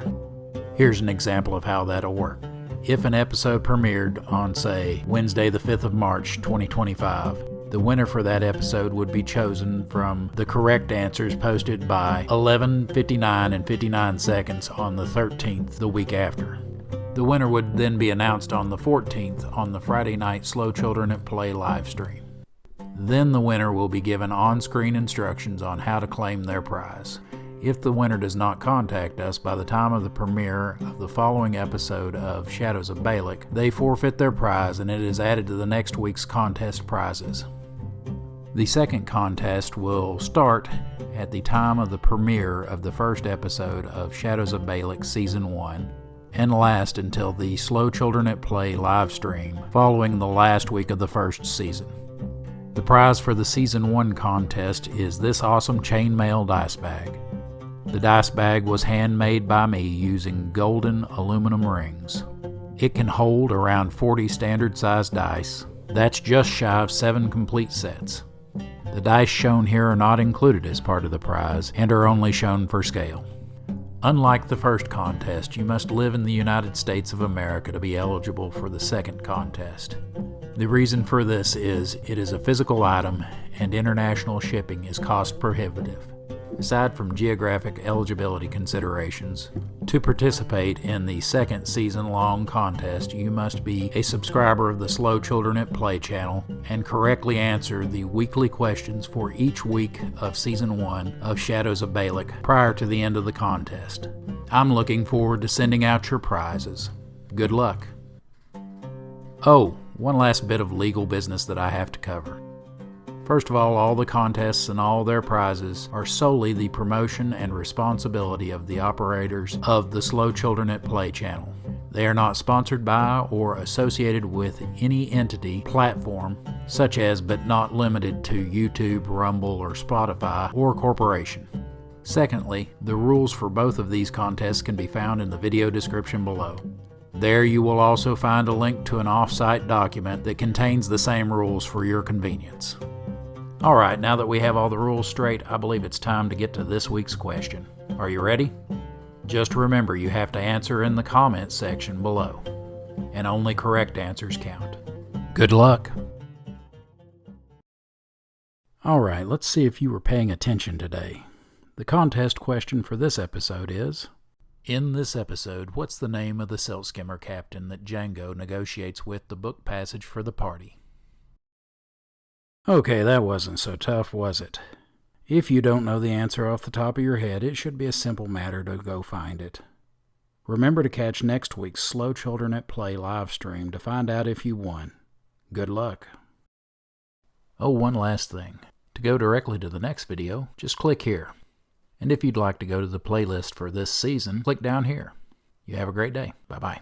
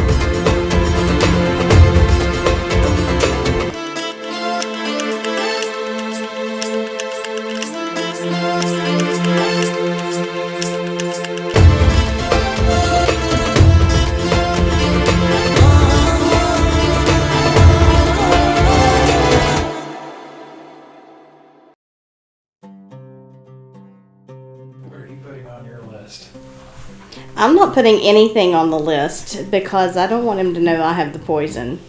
He'll be like, oh. That was under the table. Yeah, your list is going to look like this to him. He'll be like, oh, okay, I can handle that. Blank paper. Yeah, I'll tell them that he's got to fix the taxes for Critias, and it's going to cost us each he's going to need 5 gold pieces. Get us there and back safely. And then I give him a list of the different armor prices that we got. Oh, all 3 of them? Mm-hmm. He said he really needed this one. Okay. Now, I'm just going to tell him, considering where we're going, as dangerous as it is, we would really like to have this. He says, oh, you're going to Siren Song. You had said a island in the south, and yes, that is an island in the south. He goes, I'm really surprised that you were able to get anyone to take you there. It's all right. All right. Okay, who's making the pitch? I made the pitch for the armor. All right. For just the armor? And well, I'm throwing the sword in there too. Okay, for just the armor and the sword. So you're like, I'm not trying to get a ride. Oh, he's got to pitch the ride. I don't know anything about that. Okay, well, I just assumed you guys came back together and then went and approached him. Okay, and you had like 20 minutes, half an hour worth of strolling time to talk about things. Oh, okay. So I guess you guys I tell you guys everything. Yeah, unless you tell me that you're not going to tell him something. Yeah. You mean I gotta work for my trip? No, I got you off that. Because I said he doesn't work. Oh, okay. Yeah. All right, so we need a gold per person for 4 people. We need a gold and 2 silvers. We got Dameron and Rickon, the Ranger Rick. We got Damon, and then us 3. So we need 5. So we need a gold per person for 4 people. We need a gold and 2 silvers for them all. She's like kicking him in the ankle. I'm gonna wind up slitting this guy's throat. She's like, are there any rocks around here? Yeah, you handle the talking. You're better at this. You know how to game the game. And don't forget, we gotta get the taxes fixed for that dude. Or his fines, rather. Okay.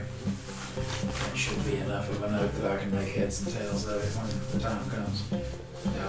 Next time you go, what the hell did I mean by this? All right.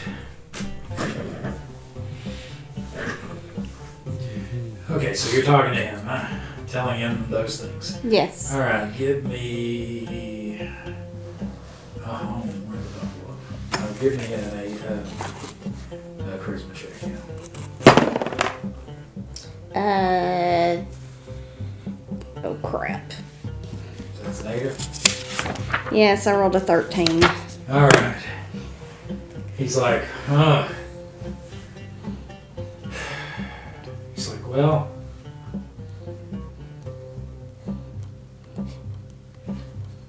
You know, I understand this is a lot of money we're asking for, but he's a big dude. We gotta cover him, and he's our main source of protection. He says that's yes. He goes, what's he goes, I'm not sure how I'm going to do the gold piece of peace and all that, and the gold and 2 silver. He goes, I'm not sure how I'm going to do that. He goes, and we don't owe any favor, and no one in the taxation bureau owes us any favors. So I'm not sure how I can call one of those in. May I make a suggestion? Sorry. I have a match in 2 days. 2 days. 1 or 2 days. One or two. And wager on me in the arena, and then that can maybe fund. Oh, he goes, so you're going to take a fall then? No. No? No. Oh, I'm supposed to fight with a teammate of mine. all right. Do you think you can beat him? No, not him. Oh. We fight as a team. Oh, okay. All right. So It's you guys just are a going to be suggestion. ganging up on somebody? I don't know what we're fighting. He says, okay. He says, I'll ask around some of my fellows who are more. But you got to put me in this equipment. Put you in this equipment. He says, I still need to write a letter to your master, explaining the situation. It's just a thought. I don't know what. It's a good thought. I like it. All right, roll me a charisma check. Now this is where it will suck. And here's where the failure comes. All right. Charisma's a 4. It's been rolling high all day. Let's go with the difference. It's like 20. Damn it! No. I know. Yeah, let's see. What am I at? Hi, this is Moneymaker, your dastardly DM. I just wanted to take a moment to check in and make sure you are enjoying the show so far. If so, please let us know by clicking the like button and the subscribe button if you're not already subscribed, and leave us a comment below letting us know your favorite parts. As I'm sure you've already noticed, we had some technical issues. A few problems with the green screens, but mainly mic issues. We think we have it figured out now. Hopefully by the second half of Season 1's recording time, we should have the new mics to clear that up. If you'd like to support our endeavor and allow us to give you a higher quality product, the easiest way to do that is to go to my Subscribestar page and subscribe. You can find the link in the video description below. There's all manner of gaming stuff there outside of the show, but you can also find things such as NPCs and monster art that I've used, and character sheets for all those NPCs, and for the player characters that you love so much from the game. Alright, I think it's time to get back to the show. Hope you have a great day.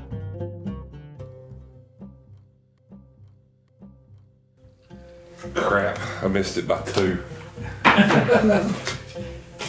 He's like, Gregorius, you ignorant slut. Oh, God. You Good know, use. He says, he says, I've never even heard your name mentioned by the people who speak of the matches. Well, hear me out. This is destiny. Because you want us to go find Gregoris the Great, is that right? The elder. The Elder? Well, I'm Gregoris also, and I will be Gregoris the Great in the arena. See the name correlation here? Then I become great there, then we go save the Elder. He says, Boom. Can I cast charm on this guy and him not know it? do you have somatic concealment? No. It might be difficult. Yeah, I'd have to touch him. Yeah. And invoke your stony lords. in his temple. I'm the Fire Lord. Might not go over very well. She's like, do I have somatic concealment? I do, but I don't have anything worth. You don't have charm. Nope. Stab his ass with that dart. She's like, can I act like we're dancing and just pretend that, yeah. That's how you use somatic concealment on somebody else. Pretend you're dancing. No, that's a thought. But yeah, he's like, he says, I think we have gotten off the mark as far as what is central to what we're trying to get done here. He goes, I promised that I would allow that match, and for no other reason than that it might make it easier for your former master to accept that he has lost you as a slave after having put what I'm sure is a large amount of funds into your training and procurement. He says, but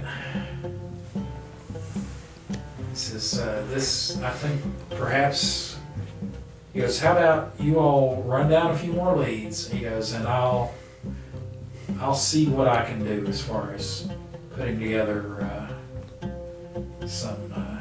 package of some money, okay? He goes, I'll see what I can do. See what I mean, so how bad do you want this guy back? Because none of these captains down there want to go to the Siren Song Island. The only reason we got this guy to go is because he owes fines and I established rapport with him somehow. So, if you want... I mean, if you don't really care about this guy, then we don't have to get him back. But if you want him back, we gotta, this is our boy. He says,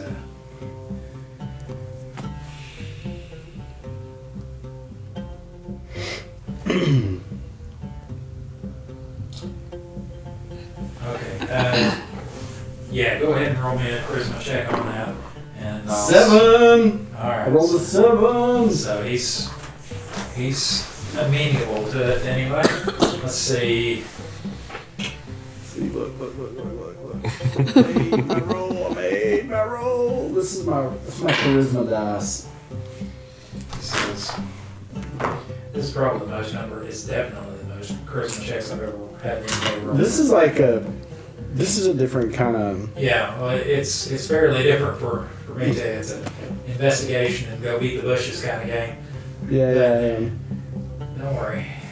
Finally roll up a necromancer and all I'm doing is negotiations. I got a feeling there's be plenty of dead stuff to mess with here soon. Yeah. Okay. Shit.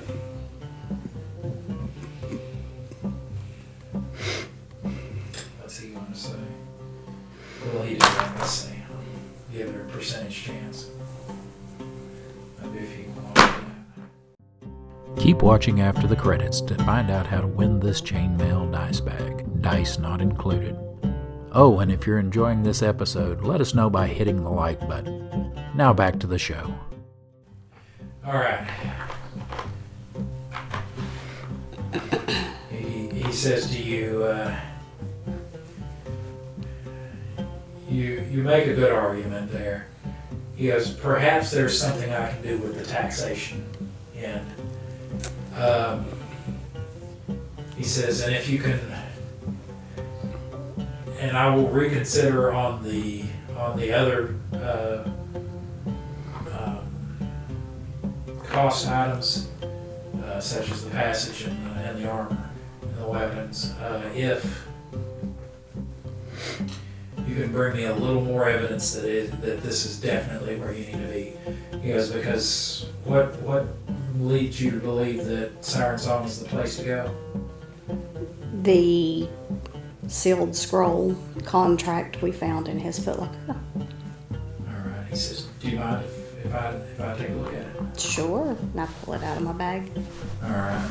It's gonna be vague. He looks it over. And he says, okay.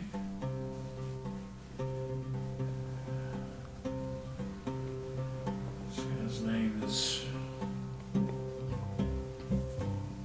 Cerise. LCMK, all right.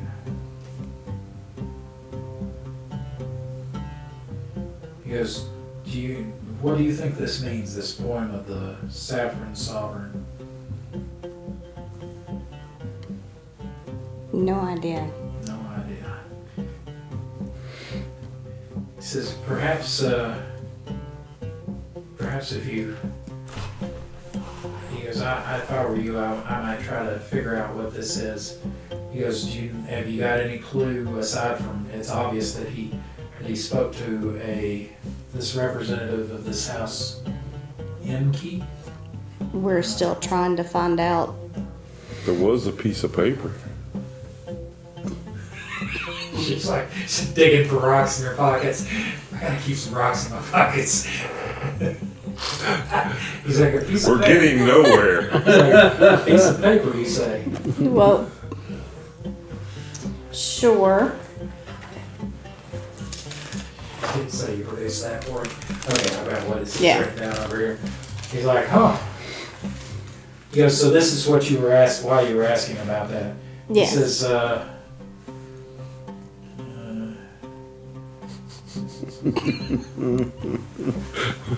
She's gonna murder us. I'm gonna kill both of them when they go to sleep. And I'm gonna do this on my own. he says, Get darted. he says, reading this, from what I can tell, I believe that, yes, this Not gonna work anymore. Navusa? Yeah. Navasa? Navasi? He was hanging on. Navasi. Okay, that makes more sense. I wrote that. When I wrote it down, I transposed a couple of letters. Yeah, the Navasi. He goes, he goes, just looking at the parts that we can see here, yeah, that definitely seems to be a place name. He goes, do you think this is maybe another name for Siren Song? Has anything led you to believe that? Possibly. The other thought I had was maybe it is a settlement or a town on the island. He goes, do you think that piece of paper might be part of this poem that he's talking about? Very possible. Well, do you know who wrote this poem? No clue. So there's been nothing having to do with a poet or a bard or anything like that you've heard about? He says, so have you found anything else out that might lead you in a particular direction? We're still trying to track down House Imke, see if they have any information, but so far nobody around here has heard of them being in Balic. Okay. Did I say that he handed the paper back to you yet? Okay. Then let me actually see it so that I can use it in proper fashion.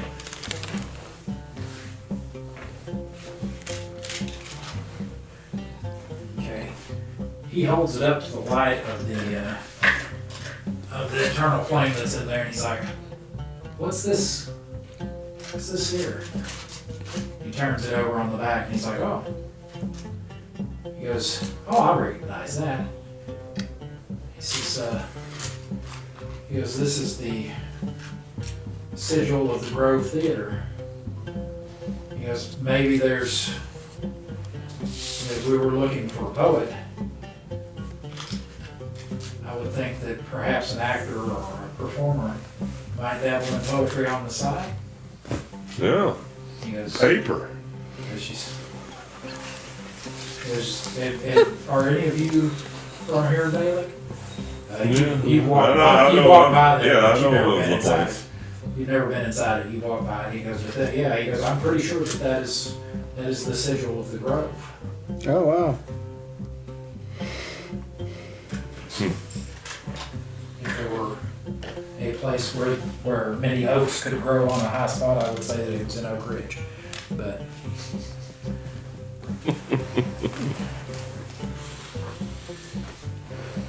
I can feel the headache starting. I can't believe it's right there. I mean, did you not notice that? I did. Okay. All right.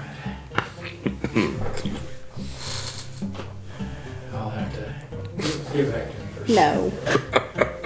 Well, then I'll just put a picture of what I was talking about right here, so that it can be seen.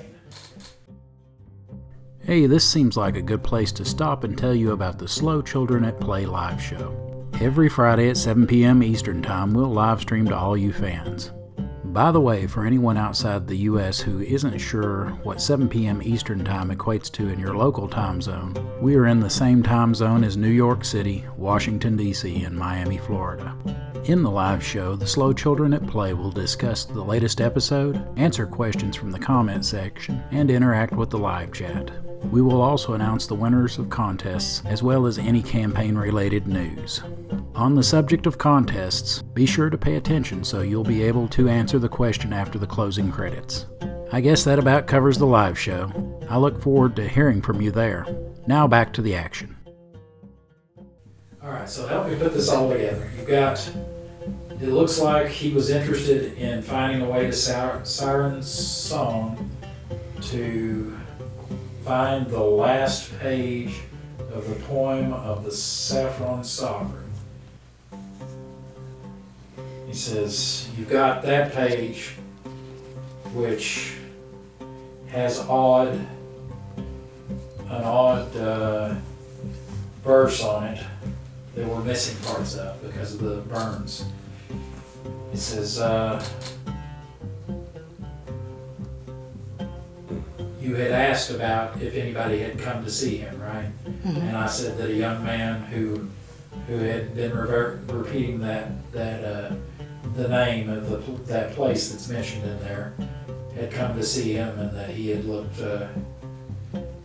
like he was wearing festive clothing, but that it was quite dirty with the ashes of somewhere. He goes, I don't know. He may have been dealing with with some wicked sorcerer, or who knows, he could have just come back from a funeral. He says, is there anything else I'm missing here?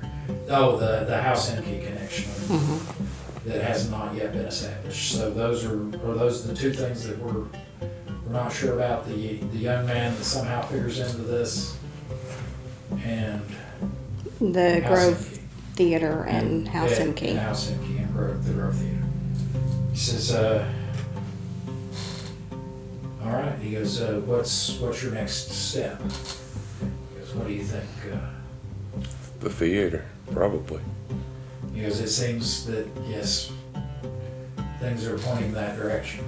Yes. Very well. All right. He says, do any of you know where he said you knew where the theater was, right? He said, very well. I'll see you later then. Yes. Okay. Okay. Sure. So he has to go. Stoke the fire. He goes and greets somebody as they walk in.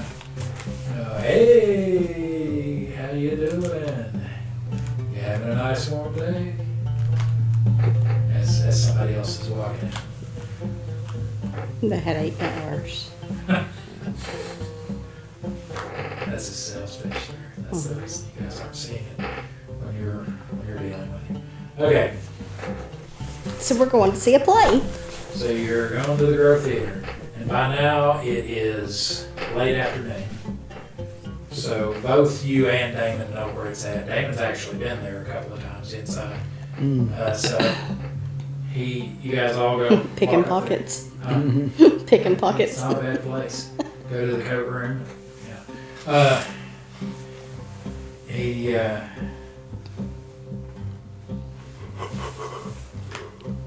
Let me make sure I can get the parts. I wrote some notes on it here. All right. When you get there, you see that the main door into the theater is closed. There are several what look like hand-drawn murals in chalk in places here and there in colored chalk across the front that look like they are showing like people arguing and somebody doing this with light coming down on them, and like they're different scenes from maybe different plays. You're able to surmise that. But the main door is not open when you walk up to it. Cool. If you want to do. So like, okay, well I guess that's that. Knock on the door. Okay, you knock on the door, and in a few minutes, a slight young male human with long dark hair that he has got kind of slicked back, and it's maybe this far below his shoulder, and he's got a little kind of pencil thin mustache and dark eyes. He comes to the door and he's like, we're still. He goes, well, the show doesn't start for another hour and a half. He goes, but I can. He goes, if you want to buy a ticket, he goes, I can go ahead and say that right now. We're hoping to talk to someone here that writes poems. He goes, poems? He goes, well, he goes, we've got a few poets that work here. He goes, are you looking for someone to hire? Or, he goes, are you just wanting to buy something that they've already done? He goes, what? We have one that has already been written and it got damaged, and we're hoping that he can rewrite it for us. Okay, he goes, so you know the poet then? I do not. Okay. Do you think it's a man? Don't even know that. Okay, he goes, we've got a couple of our actors who dabble in poetry. He goes, hang on a minute. He says, just wait here a minute. He goes, now just come on in. He goes, just stay out of the way, okay? Okay. Because we're busy setting up. So he invites you to come on into to just the lobby of the place. It's not a real big lobby. It's maybe half the size of this room. Mm-hmm. Just an area for if they pack them in, you might be able to fit 15, 20 people in there without everybody like actually elbowing each other. Just an area for people who've already paid for their tickets to wait while they're waiting to get into the actual theater itself. And he brings back a half-elf woman who has a, for lack of a better term, a clipboard without a clip, and she's got a piece of paper that she's got kind of like pinned to each side, and she's just like doing checks and X's that she has been doing. She got a little piece of charcoal around here, and she comes up and she's like, and she seems to be wearing very heavy makeup, like theater makeup, that's intended to be seen from a distance. So very, very dark lips, very, very dark rouge, very accentuated eyes. Okay, let's take a time out for just a second so I can ask you for a little bit of help. Don't worry, this one won't cost you a dime. All I need is for you to comment the name of your favorite character and let us know why. Please just keep it positive. I'm sure all our players would love to hear what you have to say. Thanks again. Now let's get back to the show. She says, "Hi, my name's Ella." She says, I manage this theater." She says, "Tukey told me that you were looking for a poet, that you had a piece of poetry and it got damaged and you needed to have it completed." Yes. Yes. She says, "So who was the poet?" I'm not sure. Okay. She goes, "Do you have the damaged piece? Can you hand it over?" Yeah. Alright. She... Oh shit. Fell over there. That was close. Yeah, That would have been interesting. yeah, my shoe. Yeah. My shoe caught on the grout line there, kind of funny, and I was like, "Oh, that foot is not sliding forward like I expected it to." All right, she looks at it, she's like, "That's definitely our guy." She says, "Oh, yeah." She says, "This is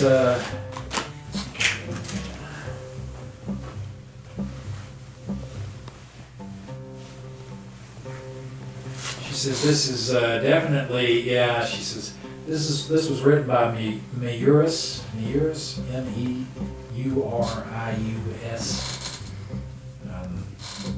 Meuris, maybe, Meuris." She says,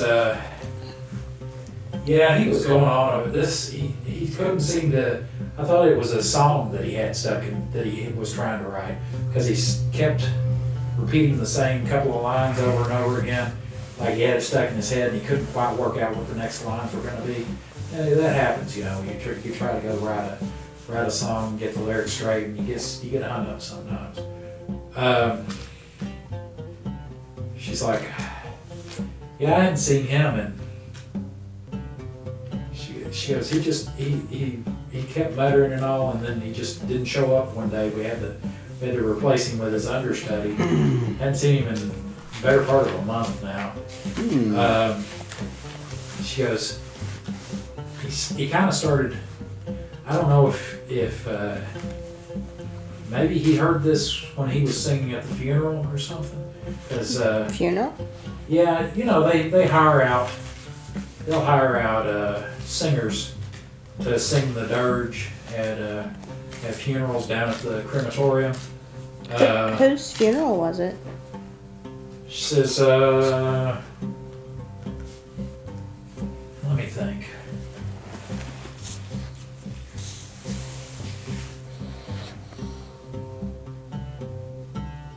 She says, hang on, I don't know that he said. She said, "It's not that unusual." I mean, she goes, "I've done it myself. Then you just go in with the body and the priest cremate it out at the crematorium outside the gates. You know, just I don't know, half a league outside the gates there, and then they hand over the ashes to the earth priests who take it down into the catacombs. And while the body's being cremated, you're singing dirges, and you accompany the urn with the ashes down into the catacombs as the earth priests take it down to set it in its own little grotto, and you sing the dirge there. She goes, I just assumed that he maybe saw something scribbled on a wall, or maybe he heard something while he was there that caused him to be inspired." He goes, "You never know when inspiration's going to strike, you know."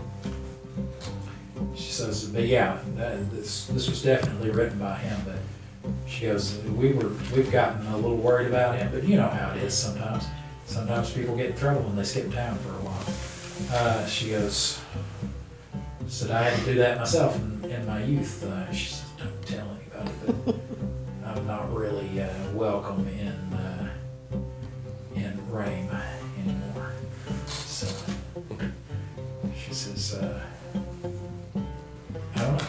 maybe somebody at the crematorium can help you with finding out the rest of this.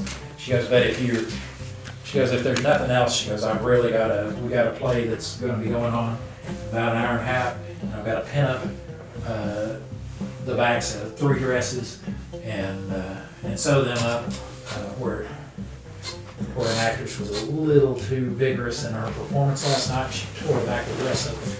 She goes, and we got to sweep up the theater. Well, okay, we'll leave you to it. Okay. All right. She says, well, good luck. I hope you find, and if you happen to see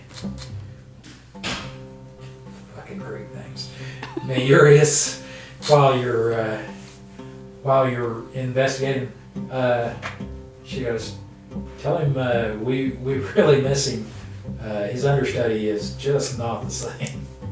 I'll pass along the message if I see him. All right. Appreciate your help. She goes, have a great day. And she goes back into the theater to do whatever she was doing. So we need to see if there's a way to get into the catacombs Well, we probably without need to being ask. dead. Without, Without being dead. Yeah. We probably just have to ask the priest, the fire priest guy. So I guess we'll go do that.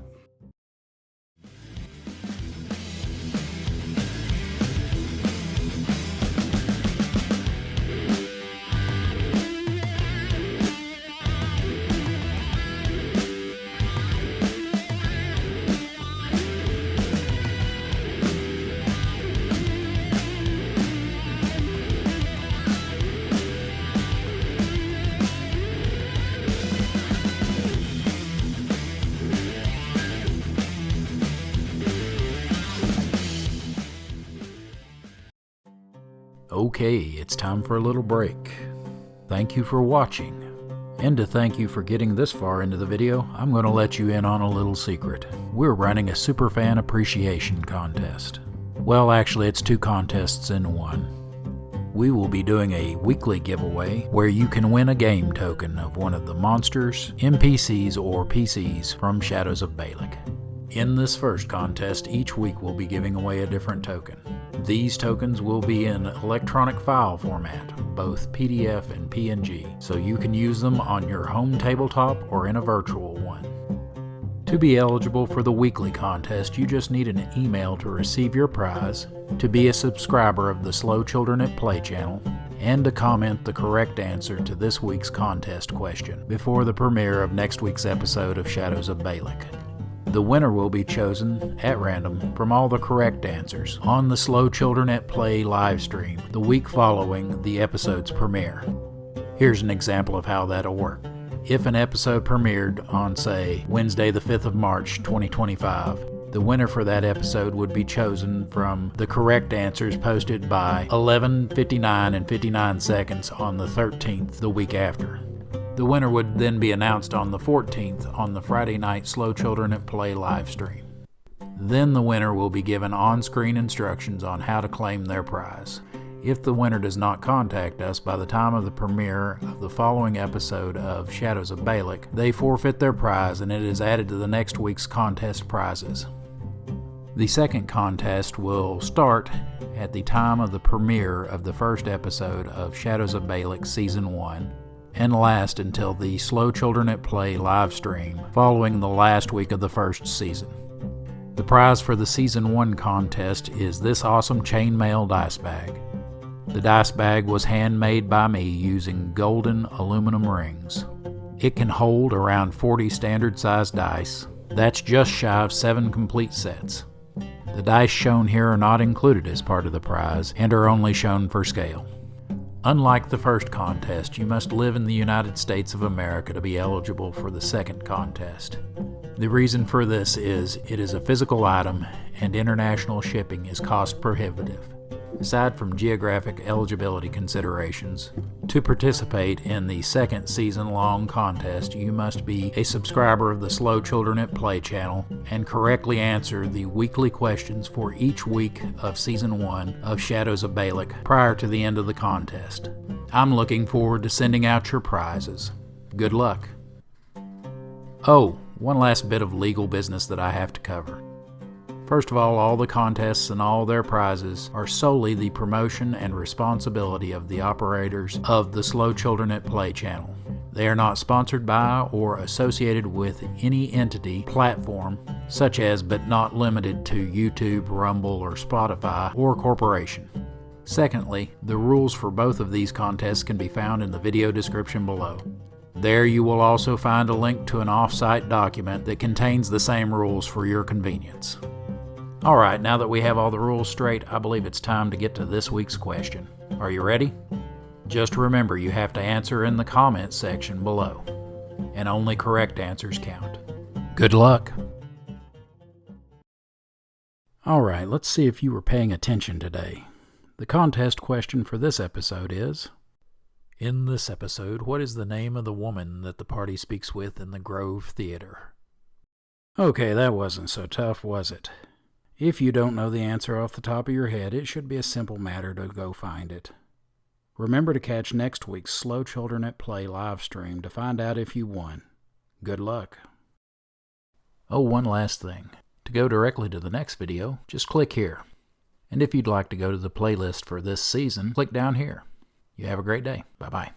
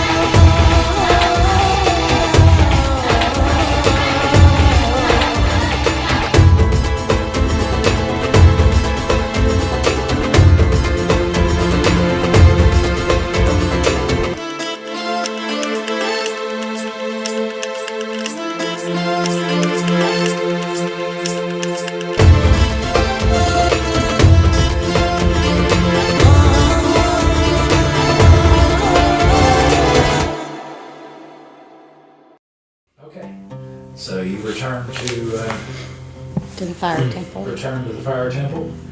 All right, and the fire temple has a proper name. It's on my computer and I can't remember what I named it. That's alright. Starts with a P. I can remember that. Pyro something. No, it actually, you would think so, but it's not. I don't think. Not like pyro, but yeah. It does start with a P. It might be like Panerion or something like that. But, So go back, tell the fire clerk we need to get into the catacombs. all right. We made the connection between the guy that came to see what's his face. Gregor's? Yes, old Greg. He says,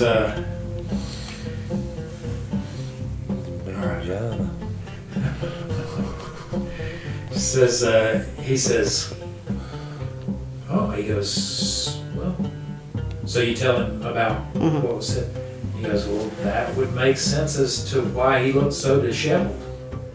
Yes, he may have had some of the old ashes from some of the cremated bodies down there on him. He's like, give me a moment. Let me find my charcoal.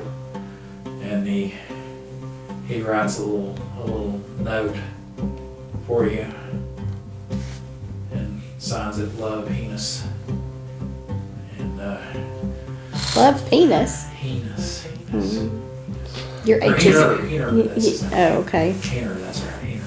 Your H's look like W's. Love Heener at the end of it.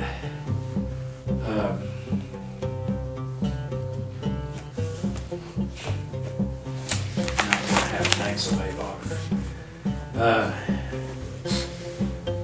Never mind. I don't know. Apparently it's a relatively recent thing because I had never heard of it before a couple of years ago. And people were saying, oh, it's just a Marine thing. But now other people are saying, no, I've heard it here, I've heard it here, I've heard it here. Have you ever heard the Wagner Loves the Cock? No. Okay. I wasn't sure. It may be a new enough thing that you and I just We haven't. get. Yeah, we didn't get the menu. It was before. It was after we were kind of in Didn't get the circulation. memo. But yeah, even there's a place in where we do our searches, and there's our little search shack that somebody wrote it like up on. Oh, that's funny. But supposedly it's a porta potty graffiti thing, you know, kind of like Gilroy looking over things. Yeah, So that's funny. Wagner Loves the Cock. But because of that, I now have to name somebody Wagner because, you know, it's W2. Thank you for spending 15 minutes on that. A whole 15 minutes. All right, moving on because we've spent 15 minutes on that already. Thank you. But He wrote me a love letter to get in the catacombs. He rolls it up in a little, as a little scroll that's like this wide. It'd be that long when you got it at that. He hands that to you with a little piece of twine around it, and he says, "Give this, present this at the door of the crematorium."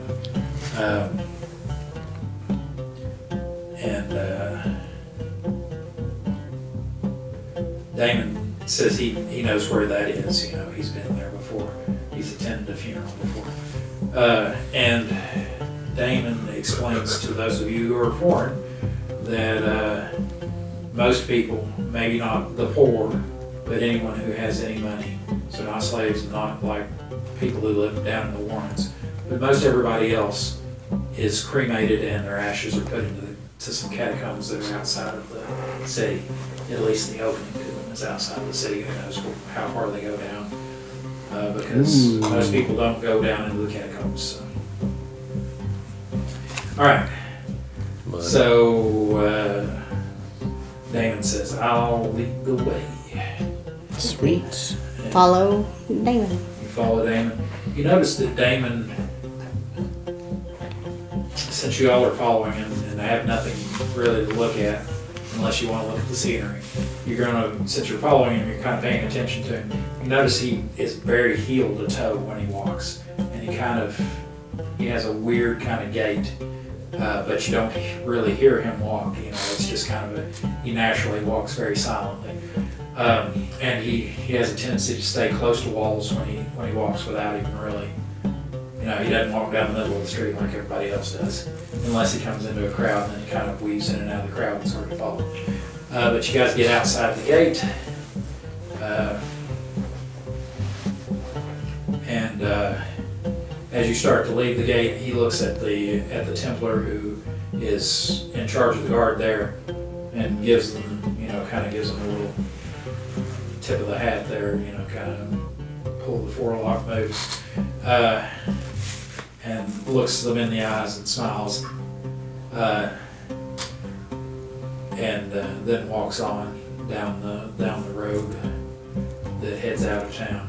And you guys, before you get to any of the patricians,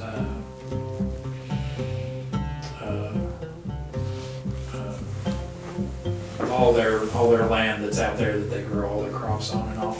Before you get any of the patricians' plantations, I guess for lack of a better word, you see often there's a rocky outcropping, 300 or 400 yards, kind of west of the gate and the road, and there's a small building in front of it that's fairly square.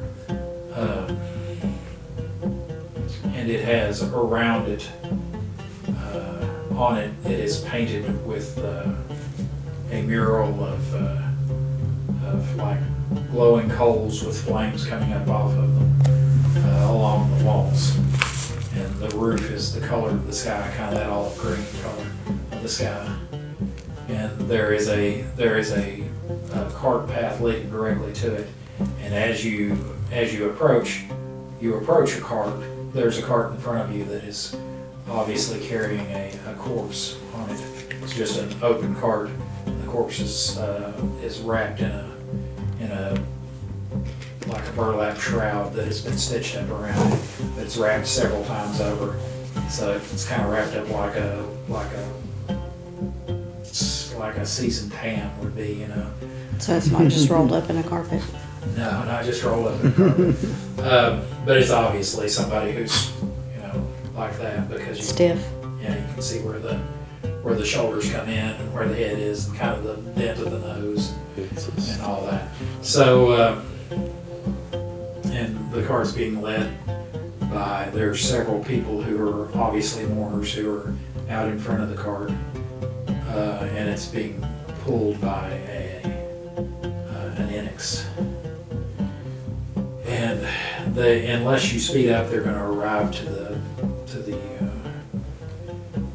crematorium about the same time you are. Also, there is a large round smokestack that goes up about 15 feet out of the roof.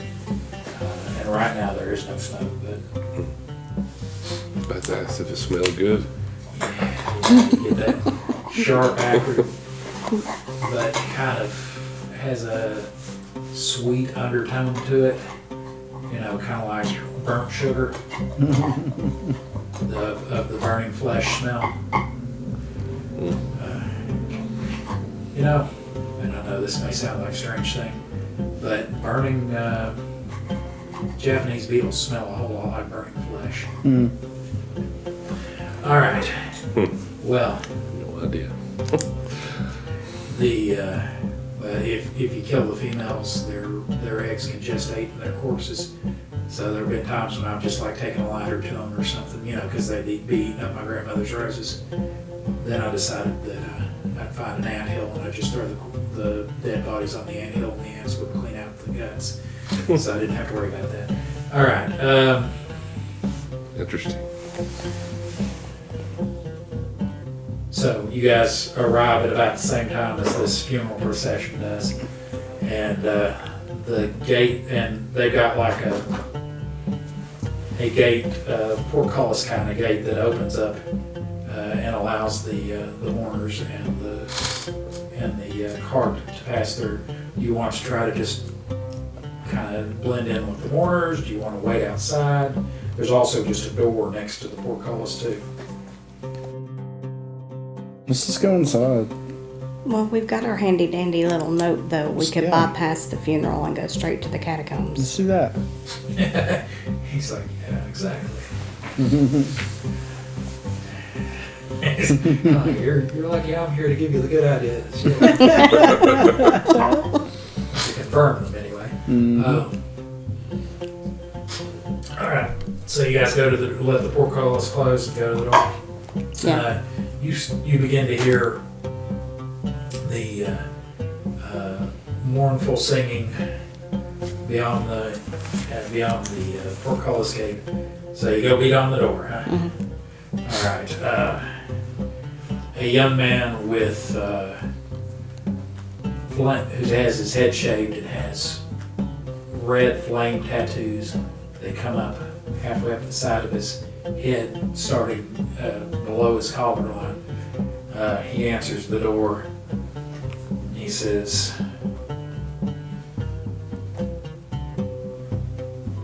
"What is the nature of your business?" And I hand him my little love letter. Okay, aren't you glad he didn't ask you what your favorite color was? Well, it's red, of course. Flame red. He says, "Good answer." Yes, good answer. All right. He opens it up. He says, "One moment," because he's holding it upside down, looking like he's looking it over. He's like, "One moment." And he closes the door, and older looking, and by older looking, I don't mean like he's like maybe 40. Half elf comes and opens the door, and he's like, "Come in, come in." He says, "As you can see, we're holding a service right now, and you can feel the heat radiating out from the wall, and smell the smell we were talking about." He says,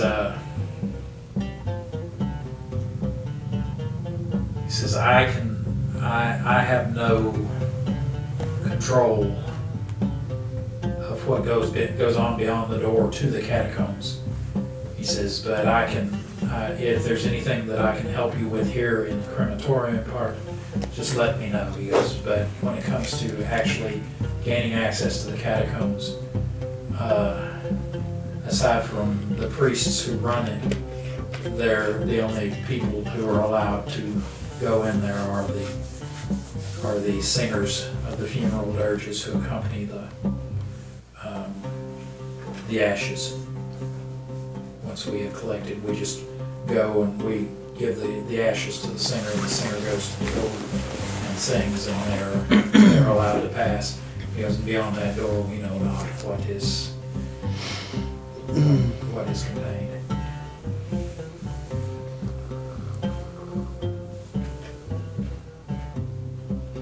So this paper won't get us to the catacombs?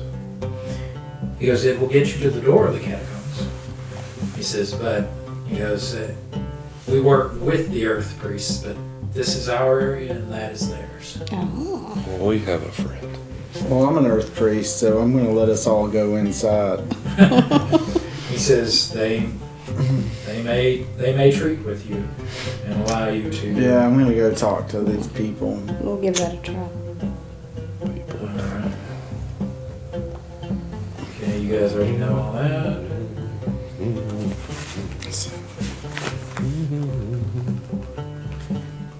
Alright. Is there anything you want to talk to them about, or are you just gonna? No, we're just gonna go to the. Okay.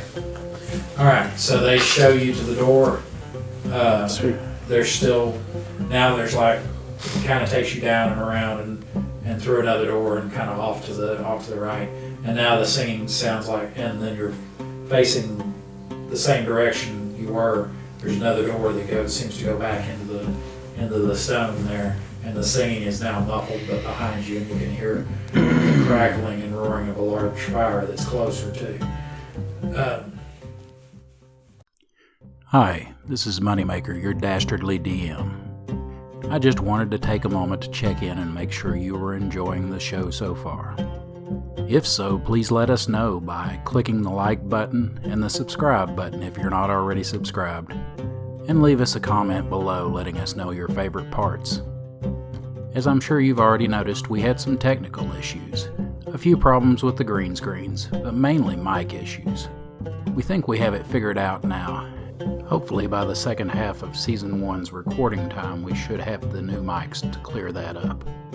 If you'd like to support our endeavor and allow us to give you a higher quality product, the easiest way to do that is to go to my Subscribe Star page and subscribe. You can find the link in the video description below. There's all manner of gaming stuff there outside of the show, but you can also find things such as NPCs and monster art that I've used, and character sheets for all those NPCs, and for the player characters that you love so much from the game. Alright, I think it's time to get back to the show. Hope you have a great day.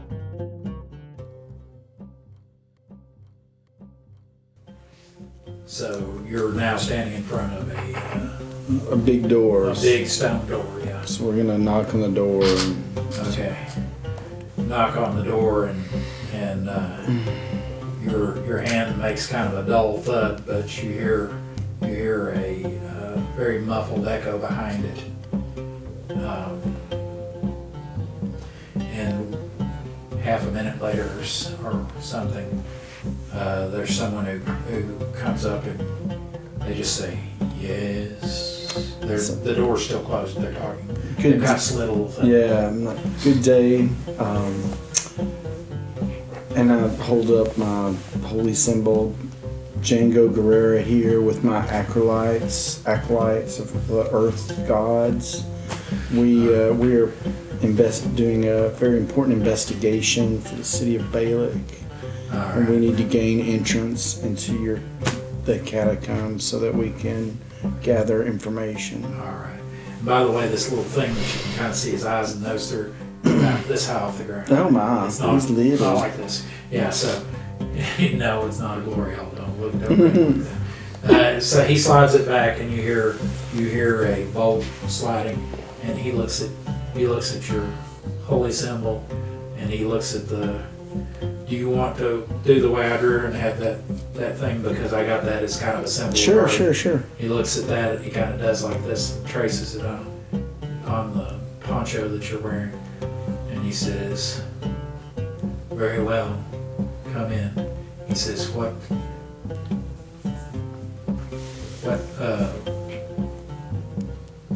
are you trying to determine? What is your investigation about?" And I'll introduce you to talk about that. Okay. So Looks to you. My associate. we had someone come do final rites and singing not long ago, and he disappeared shortly thereafter. This is the last place he was seen, and we're just wanting to come see if there were any clues. Did he see something or talk to someone here? He says, "Well, we get 4 or 5 funerals a week." He says, "How long ago was this?" Approximately a month ago. A month ago. He says, we had, that week we had 4 funerals a month ago." He goes, "Was there anything unusual about this young man that you speak of? You know his name?" It was Marius. Mayurius. Curious. Uranus. He says, yes, I remember Uranus. That was a little more, yeah. He goes, that was more like a month and a half, something like that ago. Because I don't get out to see the moon too much, he goes. But yeah, I guess it seems longer, a little longer than a month to me. But he says, yes, he the funeral that he was involved in, I believe, was one of the fire priests. He scratches his bald head. That's a dwarf, by the way, that you're talking to. So he scratches his bald head. He goes, maybe it was 2 moons ago. He goes, it's been a little while ago.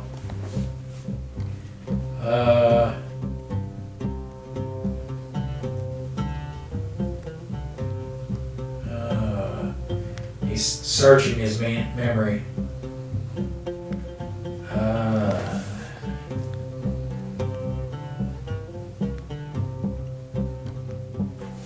Says,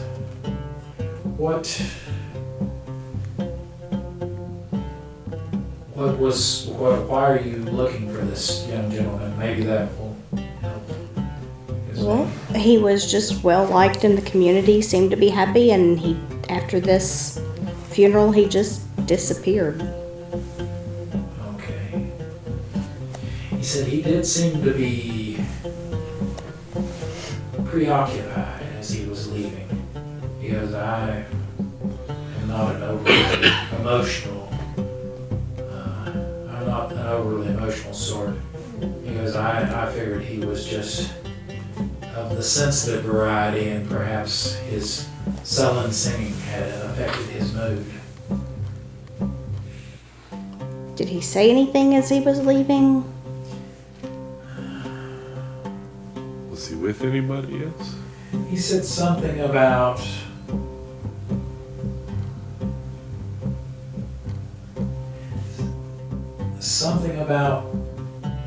black stars in the night, maybe? Does that help any? It might. Because he said, did anyone else say anything about him saying that? Or something like it? No. Okay. And was he with anyone, or did he? Well, when he left, he was alone, as far as I know. I don't remember whose funeral it was that he was singing for. He says, although the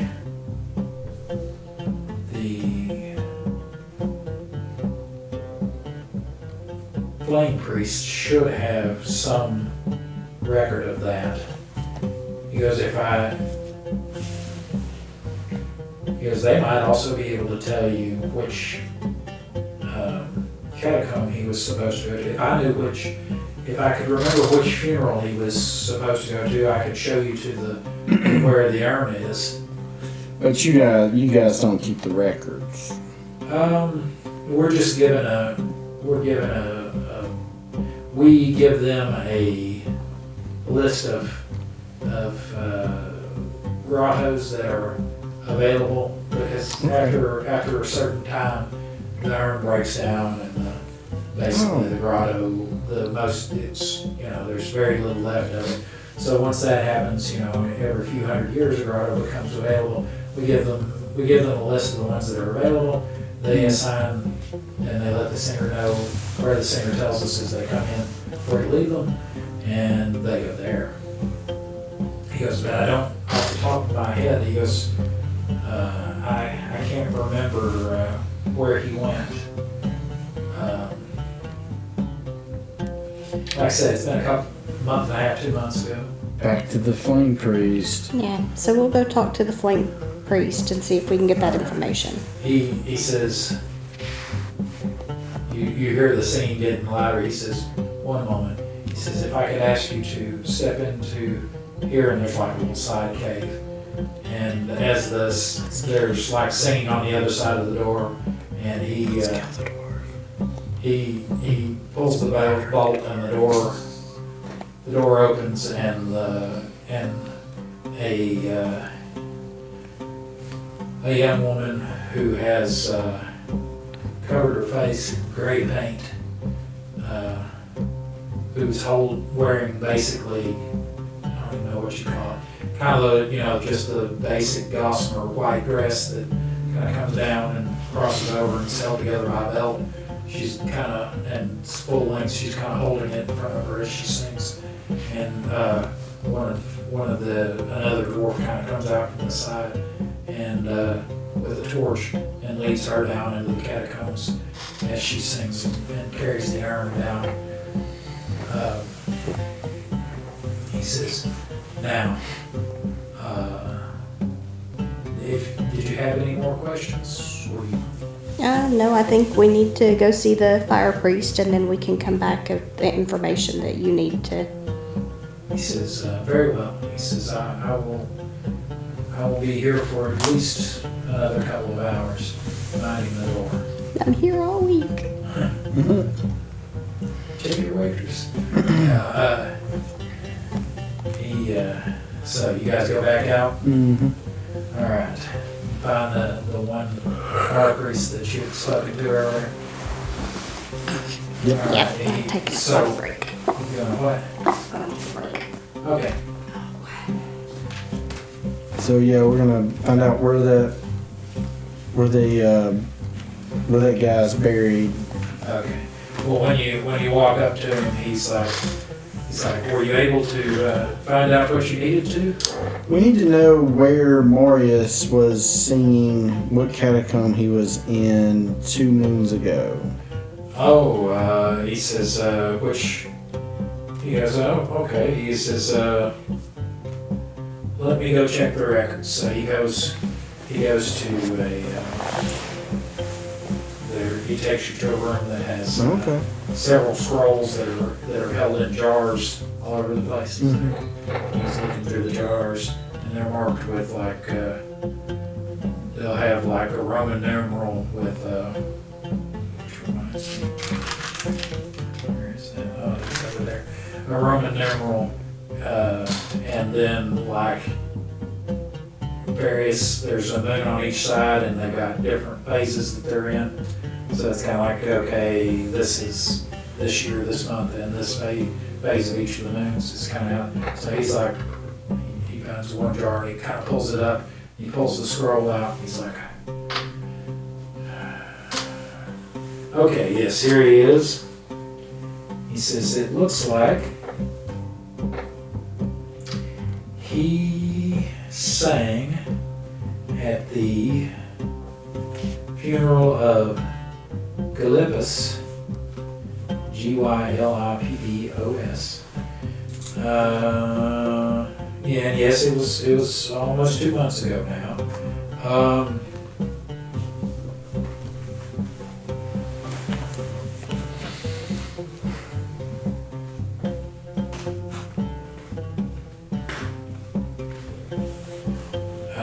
He says,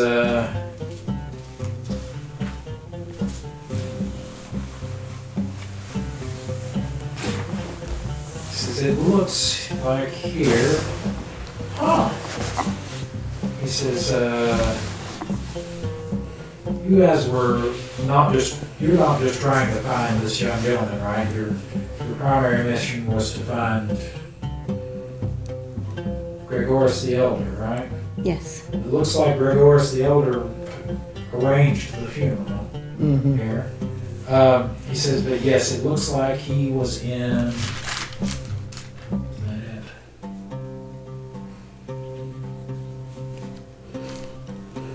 it? He was in.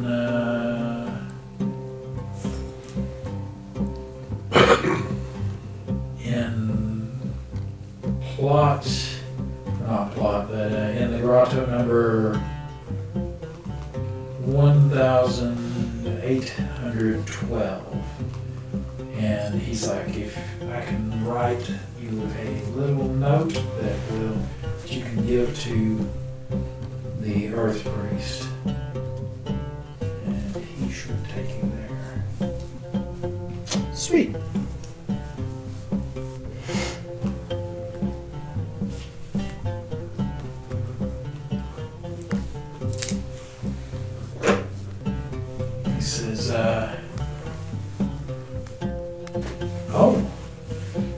I was just looking at who else had been interred in that grotto in the past. He says apparently it is a grotto of some prestige. He says the last couple of thousand years there have been 3 people laid to rest there. Let's see. This is the first was over a couple thousand years ago. High Templar Imbirus, Imbirius, Imbirus. He says the second was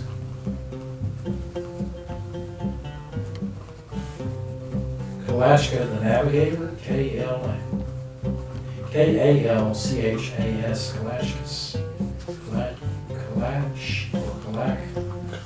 Kalachas, Kalachas, Sure. the Navigator. He goes, and then after that was Eurydoxus, who was hero of the last great giant war.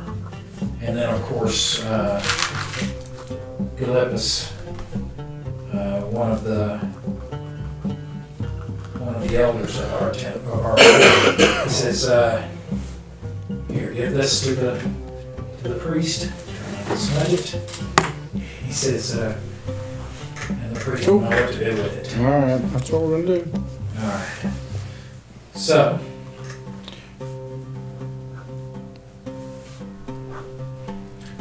What do you guys do now? Do you have any more questions for me? He said if there'll be anything else, I will be working just through that door.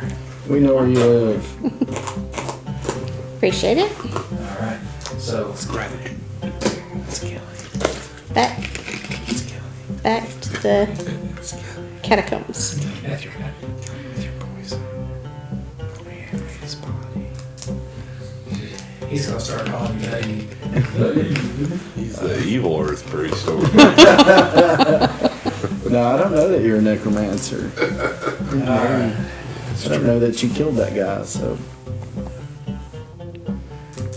All right. Where was I? We're going back to the Back to the dwarf, yes. the dwarf guy. All right. So Chop his head off. you go knock on the door again. The little thing slides open. He Yeah. recognizes you. Let Shove you that paper in his face. Okay, you give him that. Thank us. He's down low. You know, a little hole. Did you want to see what this said? She's like, I can see it later. I'll go ahead and tell you. It says MDCCCXII. Wow, you really went Roman numeral on it. Yes. Good job, baby. Strong. All right. That's why I married you, because you knew your Roman numerals. You gotta have some. You gotta have some game. I mean, That's the game you got. That's the game you gotta play. I convinced her that we were in sneaks. She's like, watch this, I'm gonna magic. It's actually just addition. It's subtraction. I'm throwing numerals, but boy, that would be hard doing, like Oh, advanced God. math using Roman numerals. Yeah. and the catacombs. Okay. Nice. On target. I kept hearing watching the video the other day, and we're walking. It's like, I remember that. Yeah. Oh, that's funny. All right. So he takes you down to that grotto. Yeah. And at that grotto, you see that there is a fresh urn put there. What do you want to do now that you're here? Because it's basically just a very shallow, just a couple of feet deep, and like 2 or 3 feet high. And kind We're of gonna send that dwarf away. Okay. Tell him to go back and watch his door. Okay. So you tell him, I've got this. You got this. I've got this.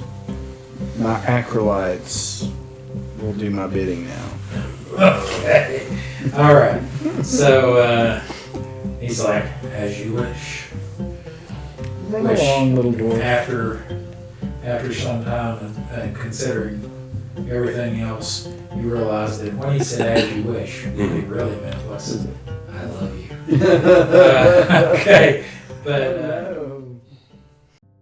Keep watching after the credits to find out how to win this chainmail dice bag, dice not included. Oh, and if you're enjoying this episode, let us know by hitting the like button. Now back to the show.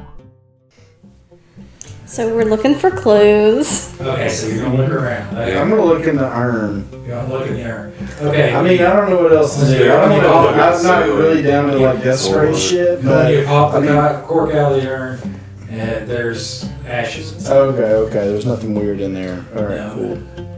Nope, just human remains. Outstanding. That's all. I mean, I'm gonna put. You might want some of that. All right. Yeah, you could go with that kind of. I can't think of the name of it. The curious case of whatever, where it's the salts that you need to bring people up, and it's basically talking about their. So let's see. Do we have any spell? Detect magic. I'm casting detect magic, and you'll probably glow. Now she is not inherently magical. No, her magic items. Alright. Let me think. I don't have any right now. You may. Yeah, I was about to say you may not. I'll give it a chance since this is a. Alright. What's the range on that? Let me see here. As far as it needs to be. Half the continent. Yes. It's 143 73 miles. trillion miles. Detect magic. 30 yards. So, Okay, so that's a pretty darn good. decent way, yeah. Yeah. I guess what they're doing now, I'm gonna just No put saving my hands throw. on the wall, see if I can find Find a There you door. go. something. That's right, Rub the Mom. knobs, you know. Don't break anything. Yeah, you know. Don't break We're in the it. dark. Hey, those are mine. Find a statue, yeah. Can you cast light? Did you cast light? Do we have light? We're gonna We had a grab torch, I We got a think. torch, probably. Yeah, Surely. they provided light. Okay. I would hope.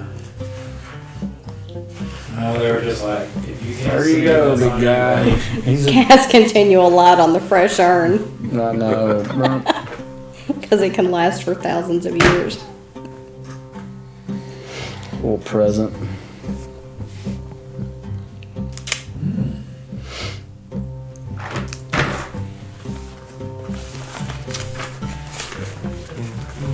Yeah, give me that. Kind of threw me a curve there, but that's okay. I'll get a 20. You just found us a magic item.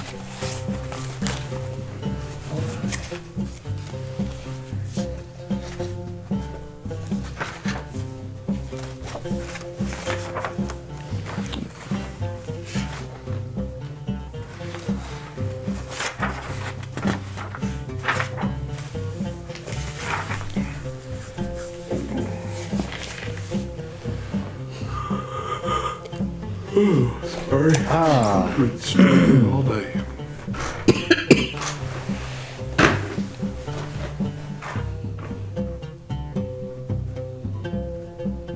Okay. All right. You do see coming out of there's like a hallway that's just down from the grotto. There's like 2 or 3 more of these little nooks here that they put it in, and then there's a bend in the hallway, and you can see light coming from around the bend. all right. Hey, I'm gonna check this out, guys. I see some light. Let's see what that is. It's about a booby trap, magical trap. Yeah, I'll Take Damon with you. that's what I was gonna say. Damon's like, oh, that looks interesting over there. So, Yeah, I'll take Damon with him. I'm see if he wants to investigate. Well, he might steal whatever it is. alright. You see that the light is coming from under an arched door that's 2-sided and has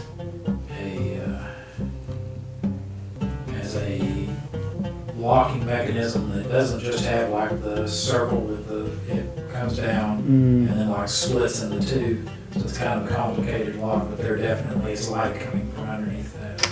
I'll see if Damon wants to pick that lock. Hey, I think there's something magical in there. Do you want to open the door? Alright. Well, I'm gonna, we'll go ahead and take care of that, and then we'll come back to the rest of the search.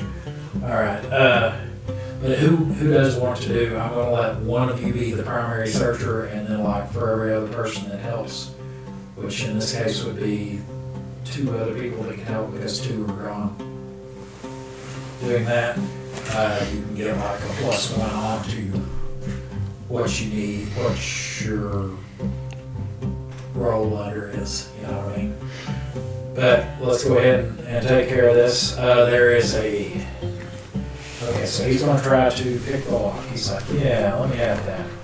So he gets out his lock picks. That's Damon? No, that's so many D's.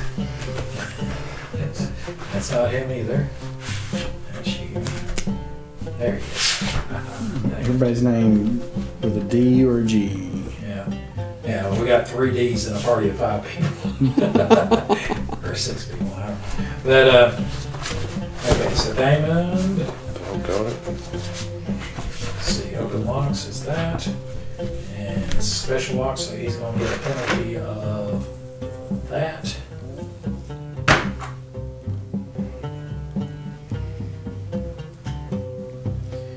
He's in there and he's like,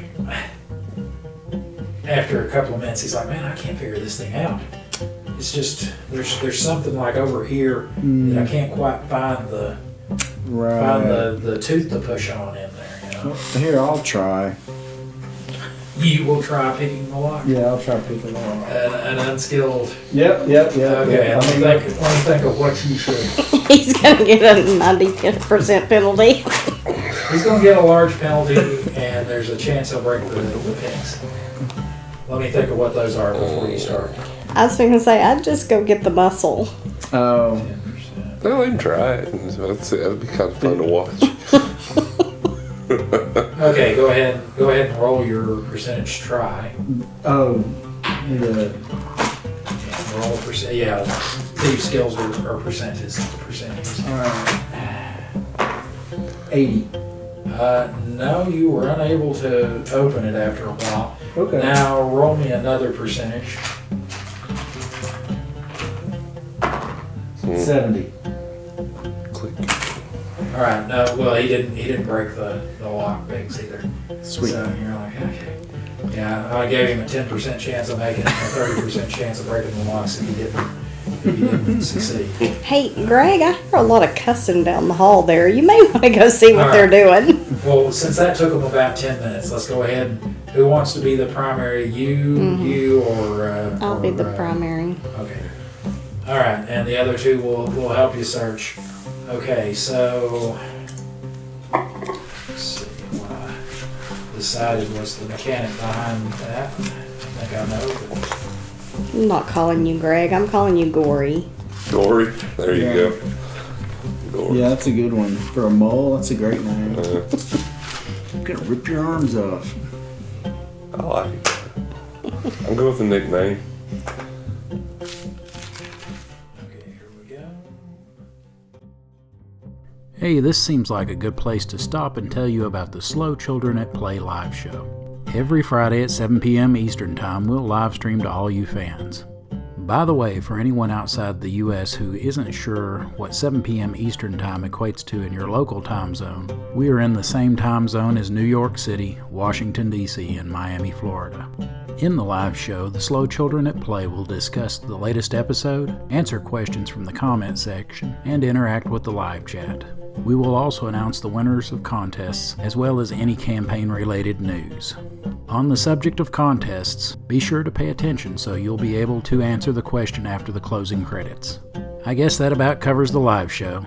I look forward to hearing from you there. Now back to the action. The hairless Gory. Okay, yeah, give me a wisdom That's check weird. and pretend act as though your wisdom is too higher than it actually is. Okay. So my wisdom is an 18. So I'm going to pretend it's 20.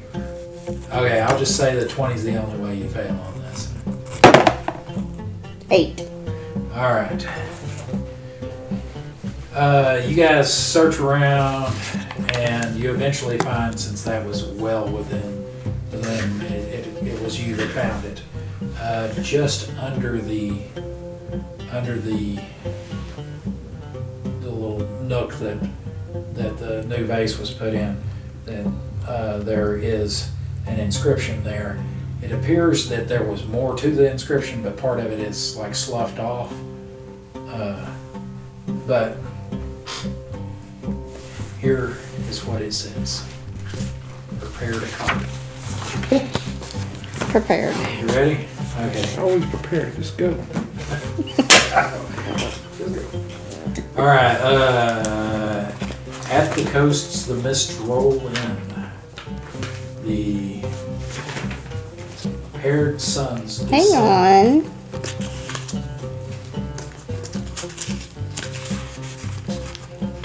Prepared sons. Paired suns descend towards night again. You ready? Yes. The umbra creeps up in Navosi. Navosi? N-U-V-A. That's, Navosi. yep, that's the word that's, It continues to go on. oh, okay. Strange is the night where black stars rise, and strange. Stop there for you to catch up.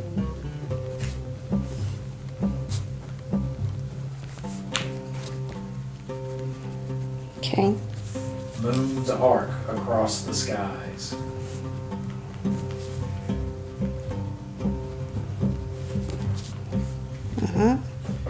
But stranger still is great Narvosi. And then the inscription, it appears that both above and below, that there are parts that have sloughed off, so that's only a partial inscription.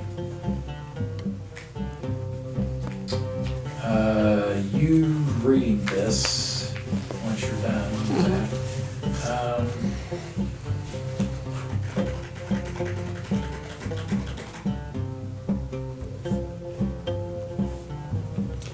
what'd you say your wisdom was, an 18?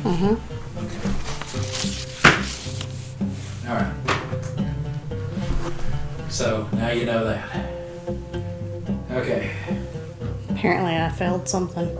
No, I didn't say that at all. You won't go crazy like the other guy. I'm already crazy. That's actually one of the things she's Quite proud of with this character. So I'm slightly unstable. Nice. okay. So now you found that. So now you guys are basically on about the same time period. They've searched, found that, she inscribed it. You guys failed to Open the open door. the locked doors. Alright. Do you want to try to push it down the door? Sure. Why not? Well, It's probably. have you anybody manageable. checked it for traps before you started picking? What about All right. The before I bust this thing open? Damon's like, I have not yet, but if you want, I can check. I would like that very much before I That sounds Trip like something. a reasonable. just a approach. thought. Yeah. Just a thought. Isn't that like an internet name for something? I thought. All right.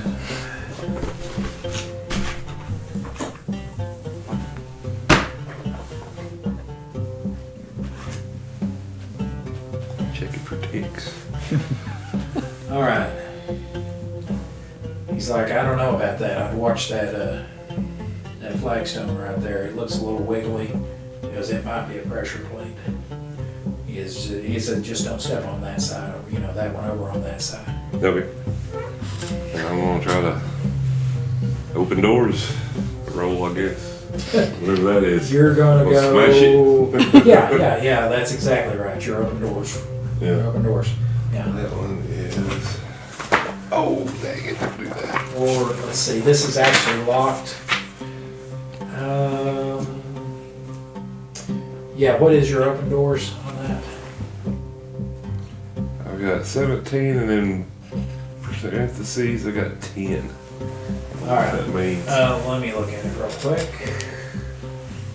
Where's my player's handbook? I've got one here. if you need to. Yeah, I've got one here somewhere. It's just, You need a player's handbook? there it is. I think you're going to be on the 10 one, but because this is a locked door. But let me double check so I don't screw you on that. That makes sense. I would the other one's appreciate just it like- if you don't screw them. Yeah, the other one's, I think the other one is for like just opening a very heavy, large door, Right. Jam. Wait, Express. Open doors, here we go. Gives characters a chance to force open heavy or stuck doors. Characters' chance to try to force open doors is D20 or less. The number the character can keep trying to open the door until it finally opens. But each attempt takes time, and exactly how much is up to the DM. The number in parentheses are for characters to open locked doors, yeah. Factory locked doors. So I'm going to do a 10 or lower. A 10 or lower, yes. So you got a 50-50 chance. 14. 14. All right, Not today. it does not. Although, unlike a lot of stuff, you don't have to wait until like your next level to do it. It said that you can continue, but you probably spent a round doing that. Spent a minute just kind of. Okay. Let me try it again. Yeah. If you want to try it again, you can. Go for it. Just keep an eye out. 12. All right. You got another dice.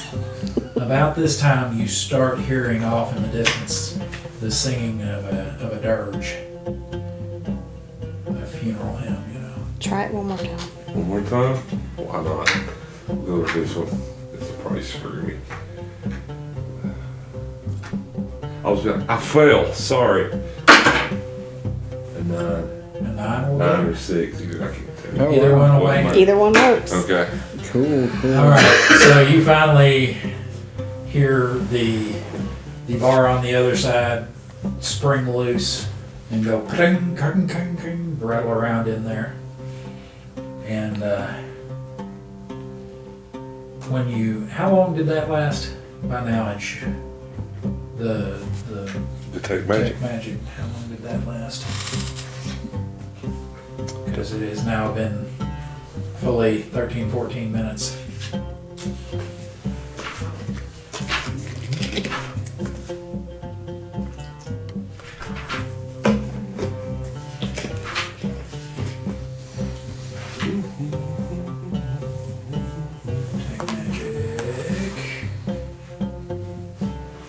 Yeah, by now it has run out.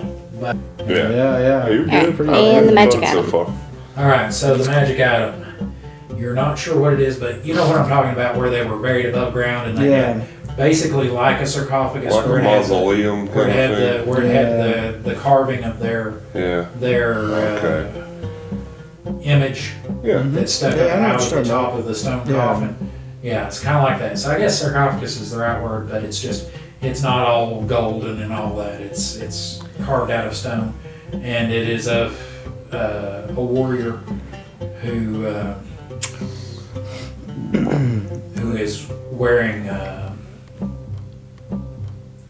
what we would recognize as plate armor. It doesn't look like high Gothic plate, right before the Renaissance type stuff, like the German stuff where every inch is covered. But it does look like he's wearing a fair amount of plate armor. Is the sword on the sarcophagus real? No, it's carved out of stone. But that is down here behind this door, and it's laying down. It's not stood up. It's laying down on a. Let's open this bitch. Let's shut the door so nobody can see us. Yeah. Yes, actually, that was one thing that I had to do. Let's check to see if they turned down the side that you guys are on. Oh, no, they don't. The dice are kind to you. Okay. So the singing that you had heard seems to be growing more distant now. It must have taken another. We don't close the door Why don't you completely. watch the door? Make sure it doesn't slam shut on us and trap us, and then we'll try to lift off the lid Okay. so we can get trapped. I'm gonna By watch we, the door I from mean- the other side. I mean him. All right. You guys, hey guys, it's closing. Closing. All right. Well, I think I know my way out of here. I'll see you later. Deuces. All right. All right. So you're gonna try to open it. Okay. Give me a What do we roll? lift. What's Ben that? Bar's lift rates for him, and I'll if you help him out. I'm gonna help him out. Just a strength what's your check. strength? 13, all my 13, stats. Okay. Well, I'll let you give him a 10% bonus on that. Alright, so I'm doing a percentile here. So I'm going, lower than 60, right? Yeah, well, lower, because he's helping lower than 70. Lower than 70, okay. These dice are something else. Hard to read. 43. 43. Okay, you guys are able to kind of get it. You feel some sort of connector in there that kind of pops and snaps once you give it a good lift, and then you get it and shove it off, and it falls over, and Oh no. let's see if it breaks. Yes. No, actually, it does not break. Falls over and slides off and makes a lot of crunch noise as it hits the ground. But inside it, you see that there are the skeletal remains of a warrior who is wearing actual metal armor. Oh, finally, yeah. Oh, not yet. Sweet. He's like, Yeah. he's like, okay, you guys got You're toilet welcome. paper right? You're I need welcome. some blood. Thank you. It's probably extra small because those dudes were Yeah, he was super a half. small. That's alright. I don't care. I'll fit this shit on this. Okay. It might look like, I don't know, like Shrek or If it was a something. You know? halfling armor, you can melt it down and make a big breastplate.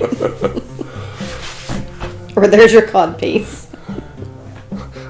If it fits, I'm gonna walk back into that dude's shop. I don't need that. I'll trade you.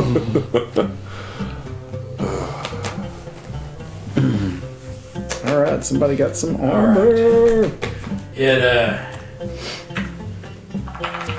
and so you're gonna try to reach down in there and get the. Yeah. You know. Okay. Okay, when you reach down in there, Yeah. Okay, let's take a time out for just a second so I can ask you for a little bit of help. Don't worry, this one won't cost you a dime. All I need is for you to comment the name of your favorite character and let us know why.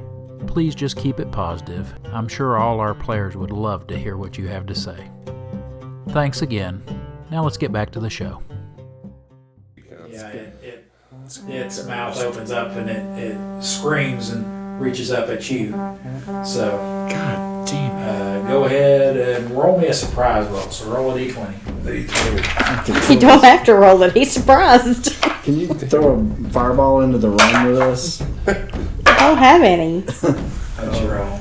2? Surprise That's attack. what people. That's what the All magic right, user always does. so it Yeah. it Fireball. surprises you, so it gets Okay. to attack you this round without any response. Alright. So it reaches up to try to claw at you with its hands. It's pretty much skeletal, but so I'm gonna unload that motherfucker. Punch you in the There. face.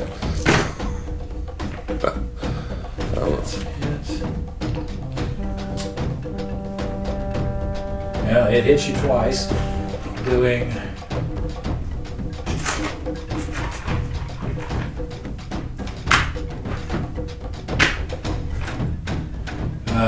claws at you, and each hand does 5 points of damage, Damn. bringing you down to 6 hit points. Mm. All right, There goes my. you don't swallow your olive. He ate an olive. I'm gonna eat an olive. All right. Well, now to do that, you have to be out of melee. So Okay, well you're then gonna have screw to that. disengage with it. Nah, I'm gonna fight it. Y'all just shove it in my ass when I'm dead, okay? Make it come back to life. That's what I'm You're doing. gonna have to give the pill to a dog to treat before you stick your hand. Yeah, All the way whatever. down. As long as I take it, you know. So can I? That sounds horrible. Can I strike but this guy? Yeah, How about I there's- chew it up you're for you? Kind of down near his legs, so you can try to hit his legs. But we've got to roll initiative before we do that. That was surprise roll. Surprise rolls now. Round Now one. done. Okay, so what you want to hit him on the legs, right? Because that's what's available. To Sure, you. sure. You I'm want to? gonna Yeah. smash it with my, I guess my axe, if I can. Okay, Do we need to? Or my Do I get to play you can play. Yeah. a magic missile? You want magic missile? Let's see. Caracol. The other two can't really, because of the tight confines, they can't really do a whole lot because you guys are kind of blocking, but because she's using magic missile, those will go kind of around you. Okay, so go ahead and roll initiative for me.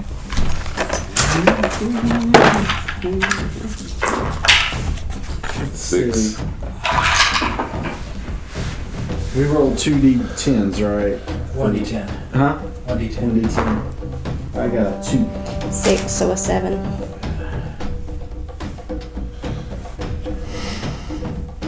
I may fall down after this. And what did you say you had? 6. All right. Go. Alright, Django. smash legs.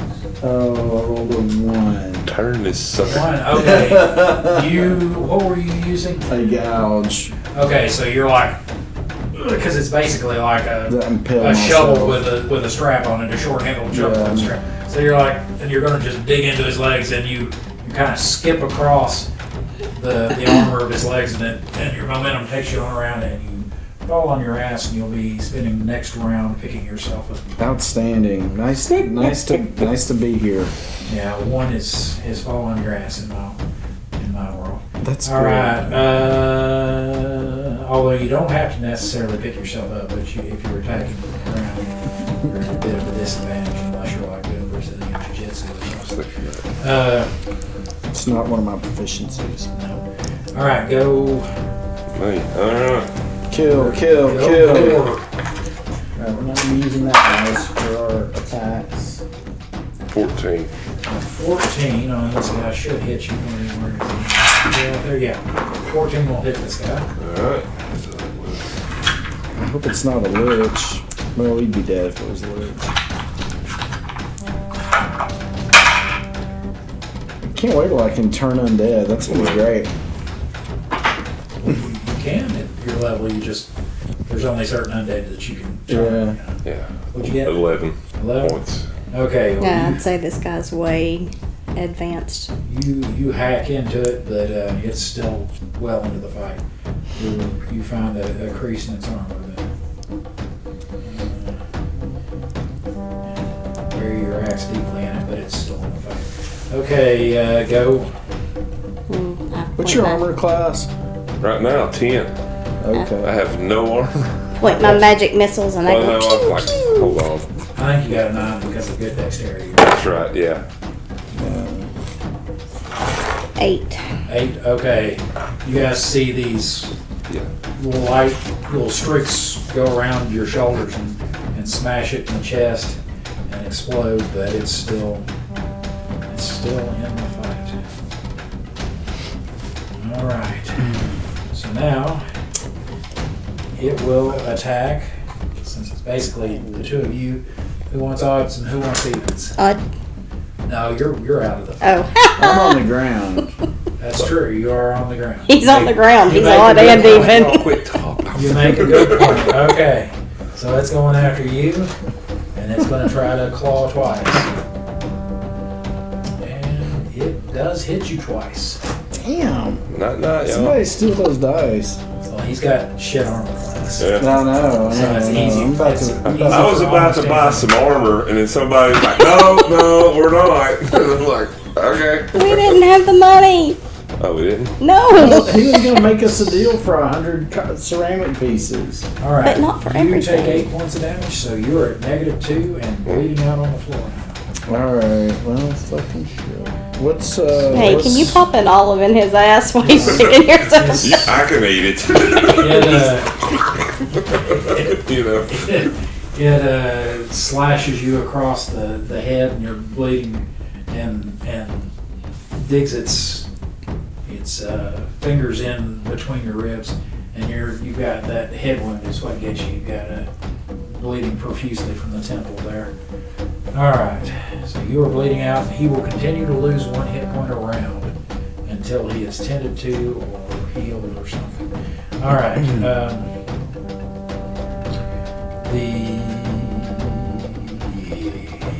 Okay, so that is that round.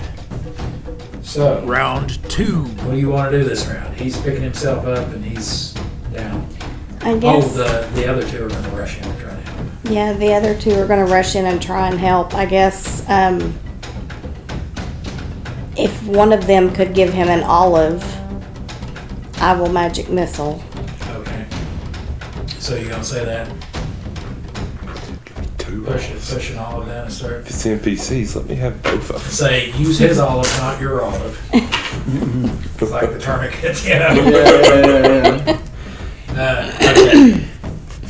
So, Yeah, they don't have time to search for your olive. They're going to have to use their own olive. Yeah. so All okay. right. So, yeah, the Damon will do that, and Rickon will attack, and you're using your last Magic missile. magic missile. Okay.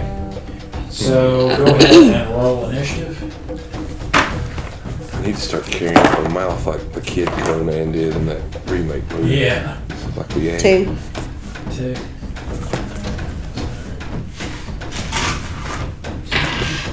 Eight. Well, you're just Yeah, you're just getting up. Okay. Rickon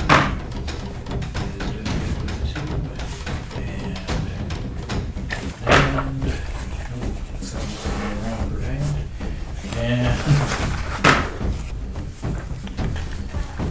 okay. Go, Dottie. 4, 5, 6, 7, 8. 8. Okay, you blast it again. This time on its forehead, but it's still not enough to put it down.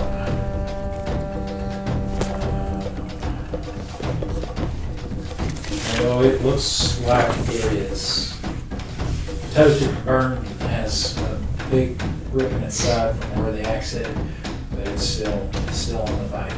All right, then Rickon runs in and he stabs it with his longsword. Where's he at?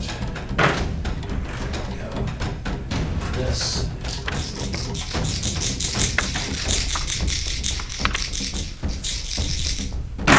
And tries to stab it with his short sword too.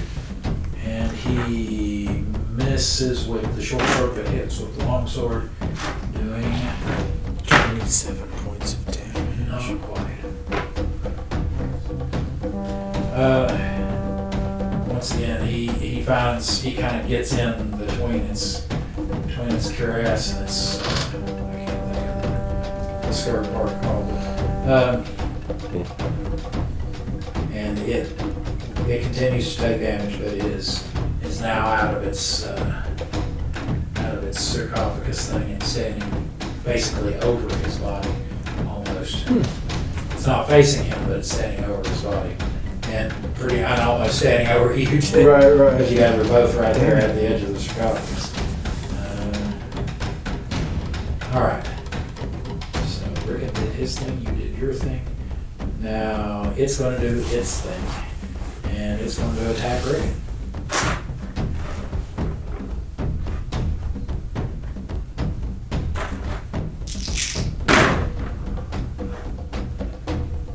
Oh. It swings at Rickon, and he ducks under it, and it swings again, and he ducks under it, and it slips on his blood and falls down with you. So now it's looking at you. Oh, snap. But it's Okay. kind of floundering around for a second. All right, cool. Can I touch it? And you take Because I want to cause wounds. yeah, this next round, if you want to stay down there, you can do it. You can be like, all right. So now, you're where if you want to stand up, you're up Yeah. and can do something. I'm gonna Not so much with you. Go ahead. I'm gonna stand up and I'm gonna cast invisibility to the undead on Alright. myself. Okay, that sounds like a plan. And I'm dead in the water. okay. All right. So you're gonna just kind of try to stay back. Oh yeah. By the way, let's see. He is able to at the end of the round put this in your mouth. And you are healed for 6 points of damage, which will bring you up to 4. Yay. Round 3. Wait, mine. My turn. My round. Okay, so that's what you're gonna do. Yeah. Okay. So instead of trying to get out of there, you're going to eat another olive. Yeah, that thing's got to spend its turn getting up. Okay. All right, so I'll sweep a leg. eating olive, casting invisibility to undead, staying back. I'm going to hold the door. They're both gonna try to I want this close one. to it. Well, they're gonna try to stab it.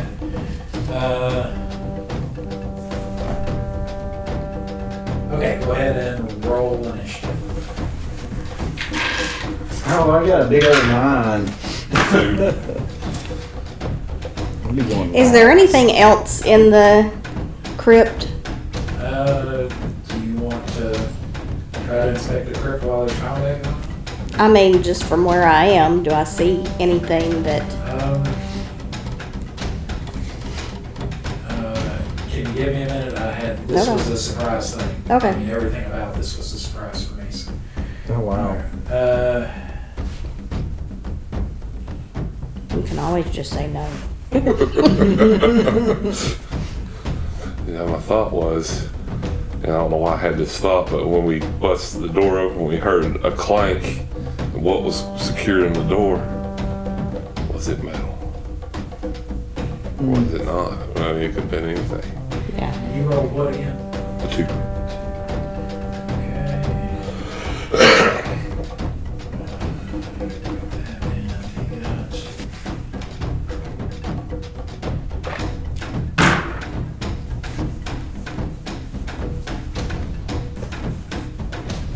And that guy gets -9.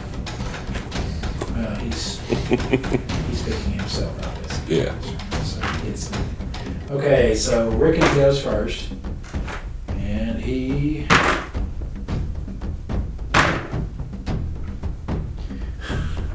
He hits with his longsword and then slips in your blood. A lot of ones. A lot of people rolling around on the floor today. Everyone is marked in your blood. Let's see. So he gives it a little jab and then tries to jab at it again and slips in your blood. So. Okay. So that's Rick. Now it is you eat it. So go ahead and roll your healing. The D6, right? Yeah. Or D8. D8. Oh, D8. Yeah, the D6 is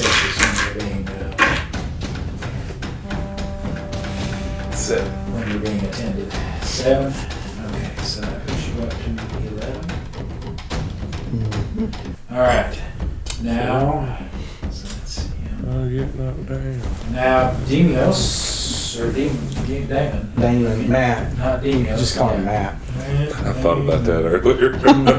It took me this long to figure that out. I'm not the sharpest Oh, you're crayon good. in the box. Speaking of Team America, Yeah. with his name. Amen. Yeah. Okay. He is kind of, as it stood up, he kind of backed around behind Rickon and then came around the other side of Rickon. And he comes up behind the thing and wedges up between two of the plates in its back. Gives it a good old-fashioned backstab. Doing... Oh, the thief. 1 million points of damage. Not good. Enough that it's like, "Argh!" And it kind of staggers around. But it is still just barely alive. It's my 2 attack round then, right? You I've had would be- one. Yes, this will be your 2 attack round. Sweet. All right, go ahead and you cast invisibility to undead. And I'm not even going to bother with reading it off. We'll just say that Okay. it does what it says for now Cool. anyway. Yep. Okay. Round 4. Yeah. What do you want to do this round? I hit it with You want my to continue to... I'm going to continue to hold the door. Okay, Hodor, We'll chop at it. chop at it. 2 times. I'm gonna gouge it. Okay. All right. And I'll I give just you don't an think my advantage. poison would do anything to it since it's already Probably dead. not. Yeah, it's already dead. And this is just initiative. So. 6. 3. Loving that 6 today, I guess. Yeah. You said 3. Mm-hmm. You said 6. You're holding the door. You got... Hold on. Yeah, until I can level up some more, I'm pretty damn useless. You will have like I don't know, 3 man. Magic spells or 4 missiles. spells that you could do. Well, I can do 3, but continual light and spectral hands is all I've got on second level, and spectral hands isn't jack shit. It works with other spells. That's Gotcha. what, yeah, basically. Magic missiles what- is shit though. It's guaranteed. That was one thing that they even said it in the Complete Wizard's Handbook. At low level, the necromancers are kind of weak, but you get up high level and they get crazy. I played a necromancer back in the day. She was Never played one. She was off the chain. All right, go Django. Django. So, Django. 17. Nice. 17 is a hit. Now It's a roll D8. some damage.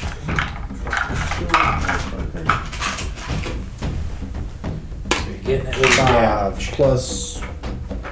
One. I don't think I have a plus 1. Right? What, you got 13? Yeah, you don't have plus 1. Right. Okay, so 5. All right, that is enough. Your shovel-like gouge is enough to cut its spine in half. Yeah. And it just kind of falls over. Nice. The bones fall apart inside the armor, which means that the armor kind of falls into its component parts. I walk up to it. I'm like, "You've been shot." Victory! He's the shoveler from the Mystery Men. Yeah, I love that movie. Oh my god. It's been a while since I've Yes, watched I- Paul Rubens, yes, I- Janine Garofalo, holy shovel. shit. Man. William I H. bet Macy. It's got the craziest. Tom Waits is in that movie. It's like the craziest. It went nowhere though. Yeah. It's like a cult classic to Gary. All right, so now you have, You had to work for that. yeah, Shit. you had to work for it. Let's see. You had to work for it. You had to make. Oh God, I can't believe you did that. Well, I mean, it's like, well, you might as well go ahead and see if something down here is magic. I figured this is a burial place. There might be Something. might be Suit some of grave armor. goods.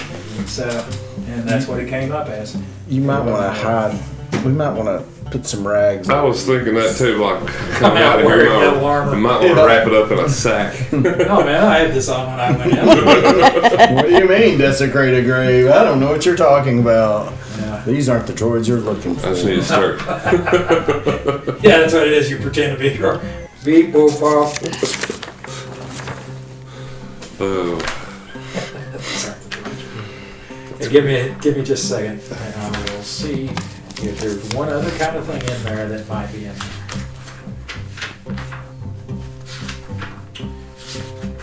Yeah, here we go. This is the right page.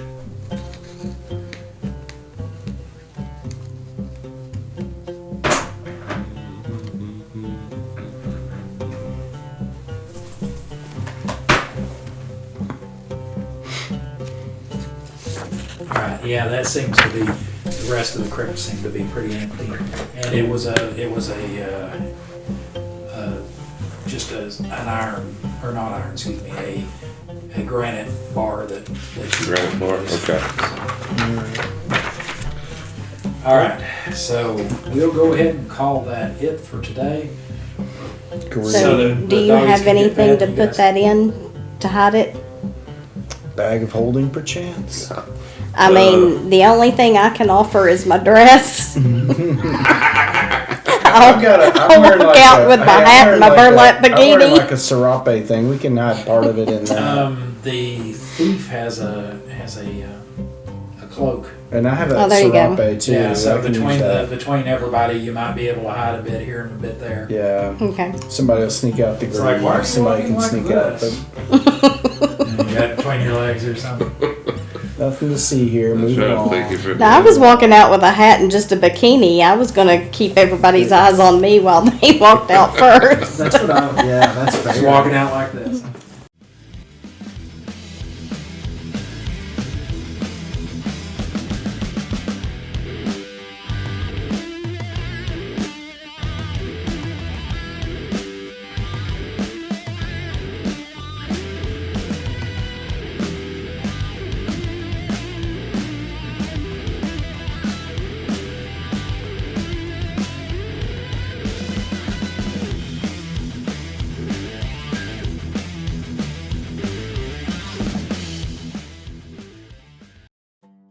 Okay, it's time for a little break. Thank you for watching. And to thank you for getting this far into the video, I'm going to let you in on a little secret. We're running a Superfan Appreciation Contest.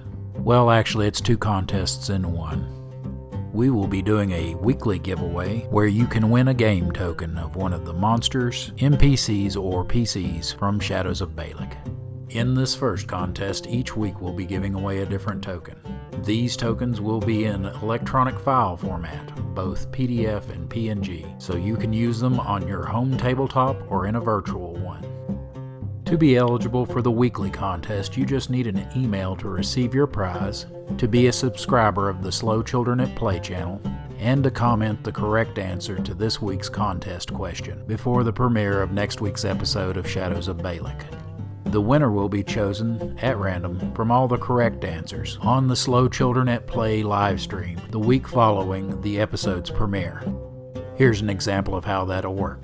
If an episode premiered on, say, Wednesday the 5th of March 2025, the winner for that episode would be chosen from the correct answers posted by 11:59 and 59 seconds on the 13th the week after. The winner would then be announced on the 14th on the Friday night Slow Children at Play live stream. Then the winner will be given on-screen instructions on how to claim their prize. If the winner does not contact us by the time of the premiere of the following episode of Shadows of Balic, they forfeit their prize and it is added to the next week's contest prizes. The second contest will start at the time of the premiere of the first episode of Shadows of Balic Season 1 and last until the Slow Children at Play live stream following the last week of the first season. The prize for the Season 1 contest is this awesome chainmail dice bag. The dice bag was handmade by me using golden aluminum rings. It can hold around 40 standard-sized dice. That's just shy of 7 complete sets. The dice shown here are not included as part of the prize and are only shown for scale. Unlike the first contest, you must live in the United States of America to be eligible for the second contest. The reason for this is it is a physical item and international shipping is cost prohibitive. Aside from geographic eligibility considerations, to participate in the second season-long contest, you must be a subscriber of the Slow Children at Play channel and correctly answer the weekly questions for each week of Season 1 of Shadows of Balic prior to the end of the contest. I'm looking forward to sending out your prizes. Good luck. Oh, one last bit of legal business that I have to cover. First of all the contests and all their prizes are solely the promotion and responsibility of the operators of the Slow Children at Play channel. They are not sponsored by or associated with any entity, platform, such as but not limited to YouTube, Rumble, or Spotify, or corporation. Secondly, the rules for both of these contests can be found in the video description below. There you will also find a link to an off-site document that contains the same rules for your convenience. Alright, now that we have all the rules straight, I believe it's time to get to this week's question. Are you ready? Just remember you have to answer in the comments section below, and only correct answers count. Good luck! Alright, let's see if you were paying attention today. The contest question for this episode is, in this episode, what was the number of the grotto that Gallippus's ashes were laid to rest in? Okay, that wasn't so tough, was it? If you don't know the answer off the top of your head, it should be a simple matter to go find it. Remember to catch next week's Slow Children at Play live stream to find out if you won. Good luck. Oh, one last thing. To go directly to the next video, just click here. And if you'd like to go to the playlist for this season, click down here. You have a great day. Bye-bye.